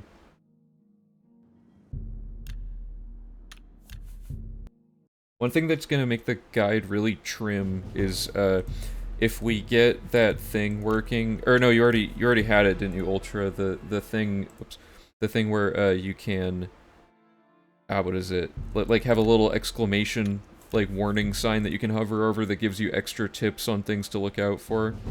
Like, I think that's a really, we're gonna have a pretty trim guide if we have all the little shorthand, like, extra hints and stuff removed, because a lot of those don't need to be read all the time, they're just kind of there to be there. For like safety strats, but we could just make it like if you get stuck, refer to the nearby or like the most recent safety strats listed on the instructions.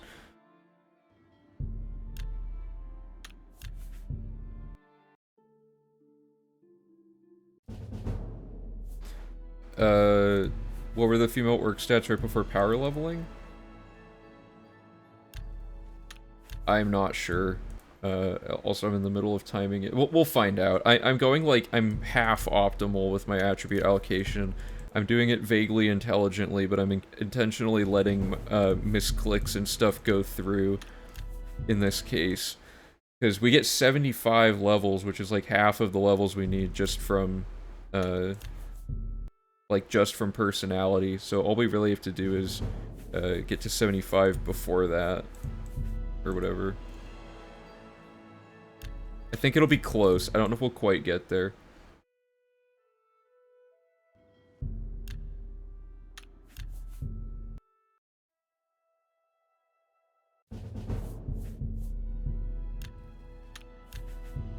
I'm really happy with how quickly this goes, though. We're only 10 minutes in.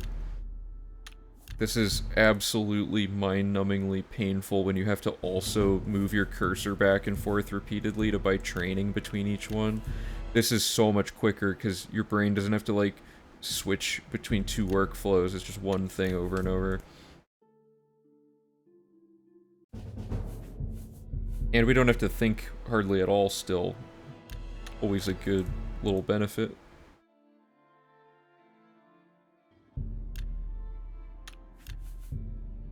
Oh, we are gonna lose a little bit of that 75 levels towards the end of this, like, stat bumping thing, aren't we? We might lose, like, 5 to 10 levels of it.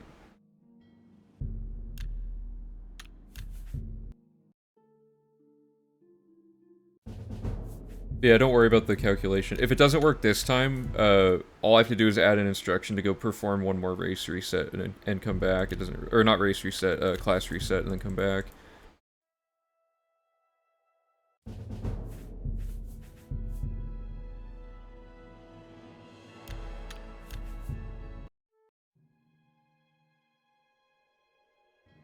I should put the note anyway, because I bet if I tried to attribute allocate as poorly as possible, I could definitely make it not work, you know?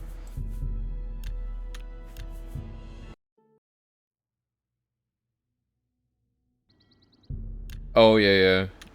I'll try it at some point. I'm just so, like, practiced on the mouse movement at this point, you know? It's just, like, as I mess it up right there. You're probably right that it's faster. I'll have to learn it. I find that the keyboard menuing is really weird and inconsistent sometimes in this game, though. Like, sometimes you press something and it's not, like, active or something, and it just doesn't work.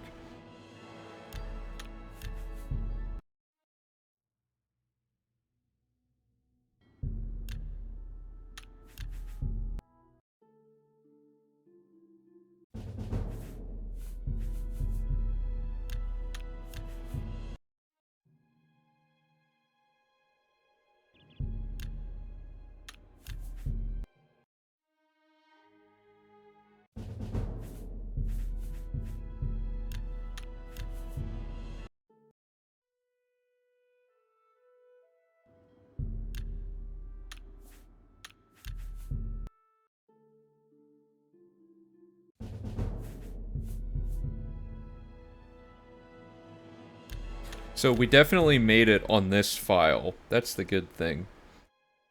Or actually the stats are going to be the same every time because of the way it works, right?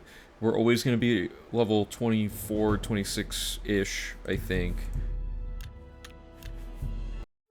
I think we're in the clear on this, at least on this file, or if you know exactly how to allocate properly. I might just either change the instructions to give you a full rundown of how to attribute allocate, or just or have the class reset help thing in there.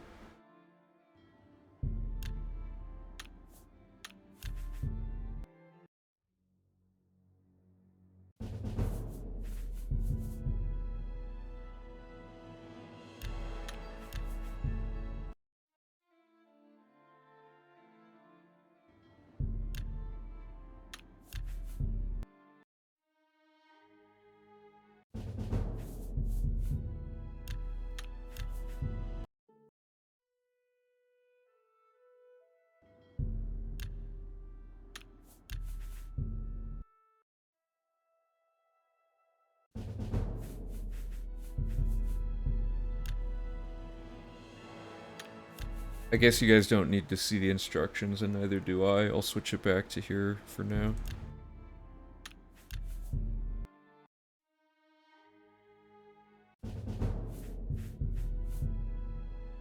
I picked, like, all the wrong ones on that one. I'm gonna make a hard save once these stats fill up, in case I make a mistake somehow. Like, if I accidentally hit quick save, I lose all of this progress, for example.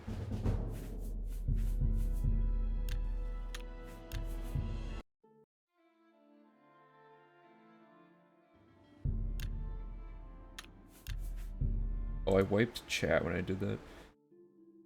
Yeah, the full screen's crucial to the experience.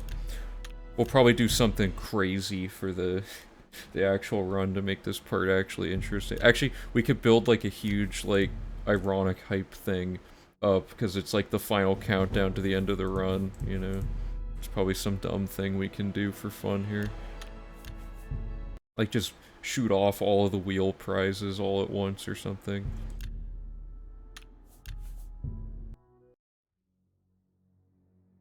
Yeah, we need a game or something everyone can play during this part. Have like a little game show or something on the side. People like game shows on Twitch.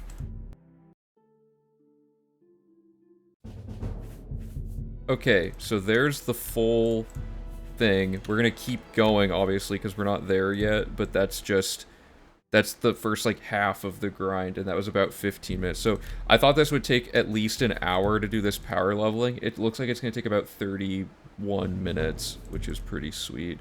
Also, Uh-oh. Oh, I thought it crashed. Good thing I hard saved.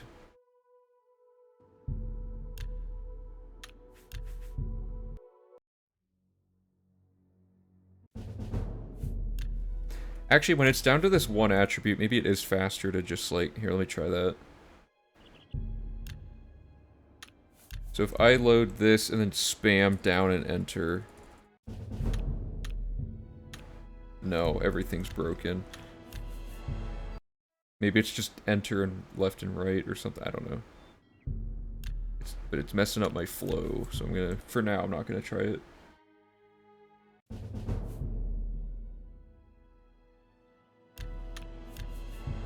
This isn't even that bad. I thought this would be like insanely annoying to do, but like I can do this without really thinking. So like I can just talk with chat or like the other runners and stuff while we're doing it. It's not even gonna be hard to do. And it's only like a 30-minute. Now that I know that it only takes probably 30 minutes, it's not even that bad to mentally prepare for the experience. Especially if I get a good loading screen set up.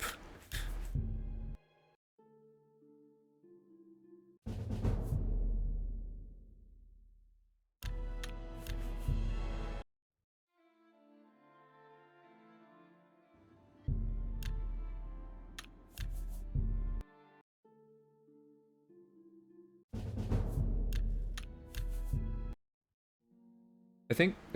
Hey Crusader, how's it going? I think it's... For me, it's easier to just stick with mouse, because moving my hand even, like, back and forth between keyboard and mouse is slower than inputting all of that right there to, like, quickly, like, circle back around to this. Whoops. Oh, there we go. Oh, I didn't... Wait, this shouldn't have worked. I didn't wait an hour. Right? Or maybe I happened to accidentally wait exactly the right amount.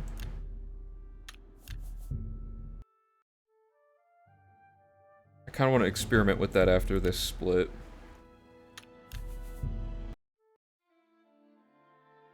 Playing Hitman, nice. I'm playing Oblivion.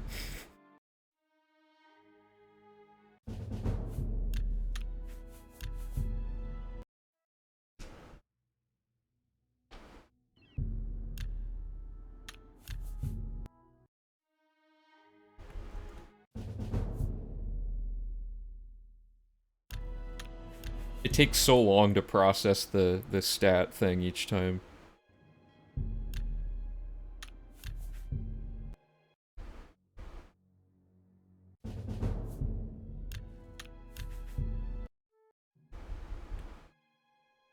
Yeah. The enemies, for reference, a guy from jail just wearing no armor or anything came at us after we did the power leveling, and it took 2 entire apotheoses to kill him, which means that he had like over 200, or had like over 100, like 50 health or something.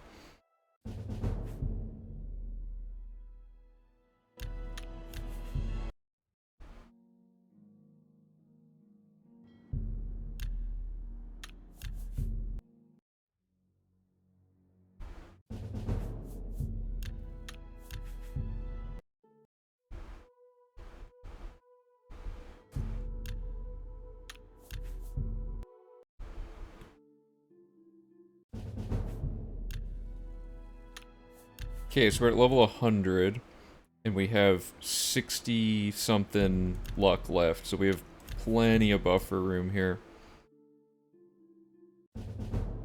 50-something, yeah. We have about, like... I don't know. Wait, you're on the easy difficulty, so we'd have... Oh, yeah, you're right. He'd have even more if we were on a different difficulty.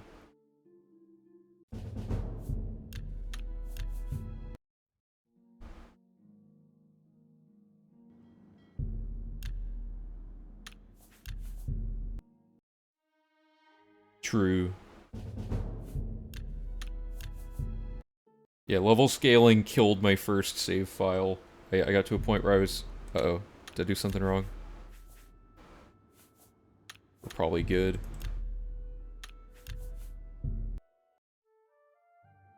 My first save file, I got so cornered to a point where I couldn't kill, like, anything. It was rough.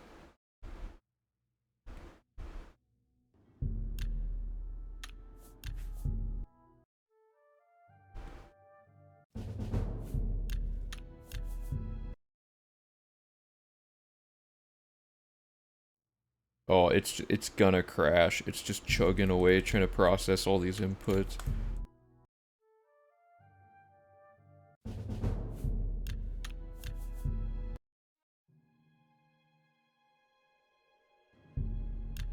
Yeah, Oblivion is very unintuitive in a casual playthrough, but to me that was like part of the fun. Like it wasn't so unapproachably hard to figure out like Morrowind. Like in Morrowind I couldn't even figure out like as an adult how to equip and use like magic and weapons back and forth and stuff. Like I couldn't figure out the user interface part of it. But like the mechanics make sense. They're just like hard to even like know how to input the right stuff. Oblivion like mechanically is complicated in a way, but the interaction with the game is really easy.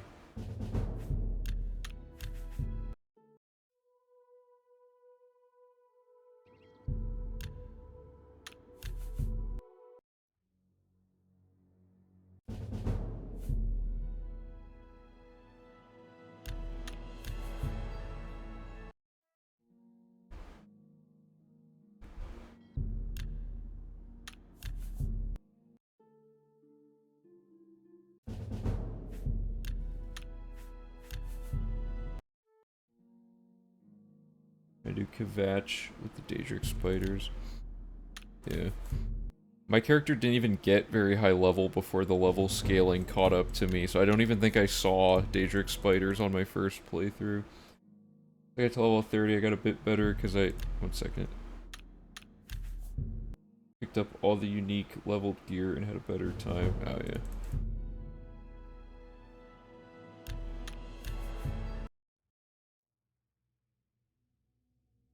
I never really did that much magic. I just used like the generic flare spell and heal minor wounds when I first started playing because I did almost entirely thief stuff. I didn't realize how many customs I didn't want to like go through all the Mages Guild stuff on my thief character.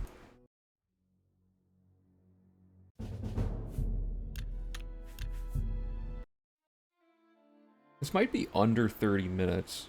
I'm not 100% sure, but it looks like this is going pretty fast.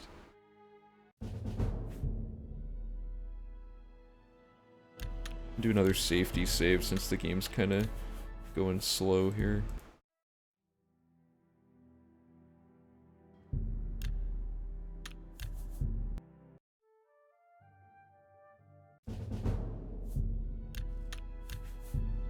Because part of the run is just like a total flow state. Like you don't have to do any, you don't have to think at all. You just like, all the button inputs, I'm not even like processing what I'm doing half the time at this point. Especially now that it's down to just personality, so I don't even have to like think. Same character, yeah. Oh no, I quick saved. I looked away for 1 second. Okay, good thing I have the hard save to back this up. Okay, so small time loss there. Back that up and try that again. I got distracted. Right after I talked about the flow state, it's all gone. Probably lost like 30 seconds, nothing huge.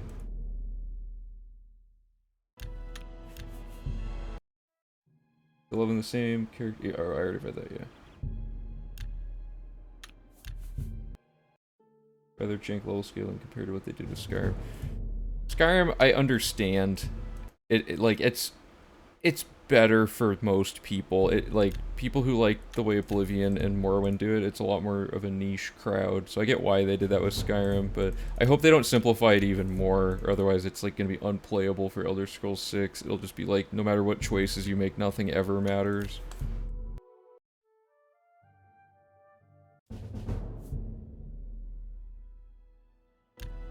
$25 left. Can I get it in 5 minutes? No, because I messed up. But it's roughly a 30-minute thing.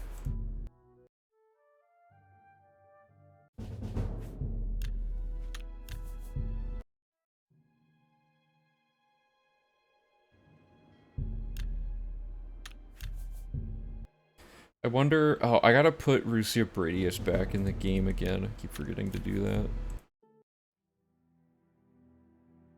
I don't remember what console commands I did for that.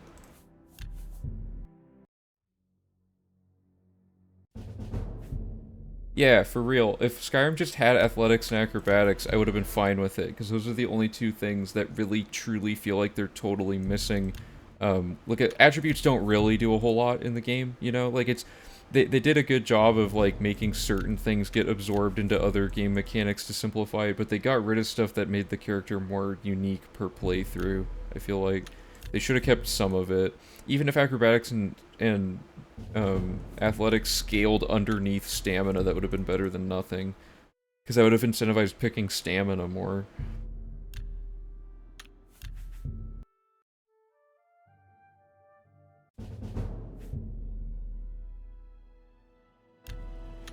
A parody document of simplifications that are at the same time ridiculous. Oh, nice. Sounds like a fun thing to work on.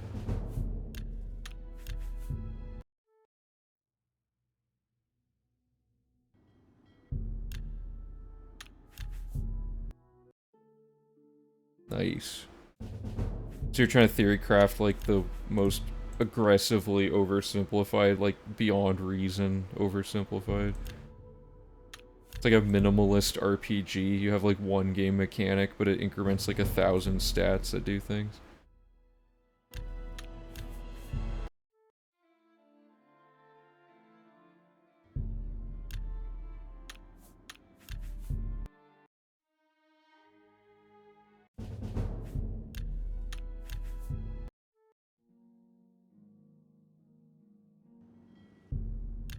Yeah, the magic schools in Oblivion are a little bit much. Like, some of them almost feel like there's no reason to have them separate. Skyrim, yeah, Skyrim's magic is really good, other than... They don't have custom spells, right? Kind of an oversight, but I guess after seeing how broken Oblivion and Morrowind's magic is, do you blame them? Probably never trust themselves again with a system like that.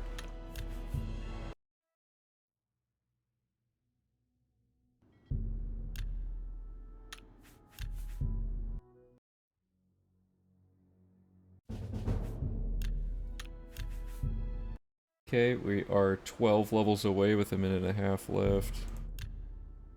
I think I could have got it under 30 minutes if I hadn't made that mistake. I really hope during the run I don't accidentally make that mistake, because if I do that, like, 40, like, level ups in, that, like, doubles the length of this split or something.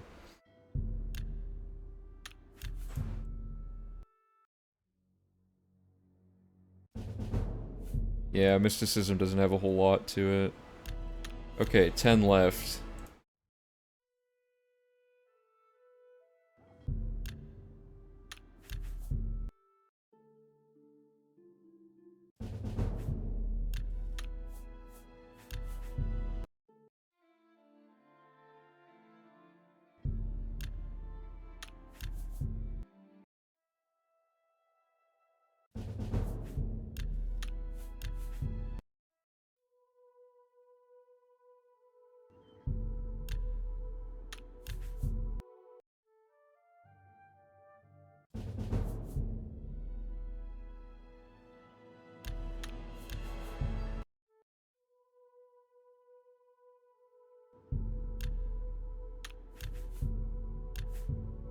There we go.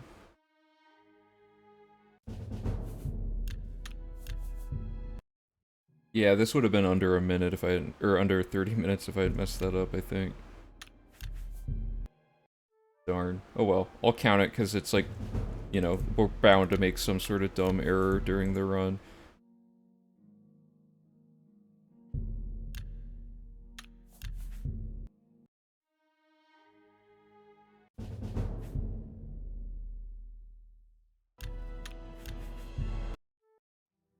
This is exciting. This is like...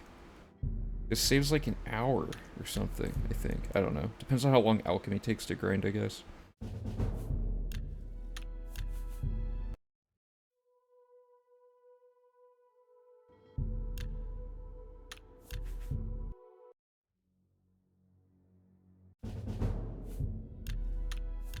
Okay, two more.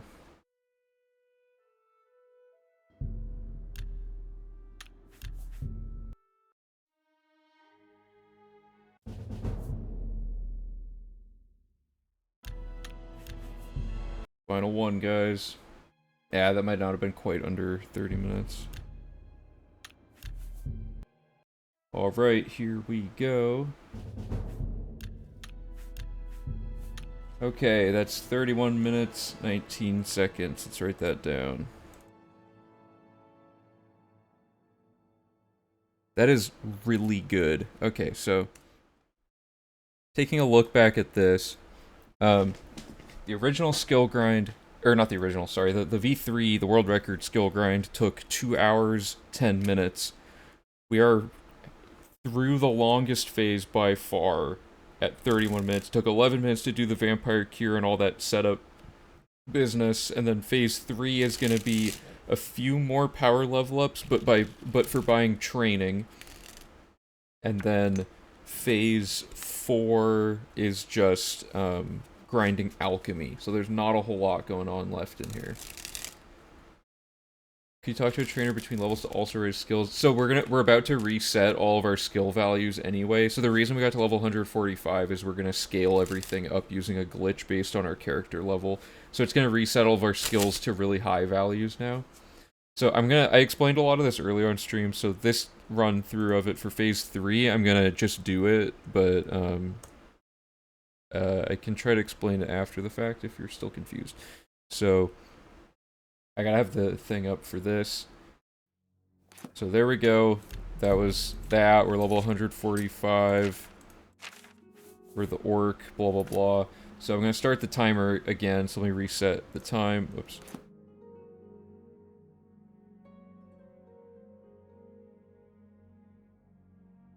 Okay, so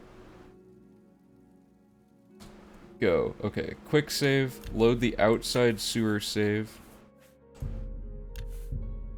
load warp in, make an inside sewer, or make a temp save, load the inside sewer save, oops. And then quick save. And now we're trying to get a class perfect first try. Class reset. We're gonna pick this. And then we're gonna do custom class. We're gonna do combat, strength, speed, and we're gonna do let's see here. Alteration, conjuration, light armor, marksman, mercantile, restoration, speechcraft. Okay. Pick that. That scales all of our stats. We're gonna make our little safety save here. We're gonna drink the vampire cure potion. We're gonna drop the skeleton key, and we're going to read the Augma Infinium and pick the Path of Steel. And then close and reopen inventory. Verify that all skills are at 100 plus except for hand-to-hand, alteration, and then athletics at 226, and then make another safety save. That's the whole split. That was only a minute and a half. And there we go. That's a crazy amount of time saved getting all of those skills boosted up. So there we go. So what we just did is skipped like hours of just like buying training over and over again. Okay, so Crusader, a quick summary of what just happened. Also, there's a wiki thing about it. Those 2 chat commands for class reset and underflow kind of explain it. But long story short, when you do that pop-up glitch that I just did, where you can change your class, because it's not expecting you to be able to change your class. Wait, who has access to this? I didn't know someone else was in here. Anyway, when you change your class after you've already done the tutorial, it scales your stats based on your character level while you're in the tutorial, because you're always going to be level 1. But since we're level 145, it scales them all incorrectly, you know, like based on your character level being super high. So the long story short of that is it sets your stats to all these starting values, so your specialized skills and your major skills all automatically get really high up, like really close to 100 and stuff like that. It's pretty nice. And then we just do a bunch of tomfoolery and stuff to drop items and drink potions and stuff to remove buffs that make our skills go negative. Oh, it's you? Okay, I forgot who I shared this with.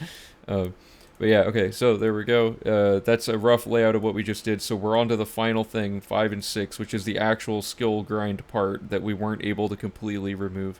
So before we do this, I need to get the Rusia Bradis character back in the game. What was the command we did? Was it's BC70 dot reanimate 1 or something like that? Or was it reanimate BC701? It's something. Oh, resurrect, sorry. BC70 dot resurrect 1. Okay, so before we actually do this, I'm gonna go look and see if she's there. Because this is to fix something I broke on our test file here. This won't happen in the run, but I just want to double check this so that she's there when we are actually there.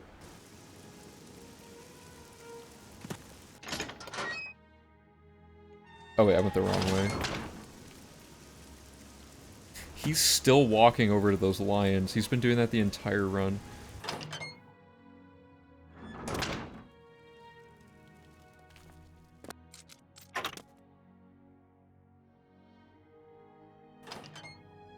Okay, good, she is here. Okay, so let's go back to here. Let me pull up the guide and reset the timer again.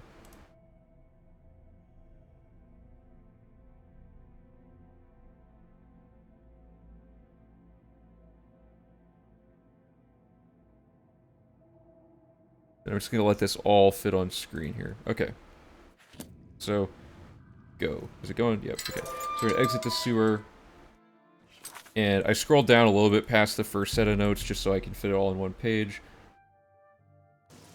So we move fast, jump really high. I think we actually lost our permanent enchant speed because we seem slower, but that's not really the point, I guess.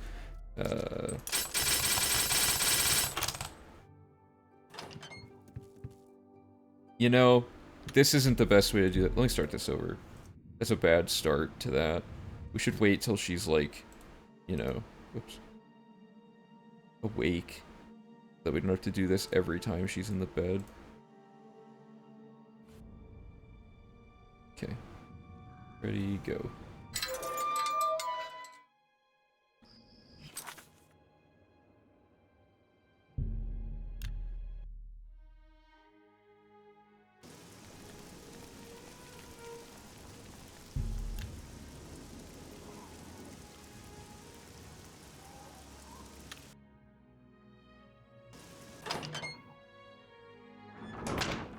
Okay, so hotkey D athletics and this. I'm just gonna hotkey this in advance. So we do 1, 2, and then talk to her, and we do. Oh, I also forgot to do the whatever.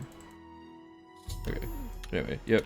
So we do that, and then we quick save, and we're gonna do the same thing with this. Marco 0494, thanks for the follow, appreciate it. Okay, so we're gonna go here.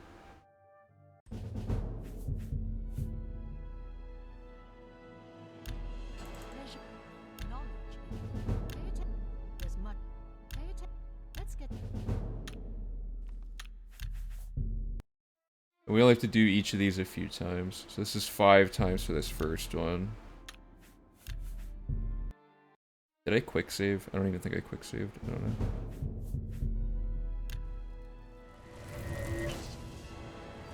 Greetings. I can show. Let's see. There's much knowledge.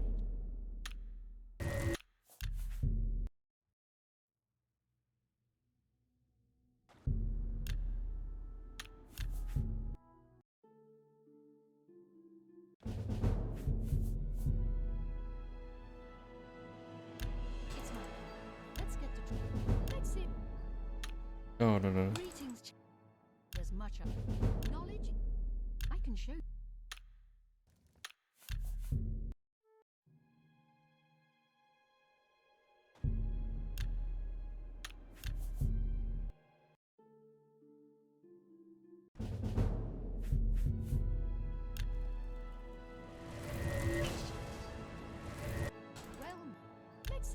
So this should only be 4 times, and then it should give it to us right here. There we go. Okay.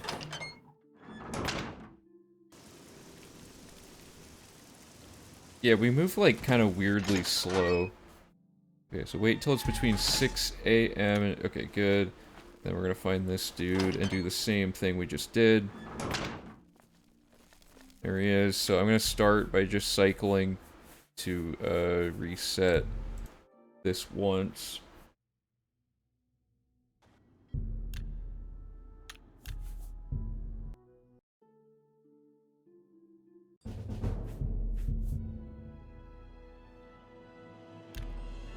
Yeah, I think you're right. Luckily, we don't need it at this point in the run, so it's fine to jettison it. I mean, we still have some stuff, though, I think, weirdly enough. Because our athletics still says, like, 220 something. Maybe we lose... Oh, yeah, it's the attribute, so we just lose the speed buff, I guess.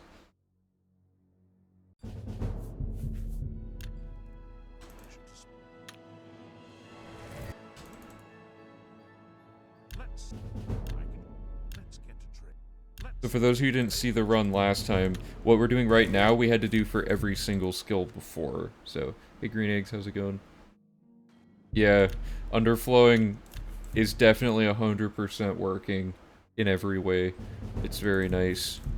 The split where we underflow like 8 of our skills up to a high level takes about 1.5 minutes. Now, I'm like super practiced up right now because I've been working on this split all of today, but during the actual run, I think we're at a point where the things are short enough that I should probably practice and remember these specific parts of the run. Oh, I missed that, like, just barely both times. Okay, there we go. So this should give us 100 hand-to-hand. Good. And then I'm gonna make a safety save. So now that we're there, we're gonna do the next part. Oh, I don't even need to leave this room anymore. I can just do it here. So, step 1. We dupe these scrolls back and forth until we have 2,000 of one stack. Like that, and then we're gonna drop this one so that we have a little bit of another one. So we equip it, and we're gonna start with the beef. Oh god. And you just pick up a bunch of it, and then you drop a little bit more of it each time to get increasingly larger stacks of beef.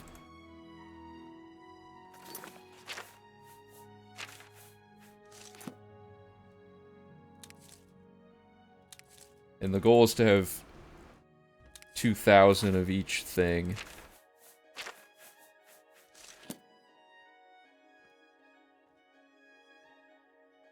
Okay, and then we move on to berries.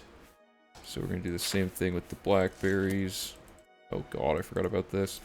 I gotta speed this up. I'm going to do that, and then I'm going to do this. And there we go.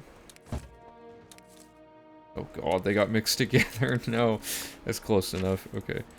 And then we do...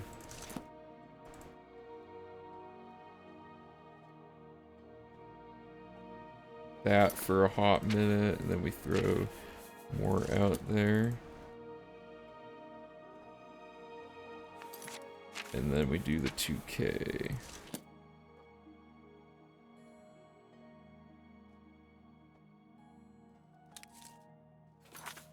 Okay, and then we grab this, and we do that and that, and then we just...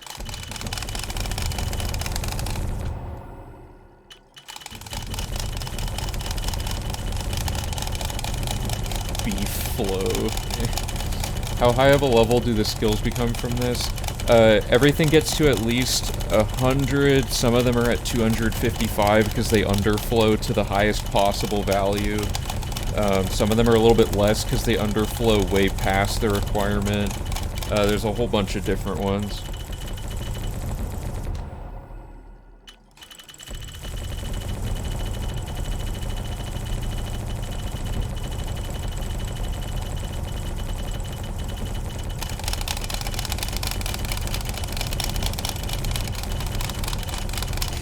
Such a crazy end to the run.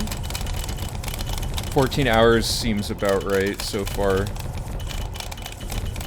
And that's without hardly any timing data on anything other than the major time saves. We found so many tiny little optimizations that are just like huge for like when they are added up.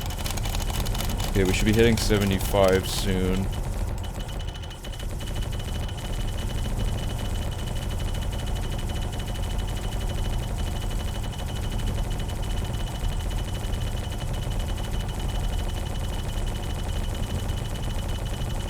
It's a lot of beef and berries. This is gonna be such a terrible menu item. Like, we should try to buy the beef and berries each time for the run.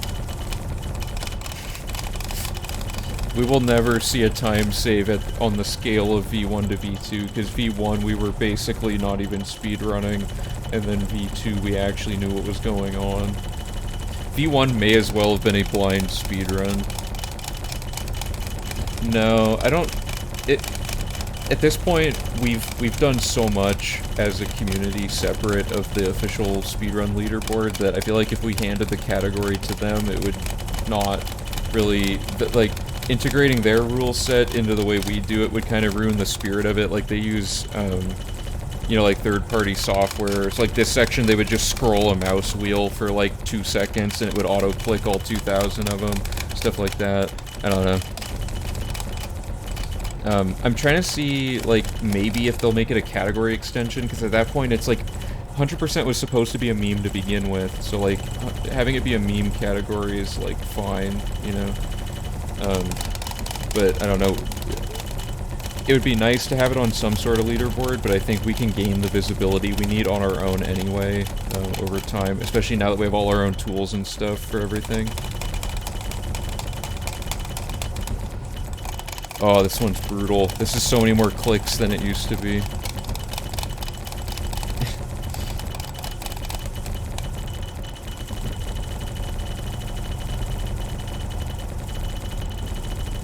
Yeah, I mean, it's a meme, but it's still, like, just because we're working hard on it doesn't mean 100% isn't still technically, like, a huge meme. Because it's still a thing where people would be like, I can't believe that this exists, you know?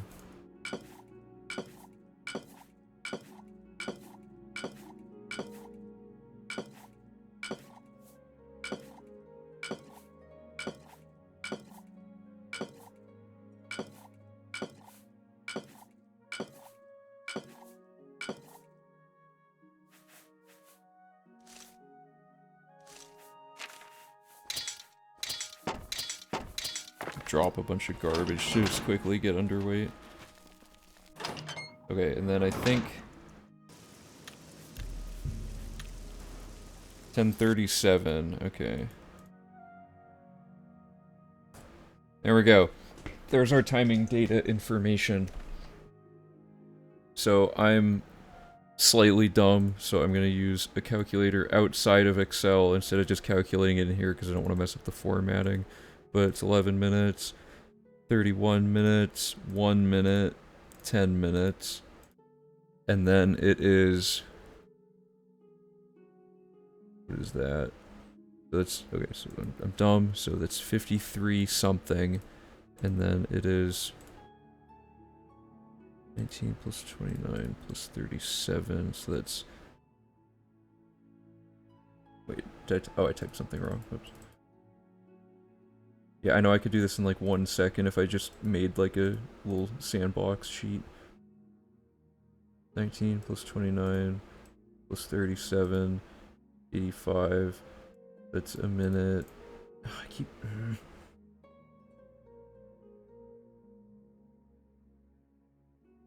misclicking. So it's a minute 25 on top of that. So it's 54:25.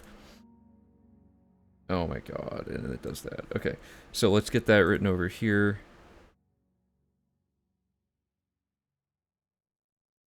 No. Okay. So the skill grind's under an hour now. That's not even bad. That means the Daedric shrines almost take longer than the skill grind, right? My main concern with a competing 100% categories that has different rules. Yeah, maybe get it. Yeah, it wouldn't really be like a competing 100%. They'd probably the main thing is that they don't want to brand it as 100%. They would rather call it like something different because they think 100%'s not accurate or whatever. So like the farthest they've wanted to go is doing an all quests run, which is cool also because it's like a shorter, more like at times more watchable category in some ways, but it doesn't showcase all of these crazy like stat glitches we found and stuff like that, you know what I mean? So okay, so this was good. I'm also going to color code these for ones that we've actually gotten real hardcore timing data on. So there we go. Skill grind is officially under an hour. That is crazy when you look at the history of this thing, because here's a quick rundown. In V1, the skill grind took about 18 hours because we manually grinded every single skill, minus like about 40 levels of training, because we still bought training, but we didn't know about the infinite level up glitch and all that. So 18 hours. Then we learned about the infinite level up glitch. I think we did something to make the skill grind was... Oh, no. Our skill grind methods just got better the next time around. They weren't actually... We didn't buy much training still. So that was about 10 hours. So we saved, 8 hours there. And then it went from 10 hours down to 2 hours in V3 because of the training plus infinite level glitch thing and the attribute allocation. And now class reset has shortened it again by another hour. So now it's under an hour. So it's like half the length each time we've done it. And the next time for V5, if we find a way to make the level up process be quicker for getting up to a level 145, this number right here, the 30 minutes that makes up the bulk of this, could get shortened significantly, which would mean we're at a point where the skill grind is yet again brought down in time. So like, there's still possibly, depending on what tech we might still be able to discover, might be ways to do this.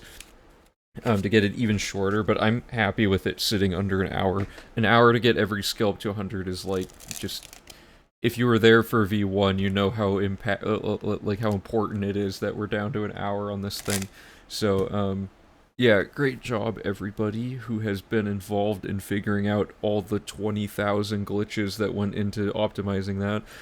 Also worth noting, Phase 1 is Vampirism, which was actually in V3, it was in a different part of the run. So really the skill grind is just the 30 minutes plus the 10 minutes and the minute and a half. So this skill grind's actually about 45 minutes, roughly, like with marathon time, where we're gonna mess up because it's the day of the run and everything. So like a 45-minute skill grind is good, definitely good. So yeah, we saved like, an hour and a half by implementing class reset. Now, the tutorial has a few, or like the beginning of the run, we do add a few things in that take up time. So let's say it takes about 5 minutes to do other class reset stuff early in the run to set this up later. So yeah, ultimately you're looking at about 40 minutes saved by Phoebus's class reset discovery, once we combined it with all these other things that we learned built off of that glitch. So pretty significant. Still nowhere near as significant as saving probably over 3.5 hours on the map exploration, but that's like a whole other can of worms. And we will be getting actual timing data on that just when we do the full like trial run through of everything. So that's crazy, all that stuff right there. And sadly, we're at a point where getting all the random skill books statistically on average will take longer than the actual skill grind now, just to read those couple books that are laying around. So maybe V5, the emphasis will be on actually like breaking down the game's like memory allocation setup and like how to bust it open with cheat engine and stuff. We'll probably have to find some way to figure out how to corrupt data within your inventory or something. Because we haven't gone that far yet. We haven't gone to the super high theory, like actually figuring out how the game is programmed fundamentally, like level yet. That's definitely like an avenue people go down eventually with most games. I've not had much luck with cheat engine shaking hands with Oblivion. It often just crashes Oblivion trying to read its like values and stuff. But it works for like a little bit at a time, but not long enough that I can do any substantial testing of anything so far. So hopefully I can find a way to make it more stable. Anyway, so that is a lot of stuff there. So it's nice. V7. I honestly, there's probably some like crazy code, like hacky looking things we'll be able to do for V5, I bet. Because we've only like scratched the surface of that kind of. Because I remember you were talking about how we could maybe like get an inventory item, have so many of it that its quantity overwrites into the next thing in the in memory and stuff like that. I don't know if that is 100% guaranteed to work, but like if we can find even one thing that does that, that kind of opens up the floodgates again. Yeah, if we... So, the implication of having infinite augment infiniums is still significant, even though we have all these crazy things, because basically, with the way the augment infinium would work, what we could do is just... we could underflow the things we need to underflow, but then Augma could cover everything else, because it trains 9 total skills all the way up, I think. I think I checked, and quantity is using an overflow safe. Okay. Yeah. I remember we tested some stuff on stream, and it looked like it was, like, overlapping the number, but we couldn't figure out where the rest of the number might be overlapping to, or if it was just being, like, truncated or whatever. Inventory exploits will be fun. Yeah, I hope there's something like that. There's gotta be somewhere in the game, you know. Even like the most simply programmed games ever have like crazy, like Super Mario World's not like the most complicated thing ever. Even that has like arbitrary code stuff in it. You know what I mean? So like a 3D RPG made by like one of the most notoriously like janky developers ever has to have some sort of memory issues in it. Unless their engine that they have is just like airtight, and then the people using the engine just don't know how to use it well. That might be more the case. So, the next question is, now that we have our full guide, so really quickly, here's a quick scroll through of the whole thing. So, we got our title up here, get the setup, and then here's just, this took months and months and months of time, and granted, I got really busy towards the end of this process, so some of that time was actually me just not actually being able to work on this, but from the brainstorming phase till now, it has been like 6 or 7 months, I think. I can't remember the timing. Oh, it's the way... Oh, because, yeah. I don't know much about assembly, but I have a general idea of, like... I've heard that people who know how to code in assembly are so, like... Since you have, like, direct control over registers and stuff, they, like... Someone who knows what they're doing in it will, basically be able to avoid any possible thing that could go wrong, and someone who has no idea what they're doing almost guaranteed will create more problems trying to use assembly. Okay. Hey Lex, how's it going? Yeah, your attribute thing, Lex, is actually pretty sweet for this. We got just enough level ups out of it to make it work for the most part. Oh yeah, that reminds me, I need to add in a catch for if. So if you are unable to level up any further before reaching level 145, and then we'll just put some little safeguards in here.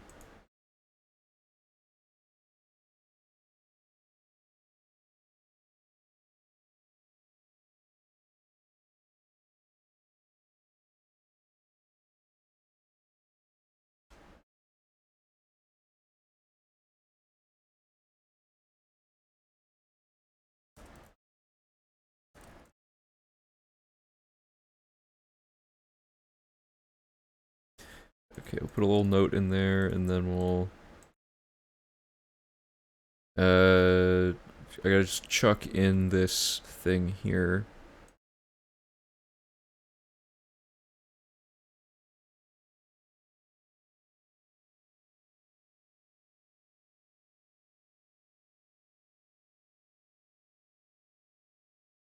Or wait, no, I want this.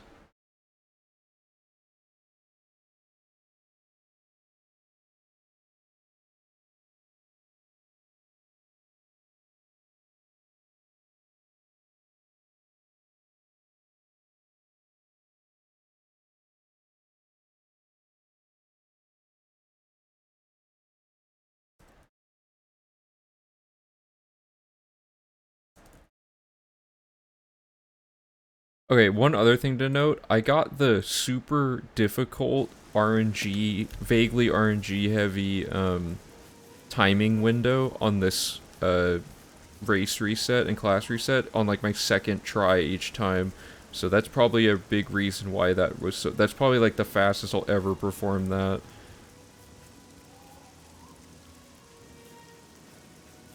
So really quickly, let me try this.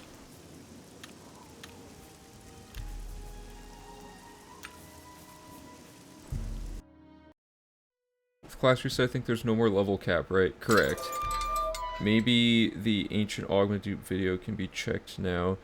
Yeah, it's just the fact that he claimed he could be on that level, or at that level, and he clearly couldn't means that there's no way that it was...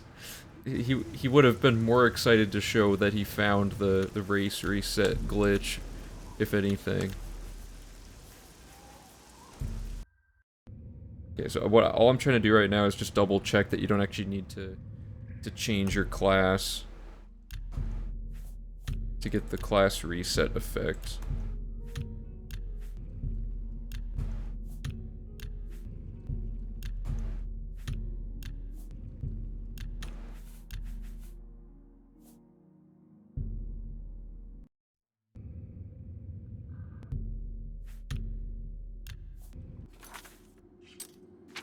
Good, that resets it. Okay. Yeah, it doesn't take too long.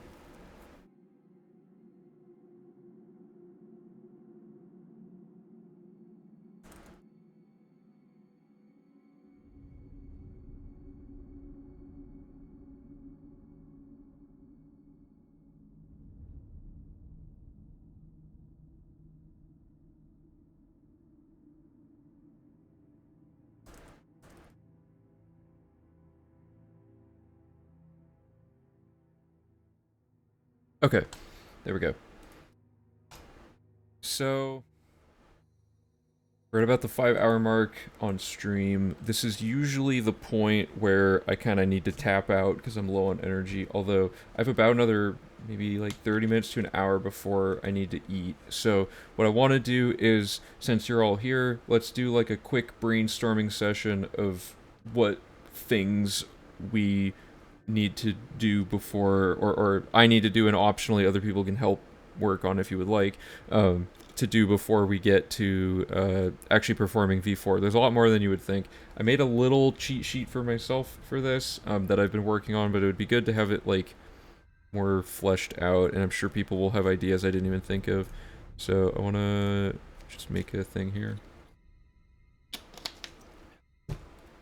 Let me pull up my notes on my phone that I typed out and start with those. There's a lot of different categories, so let's start with the different categories of things that exist. One, we have the wiki, right? That's like the main like documentation system we're using for like what we've actually learned about the game. And then we have the online guide slash like auto checking tools. And that's going to be like a separately hosted website for now, I think. That's something I probably need to talk about with Ultra. I'm not sure what he wants to do with that. And then we have the actual route itself. So this is the guide. I'll call this the interactive guide.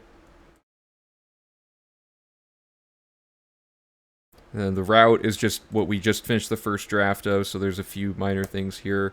Let me pull up my thing here. There's the actual PRC Live website, like, that sits on top of the wiki, that this is stuff that I'll just be doing on my own, but I'd like to list it here. Did you ever confirm that you can get all the horses in this run? Yeah, so I think I just missed the instruction. There was a few minor things that I missed just because when we're routing, we're, you know, moving around a lot and forgetting to go back and do stuff, so... okay, so here's what I have for the route. Let's start with the route, because that's probably the most important thing overall, is actually having something to run. So we need circuit maps. There's a ton of maps for this route. Like every time there's a set of lettered instructions like this means to, I think I underlined these usually. This means I need to make a map from in-game of like that area and draw lines and stuff like we did in V3. Oops.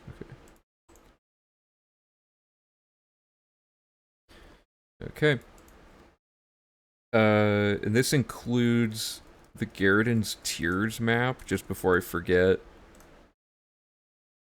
So there's like the primary circuits, and then there's the Garridan's Tears map. I don't think there's any other maps in the game, but the Garridan's Tears one has been like not great for a while, so I want to make a simplified one because it had too much info.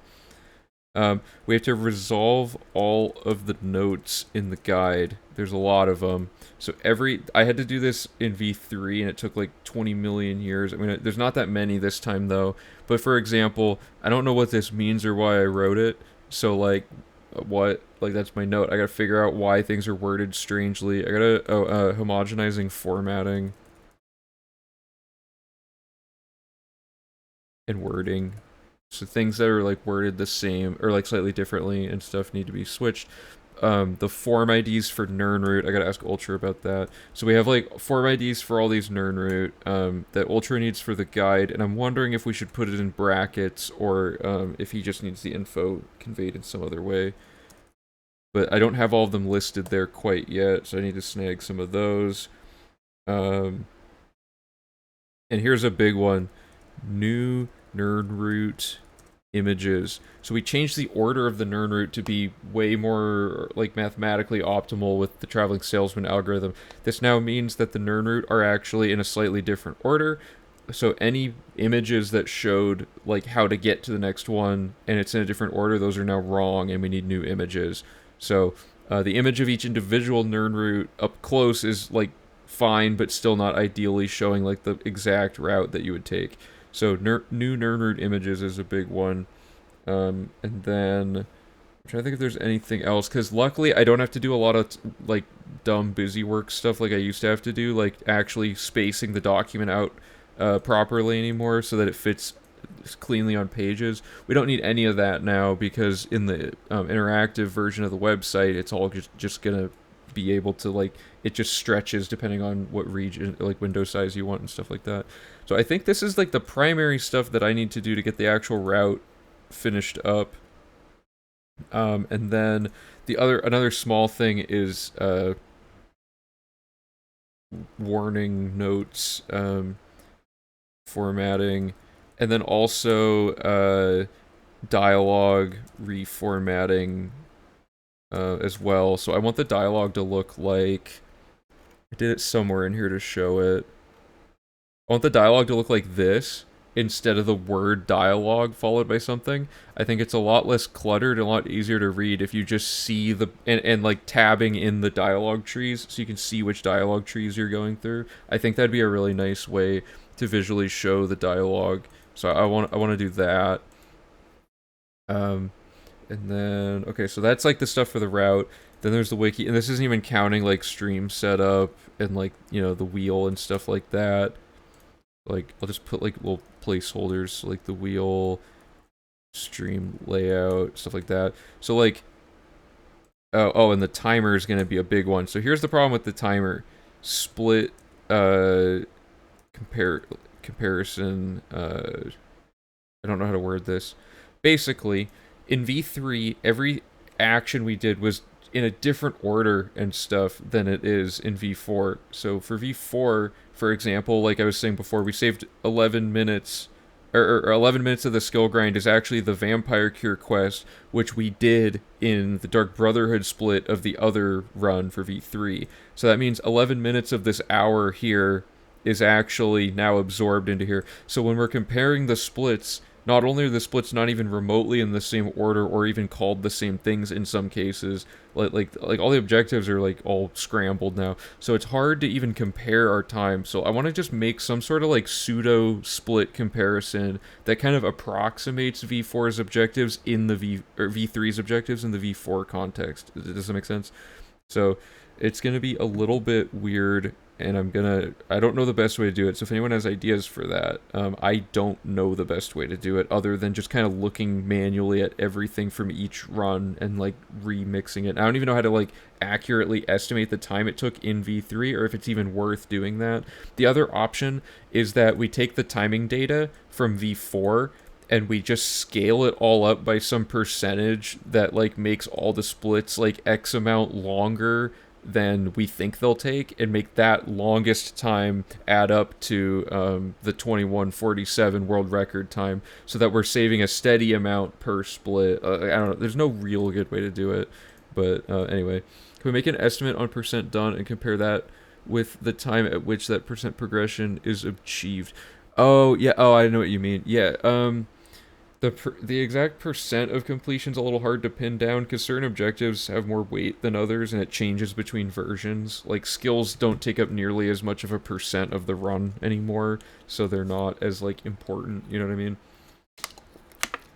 But it's tricky. Yeah, I don't... We gotta find some system for it. It's not super important, because after we do V4, that'll be our new thing. Right? And eventually it might be not even worth trying to compare splits. I might do the percentage thing, though. That's probably, like, just a good enough way to just be, like, we're on pace to be about, like, 2 minutes faster by this point compared to V3, so I don't know. Just food for thought. The other thing is load removal plus RTA, right? Or I'll call it in-game time. I'll just say in-game time. So live split can have 2 timers running at once. Here's the problem. We need there's a tool online I found. I don't know if it's legit though. I need to check it out. We need live split needs to communicate load removal times from the gaming PC to the streaming PC, so the timer is accurate on the stream layout. That's a big problem I gotta figure out there. Some of this is stuff I'm just gonna do on my own, so like I figure I'll just list everything so you guys get a rough idea of how long it's gonna take me and the community to figure all of this out. The website, I'm gonna come back to that one. So the wiki, or actually no, this one's easy. I'm just gonna make some sort of simple home page in Vue or Vuetify or something. Unless it adds way too many files, because my website only gets a certain amount of files. But I just need some sort of sleek homepage that people can click on, our socials and the Discord and the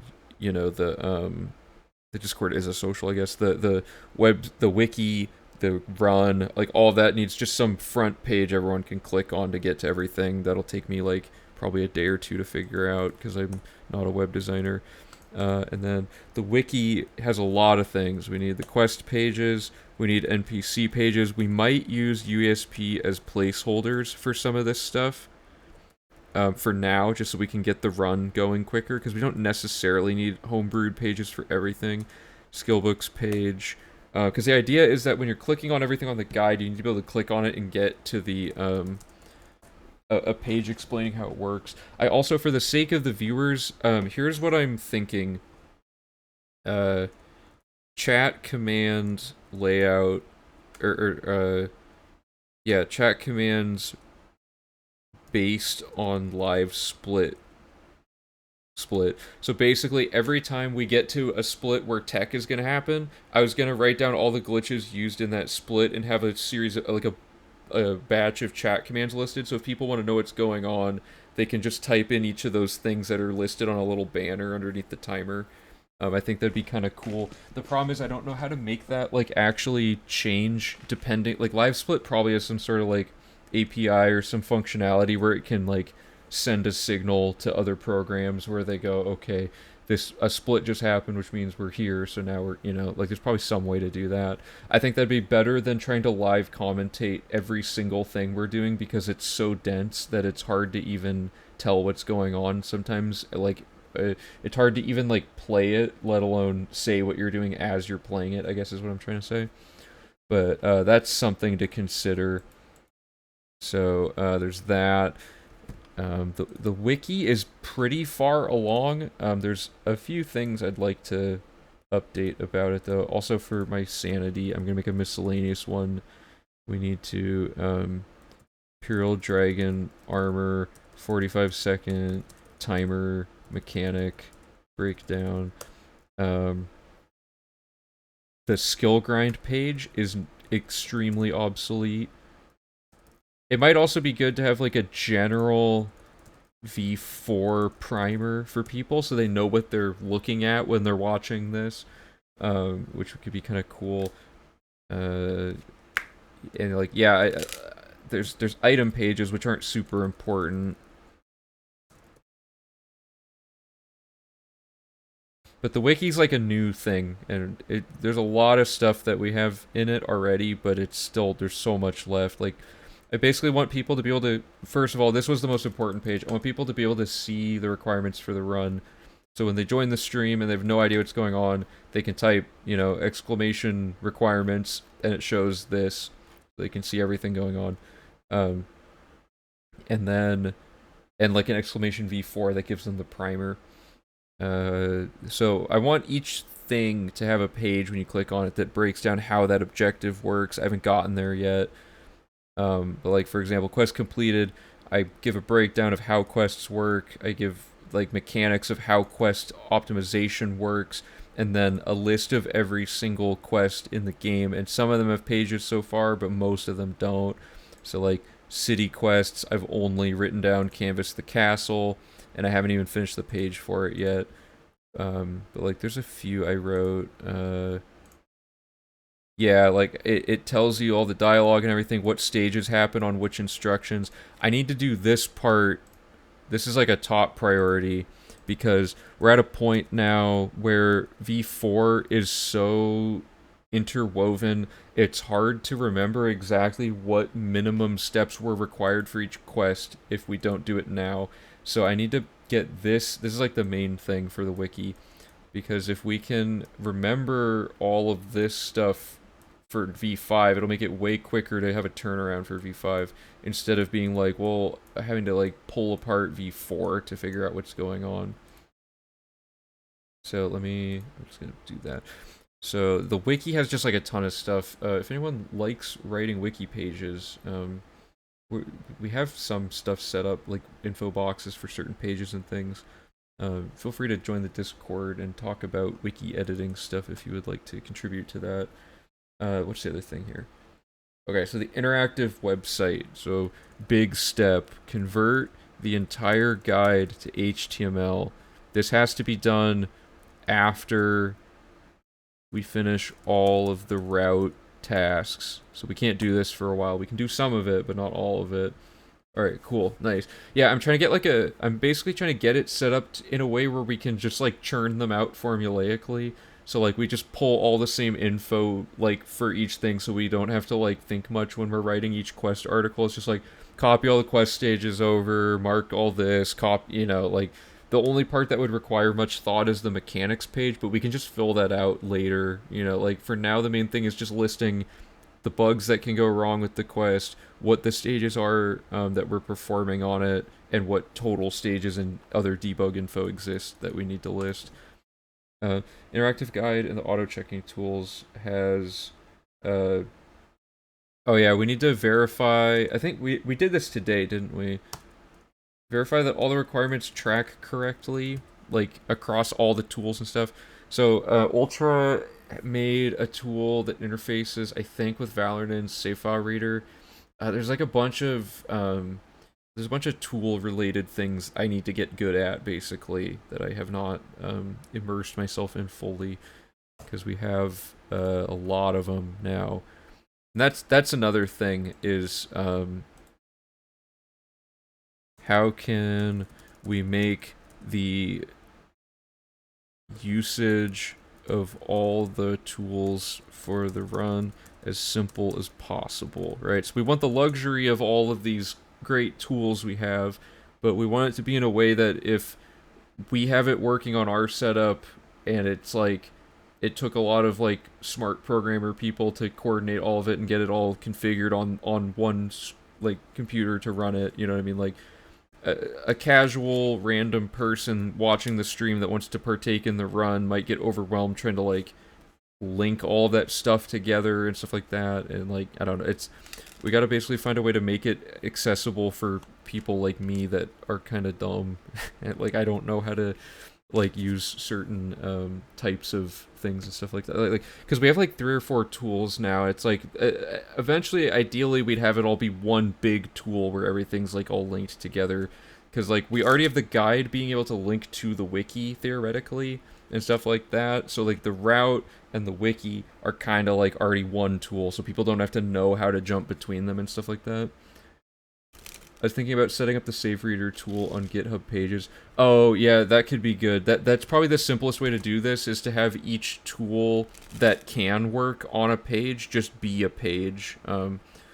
Because I don't think... here's a big question right now. Do we link Ultra's interactive guide to the PRC live site, or keep it as a GitHub page, right?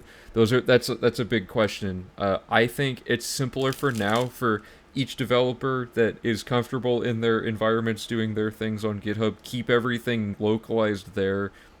It'll probably take too long for all of us to try to get everything pushed over onto one website where all the GitHub updates are being put over on the PRC website. Like, you know what I mean? Like, it's a lot of stuff going on, and you have to also keep in mind that I'm not exactly like the smartest web host ever. I have no idea what I'm doing yet, so I don't know how to necessarily be super safe with any info people are submitting to the site and stuff like that yet. So I want to make sure everything's like secure on my end before having people just like upload things to it, if that makes sense.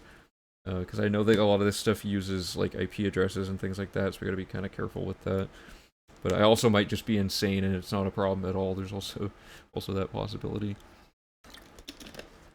So yeah, do we link everything onto one URL and somehow find a way to push GitHub updates over to like an external website, aka the prclive.run site, or not? For now, I think I'm gonna make a simple web like homepage that just has a grid of like 6 boxes, and each box is just one of the things that we've made, and then it all kind of links together. And then maybe like a page that gives you like help on how to install and run all the tools and stuff. So maybe that, a help page, maybe on the wiki. Yeah, no, let's make this a wiki page. So help pages for each tool, and an overview help page on how to configure all tools for the run, stuff like that. Trying to see if I'm definitely not. This isn't everything, but this is like at least a start. But as you can see, just because the route itself is done doesn't mean the run is happening like super soon. The other thing we could do as like a huge meme is just do a run where we just don't even like use the checklist, just to see if we can do it, and just like see it like sort of like a meme run where we just go in blind and hope that we don't miss anything. That could be kind of funny. I don't know if it would be very it'd be kind of super risky. Maybe not as a debut run. Maybe like after we know we can do it, like with all the tools, we just do like a meme run where we just like see if we can get it all. But what else should we... There's a lot of stuff related to the website. We have to... Oh no, I did the thing. It's gonna all do this. Clean up the Nern root UI, I guess. Like for example, auto check off Nern root when the forward button is pressed on the circuit. Stuff like that could work. Let me pull up the website and see if there's anything obvious I'm forgetting. So here's like the... It's not 100% like finished yet. Oh, cool. I don't remember these divider lines being here. It looks like they've been adding some stuff. This is looking nice. Look at all that. Yeah, so one of the things I was thinking, so see how you can hover over these little triangles and it gives you like little tips. Like for this it just says random, or like for here it says automatically checked off. It'd be nice in the guide to save space by having those little hover prompts and stuff. And the glitches pages don't really need to be on the website anymore. They can just be hosted on the wiki, I guess. But it might be safe to have that redundancy just in case, because the wiki had like weird performance issues for a while where it just like kept crashing randomly, and like it's kind of bad if it crashes, and the glitches are like absolutely essential to the completion of the run. So maybe we do want to keep those on there just in case, like per version, like the V4 glitch page, you know, that kind of thing. But here's what Ultra and Muggy Fox has been helping with the website as well.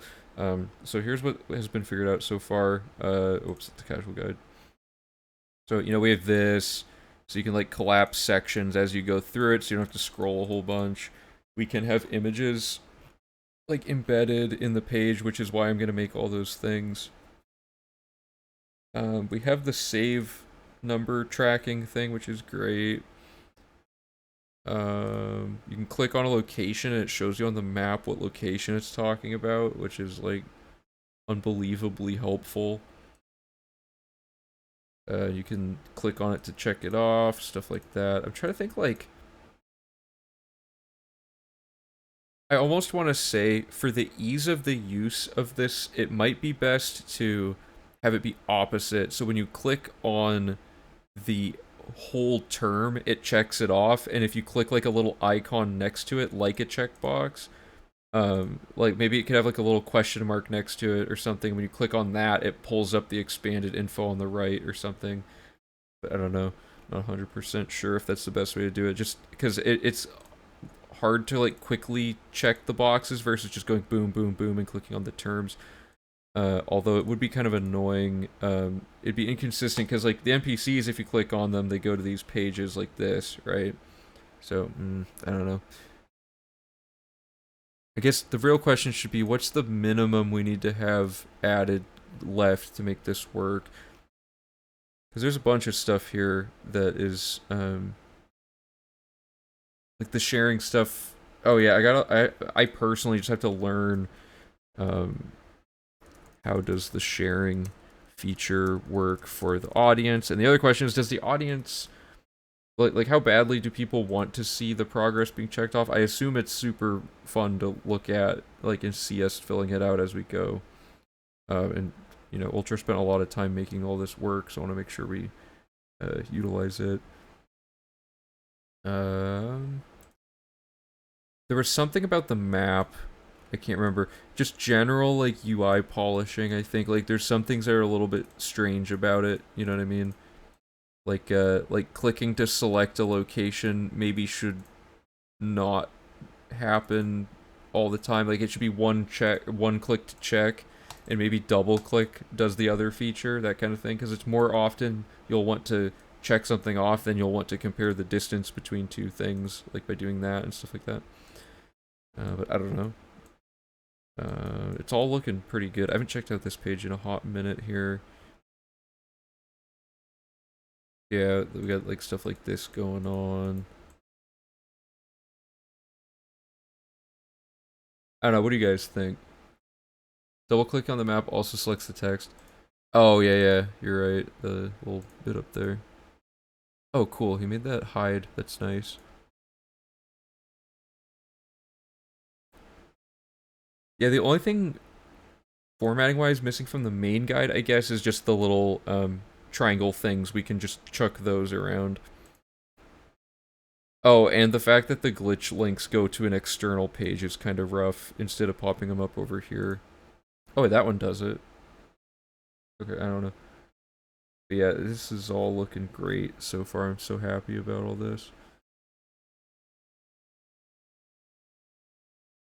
I talked to Ultra about this as like, it's really weird how when you drag this, like it's like an inverted control thing. He was just like, yeah, it's weird how some parts of web design are super easy, like loading an entire web page inside of another web page, but something simple like dragging a box is sometimes like a feature that just isn't part of like a lot of these built-in parts of HTML and JavaScript. You have to like go way out of your way to make something that works slightly different. Yeah, let me just quickly. Yeah, I basically these are like the type of circuit images I'm gonna be making. By the way, for each part where it has like A and all like A B C and all that. So, location is good. Yeah, I don't see anything super weird going on here. So I'll probably be spending a lot of time just trying to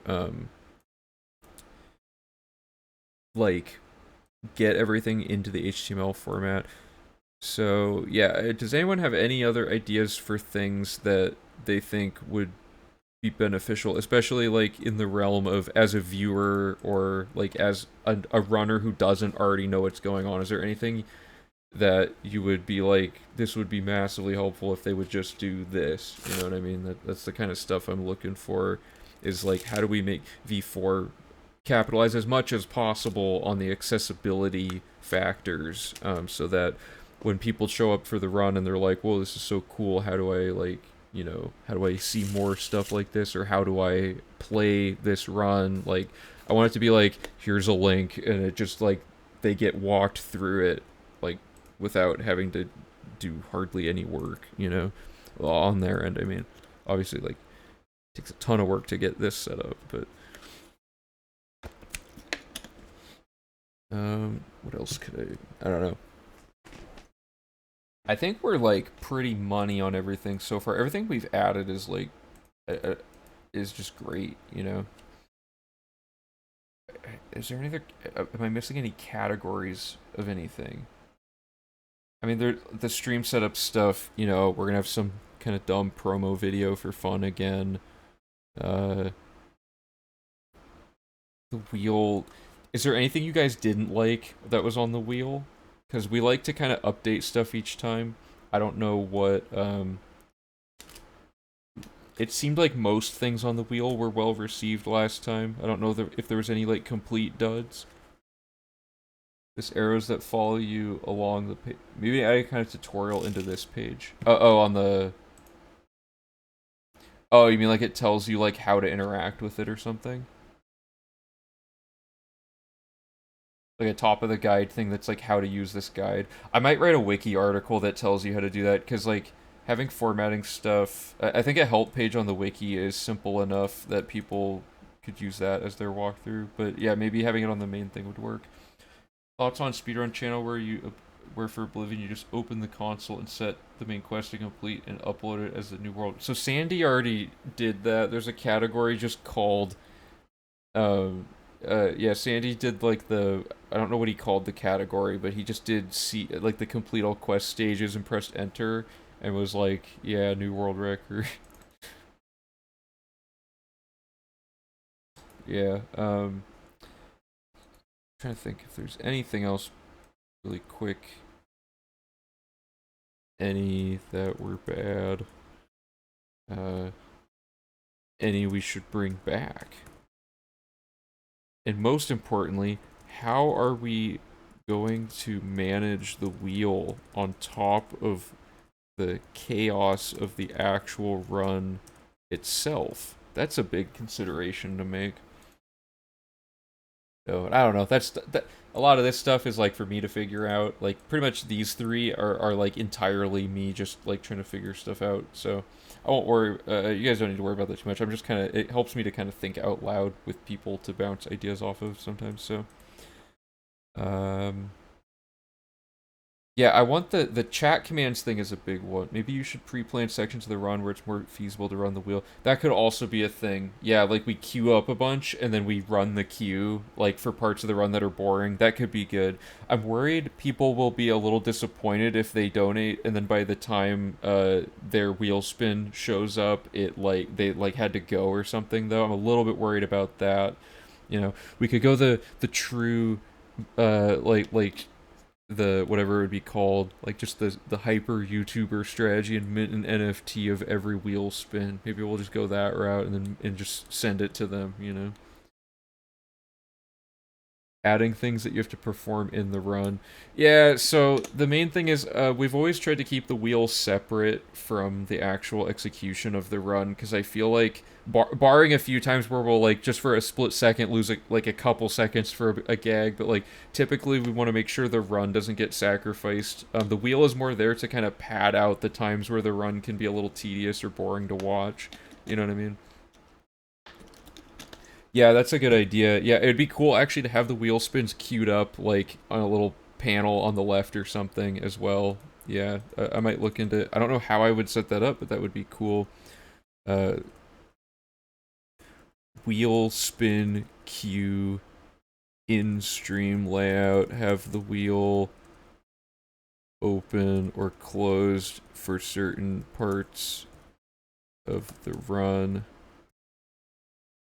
Yeah, that's the other thing is, like, 14 hours is not even really that much time to handle. Like, if we had the same amount of wheel spins from V3 that will, like, this time, in the 14 hours, we might actually, like, not even be able to fulfill them all, like accurately and play the run correctly. Like, I might just need to, we might just need to, like, increase how many people are actually, like, present for the run this time, because last time we tried to intentionally go for a stripped down setup with less people so it wasn't as, like, overwhelming, but we might need that again, having, like, a huge crew, so who knows.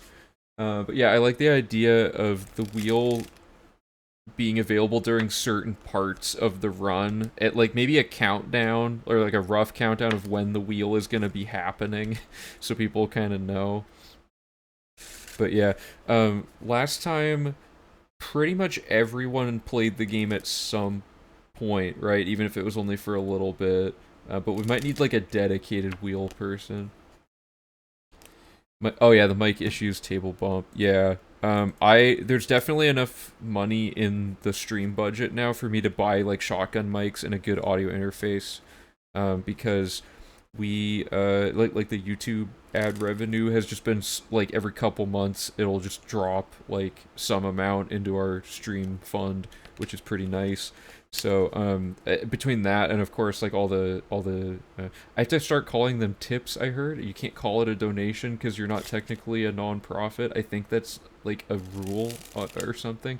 But I'm gonna call them tips now, I guess.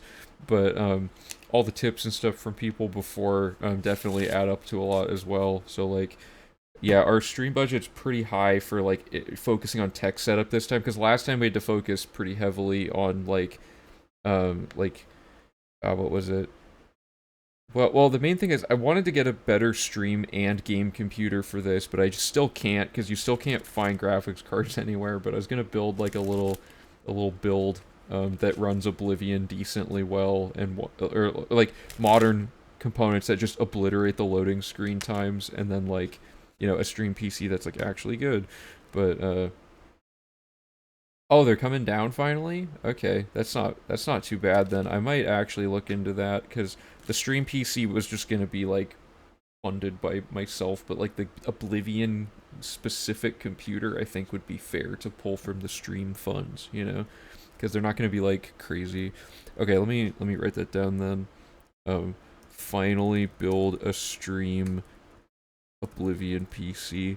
Because once we get into Skyrim down the road, if we get that far, right, the computer we've been using for Oblivion won't cut it for Skyrim, so.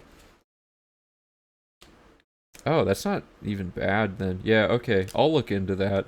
Now that I'm, like, working regularly again, I can, like, I can actually, like, afford to build a computer finally, so that's nice. I'll probably build, or at least snag a graphics card while I can.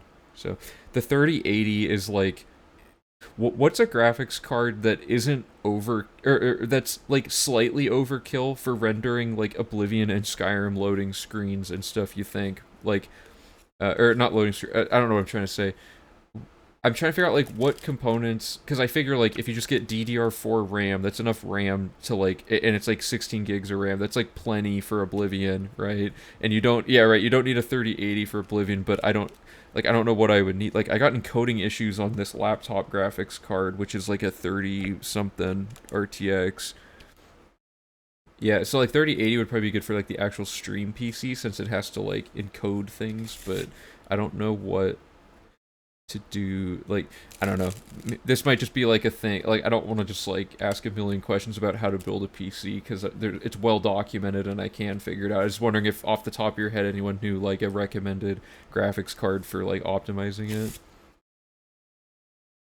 The thermal. Yeah, you're probably right. That's probably what's going on with my laptop because this thing runs really hot. So having like the specs it has might not even matter because it just heats up so badly. So I have the case for the Stream PC. I bought the case before the huge debacle where cases went up like $1 million. But I bought a case that was intentionally as like large as possible for making sure it would work for anything I would ever need. Would prefer on the PRC Live webpage requires text setup though. Sharing works by sharing URL like that. I can make custom. Okay, cool, sweet. And is there anything, like, is there anything we have to do to?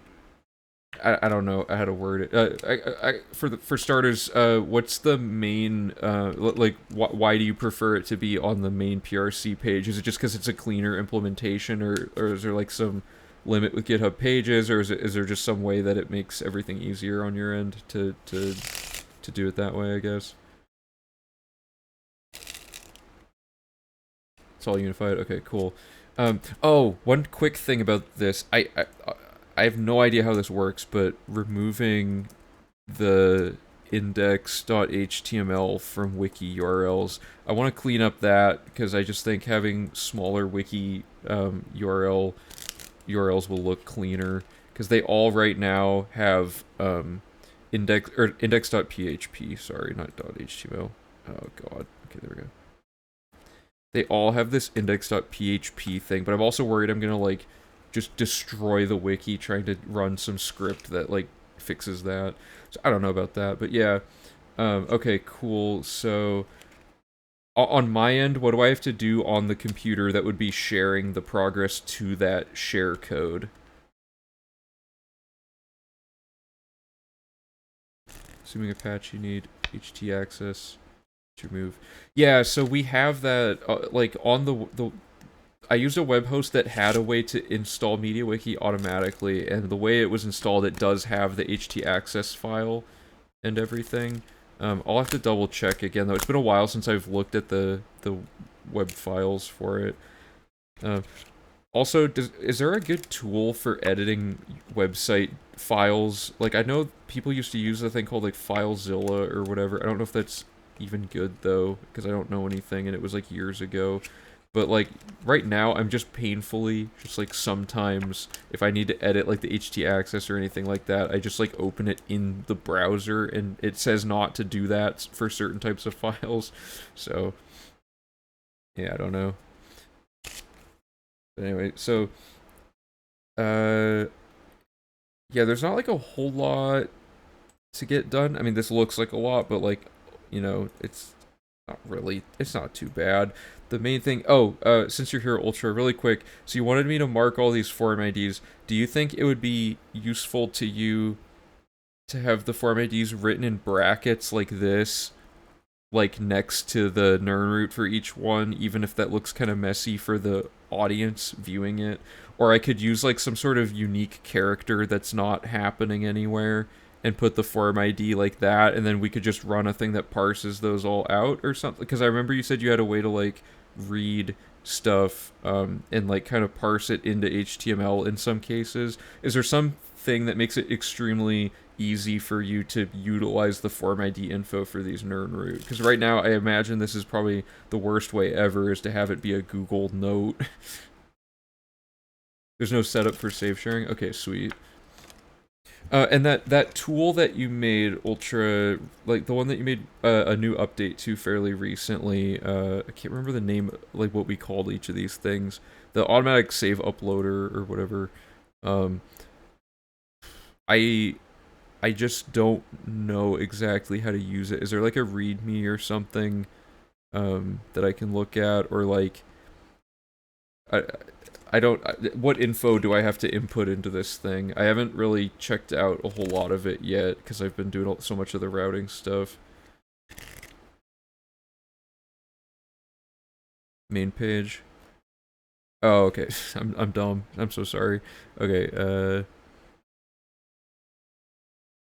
oh, I see. Yeah. So you're converting it into the file, because like on the interactive page you have, oh god, you have this. Yeah, these are your like proprietary files for interacting with your website, correct? These are not Valornan's like save file outputs. So you're taking an Oblivion save file, interfacing it through Valornan's way of reading all of the data, and then turning it into the equivalent of a checklist file read in by this. So ultimately, the website is just receiving the final file output. So locally, the stream computer that's running Oblivion will send it'll attach a file directory to the local process. The local process will create the save file, and that's the only data that's getting sent to the server, right? I think I get it, because that's brilliant, by the way. And also that's also super secure, because it's only sending like just Oblivion like junk data that doesn't include any actual like user info. So that's pretty cool. Yeah, so I gotta like just learn how all this stuff works entirely, so that I can I want to make like, this documentation's really good. Also, I might want to mirror this on the wiki as well, even though it's probably more commonly going to be seen here. I believe I already downloaded this. Finally save. Cool, nice. Okay, I'll take a look at all this stuff offline, so you guys don't have to just see me like downloading and like reading things forever. But nice. So does anyone have any other questions about any of this? Because I think for now this is a good starting point. I can also share this with people if they want to see like what all the things are that are to be done. Oh, sorry, the Nernroot form ID thing. Yeah. Just let me know at some point what you think the best way to get this written for you is, so that you can utilize it. Because you basically want it that they can check the Nernroot off in page, and it's linked to it, inherently linked to a certain form ID, right? Okay. So let's finally, this sad day, we're finally closing the class race reset page that we've been using for like months. It served us well. Is there any like crucial info that we might need to copy over? Doesn't look like it. Okay. Alright, say farewell to the class race reset page. I think we're finally done with it for now. So we'll probably use the underflow page again in the future, but most of this we won't really need anymore. So there that goes. What else we got here? So it's gonna be a while before we do because basically we need to do all of this before we, well, not this, or that necessarily, but we need to have the interactive guide, wiki, and route stuff like all done before we're gonna actually do the final test run through. Because if we find out later we had to change something within here, I have to do the whole thing again. That sets us back another like several weeks. So next time that I stream will probably not be this type of stuff. It'll be Oblivion still, but it's mostly gonna be just like some more light glitch hunting type stuff with Alekman's playlist, or like, you know, there's a bunch of fun stuff like that, or like maybe occasionally just picking a quest and diving deep into like how the coding of it works and seeing if we can like find optimizations for it, because we've done that with a few quests, but we haven't done it with every quest. It might be fun to pick a few like specific quests and try to learn exactly how they work and just like knock those out. The other option is we can actually start a little bit on brainstorming Skyrim stuff. I'm not super far into the thought process of Skyrim, but I do have some spreadsheet stuff kind of figured out, and I think Skyrim is probably going to be very like underdeveloped tool-wise on purpose, so we're not committing to anything super hard and then finding out it has to change later. So Skyrim is going to just be, you know, a Google Sheet checklist like the original Oblivion run stuff, and it's just going to be a Google Doc for the guide. It's not going to be anything crazy, just because V1 of everything is always going to have to be, you know, just kind of winging it a little bit and seeing what works and what doesn't work about the category and then refining it. So, yeah, just... if you guys have any preference on that stuff, let me know, like on Discord and stuff. I'm gonna probably start with Electman's Glitch playlist, but then I do want to have Skyrim, like, not, like, even close to done or anything, but at least, like, announce that we have our roadmap for it, like, by the end of the V4 stream, so we can kind of plug that at the end to get people who are interested in Skyrim kind of over to the Skyrim routing process, because we kind of need to recruit the Skyrim savvy people for that. Honestly, now that the format is set up, a Skyrim interactive checklist is just as easy as replacing the JSON files. Okay, yeah, that's not too bad then. I mean, it's more like I'd feel bad if, like, programming people did a bunch of programming stuff and then we find out, like, an entire requirement needs to be completely changed, because Oblivion requirements changed between version 1 and 2, like, once we realized some of the stuff was pointless or didn't work or whatever, you know? So, what is it? Heaven Stones in Nirnroot Circuit. Probably important. Quino, hey, how's it going? Watching YouTube videos lately, great videos. Oh, thanks so much. Yeah, it's been a while since I've made a YouTube video. I looked at my, my account the other day and I was like, oh no, it's been 100 days since I put out that video about the Sanguine thing. And I was like, well, first of all, how did 100 days pass since then? That felt like that was, like, last week. And, like, I don't know. I gotta just I'll probably focus more on YouTube stuff in my free time, when I have it now. And take a slight break from stream stuff, just because now there's a lot of behind-the-scenes stuff that needs to get done.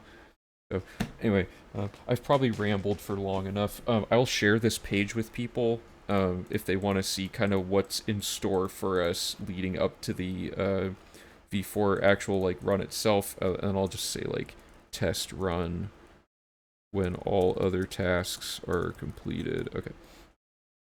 Yeah, this is good. This is really good progress. Huge, like ending point for today. I'm really excited to get split data down the road, because this was a huge improvement. There's no way something like the Dark Brotherhood is going to take an hour this time, you know what I mean? Like, all this stuff is going to be crazy fast.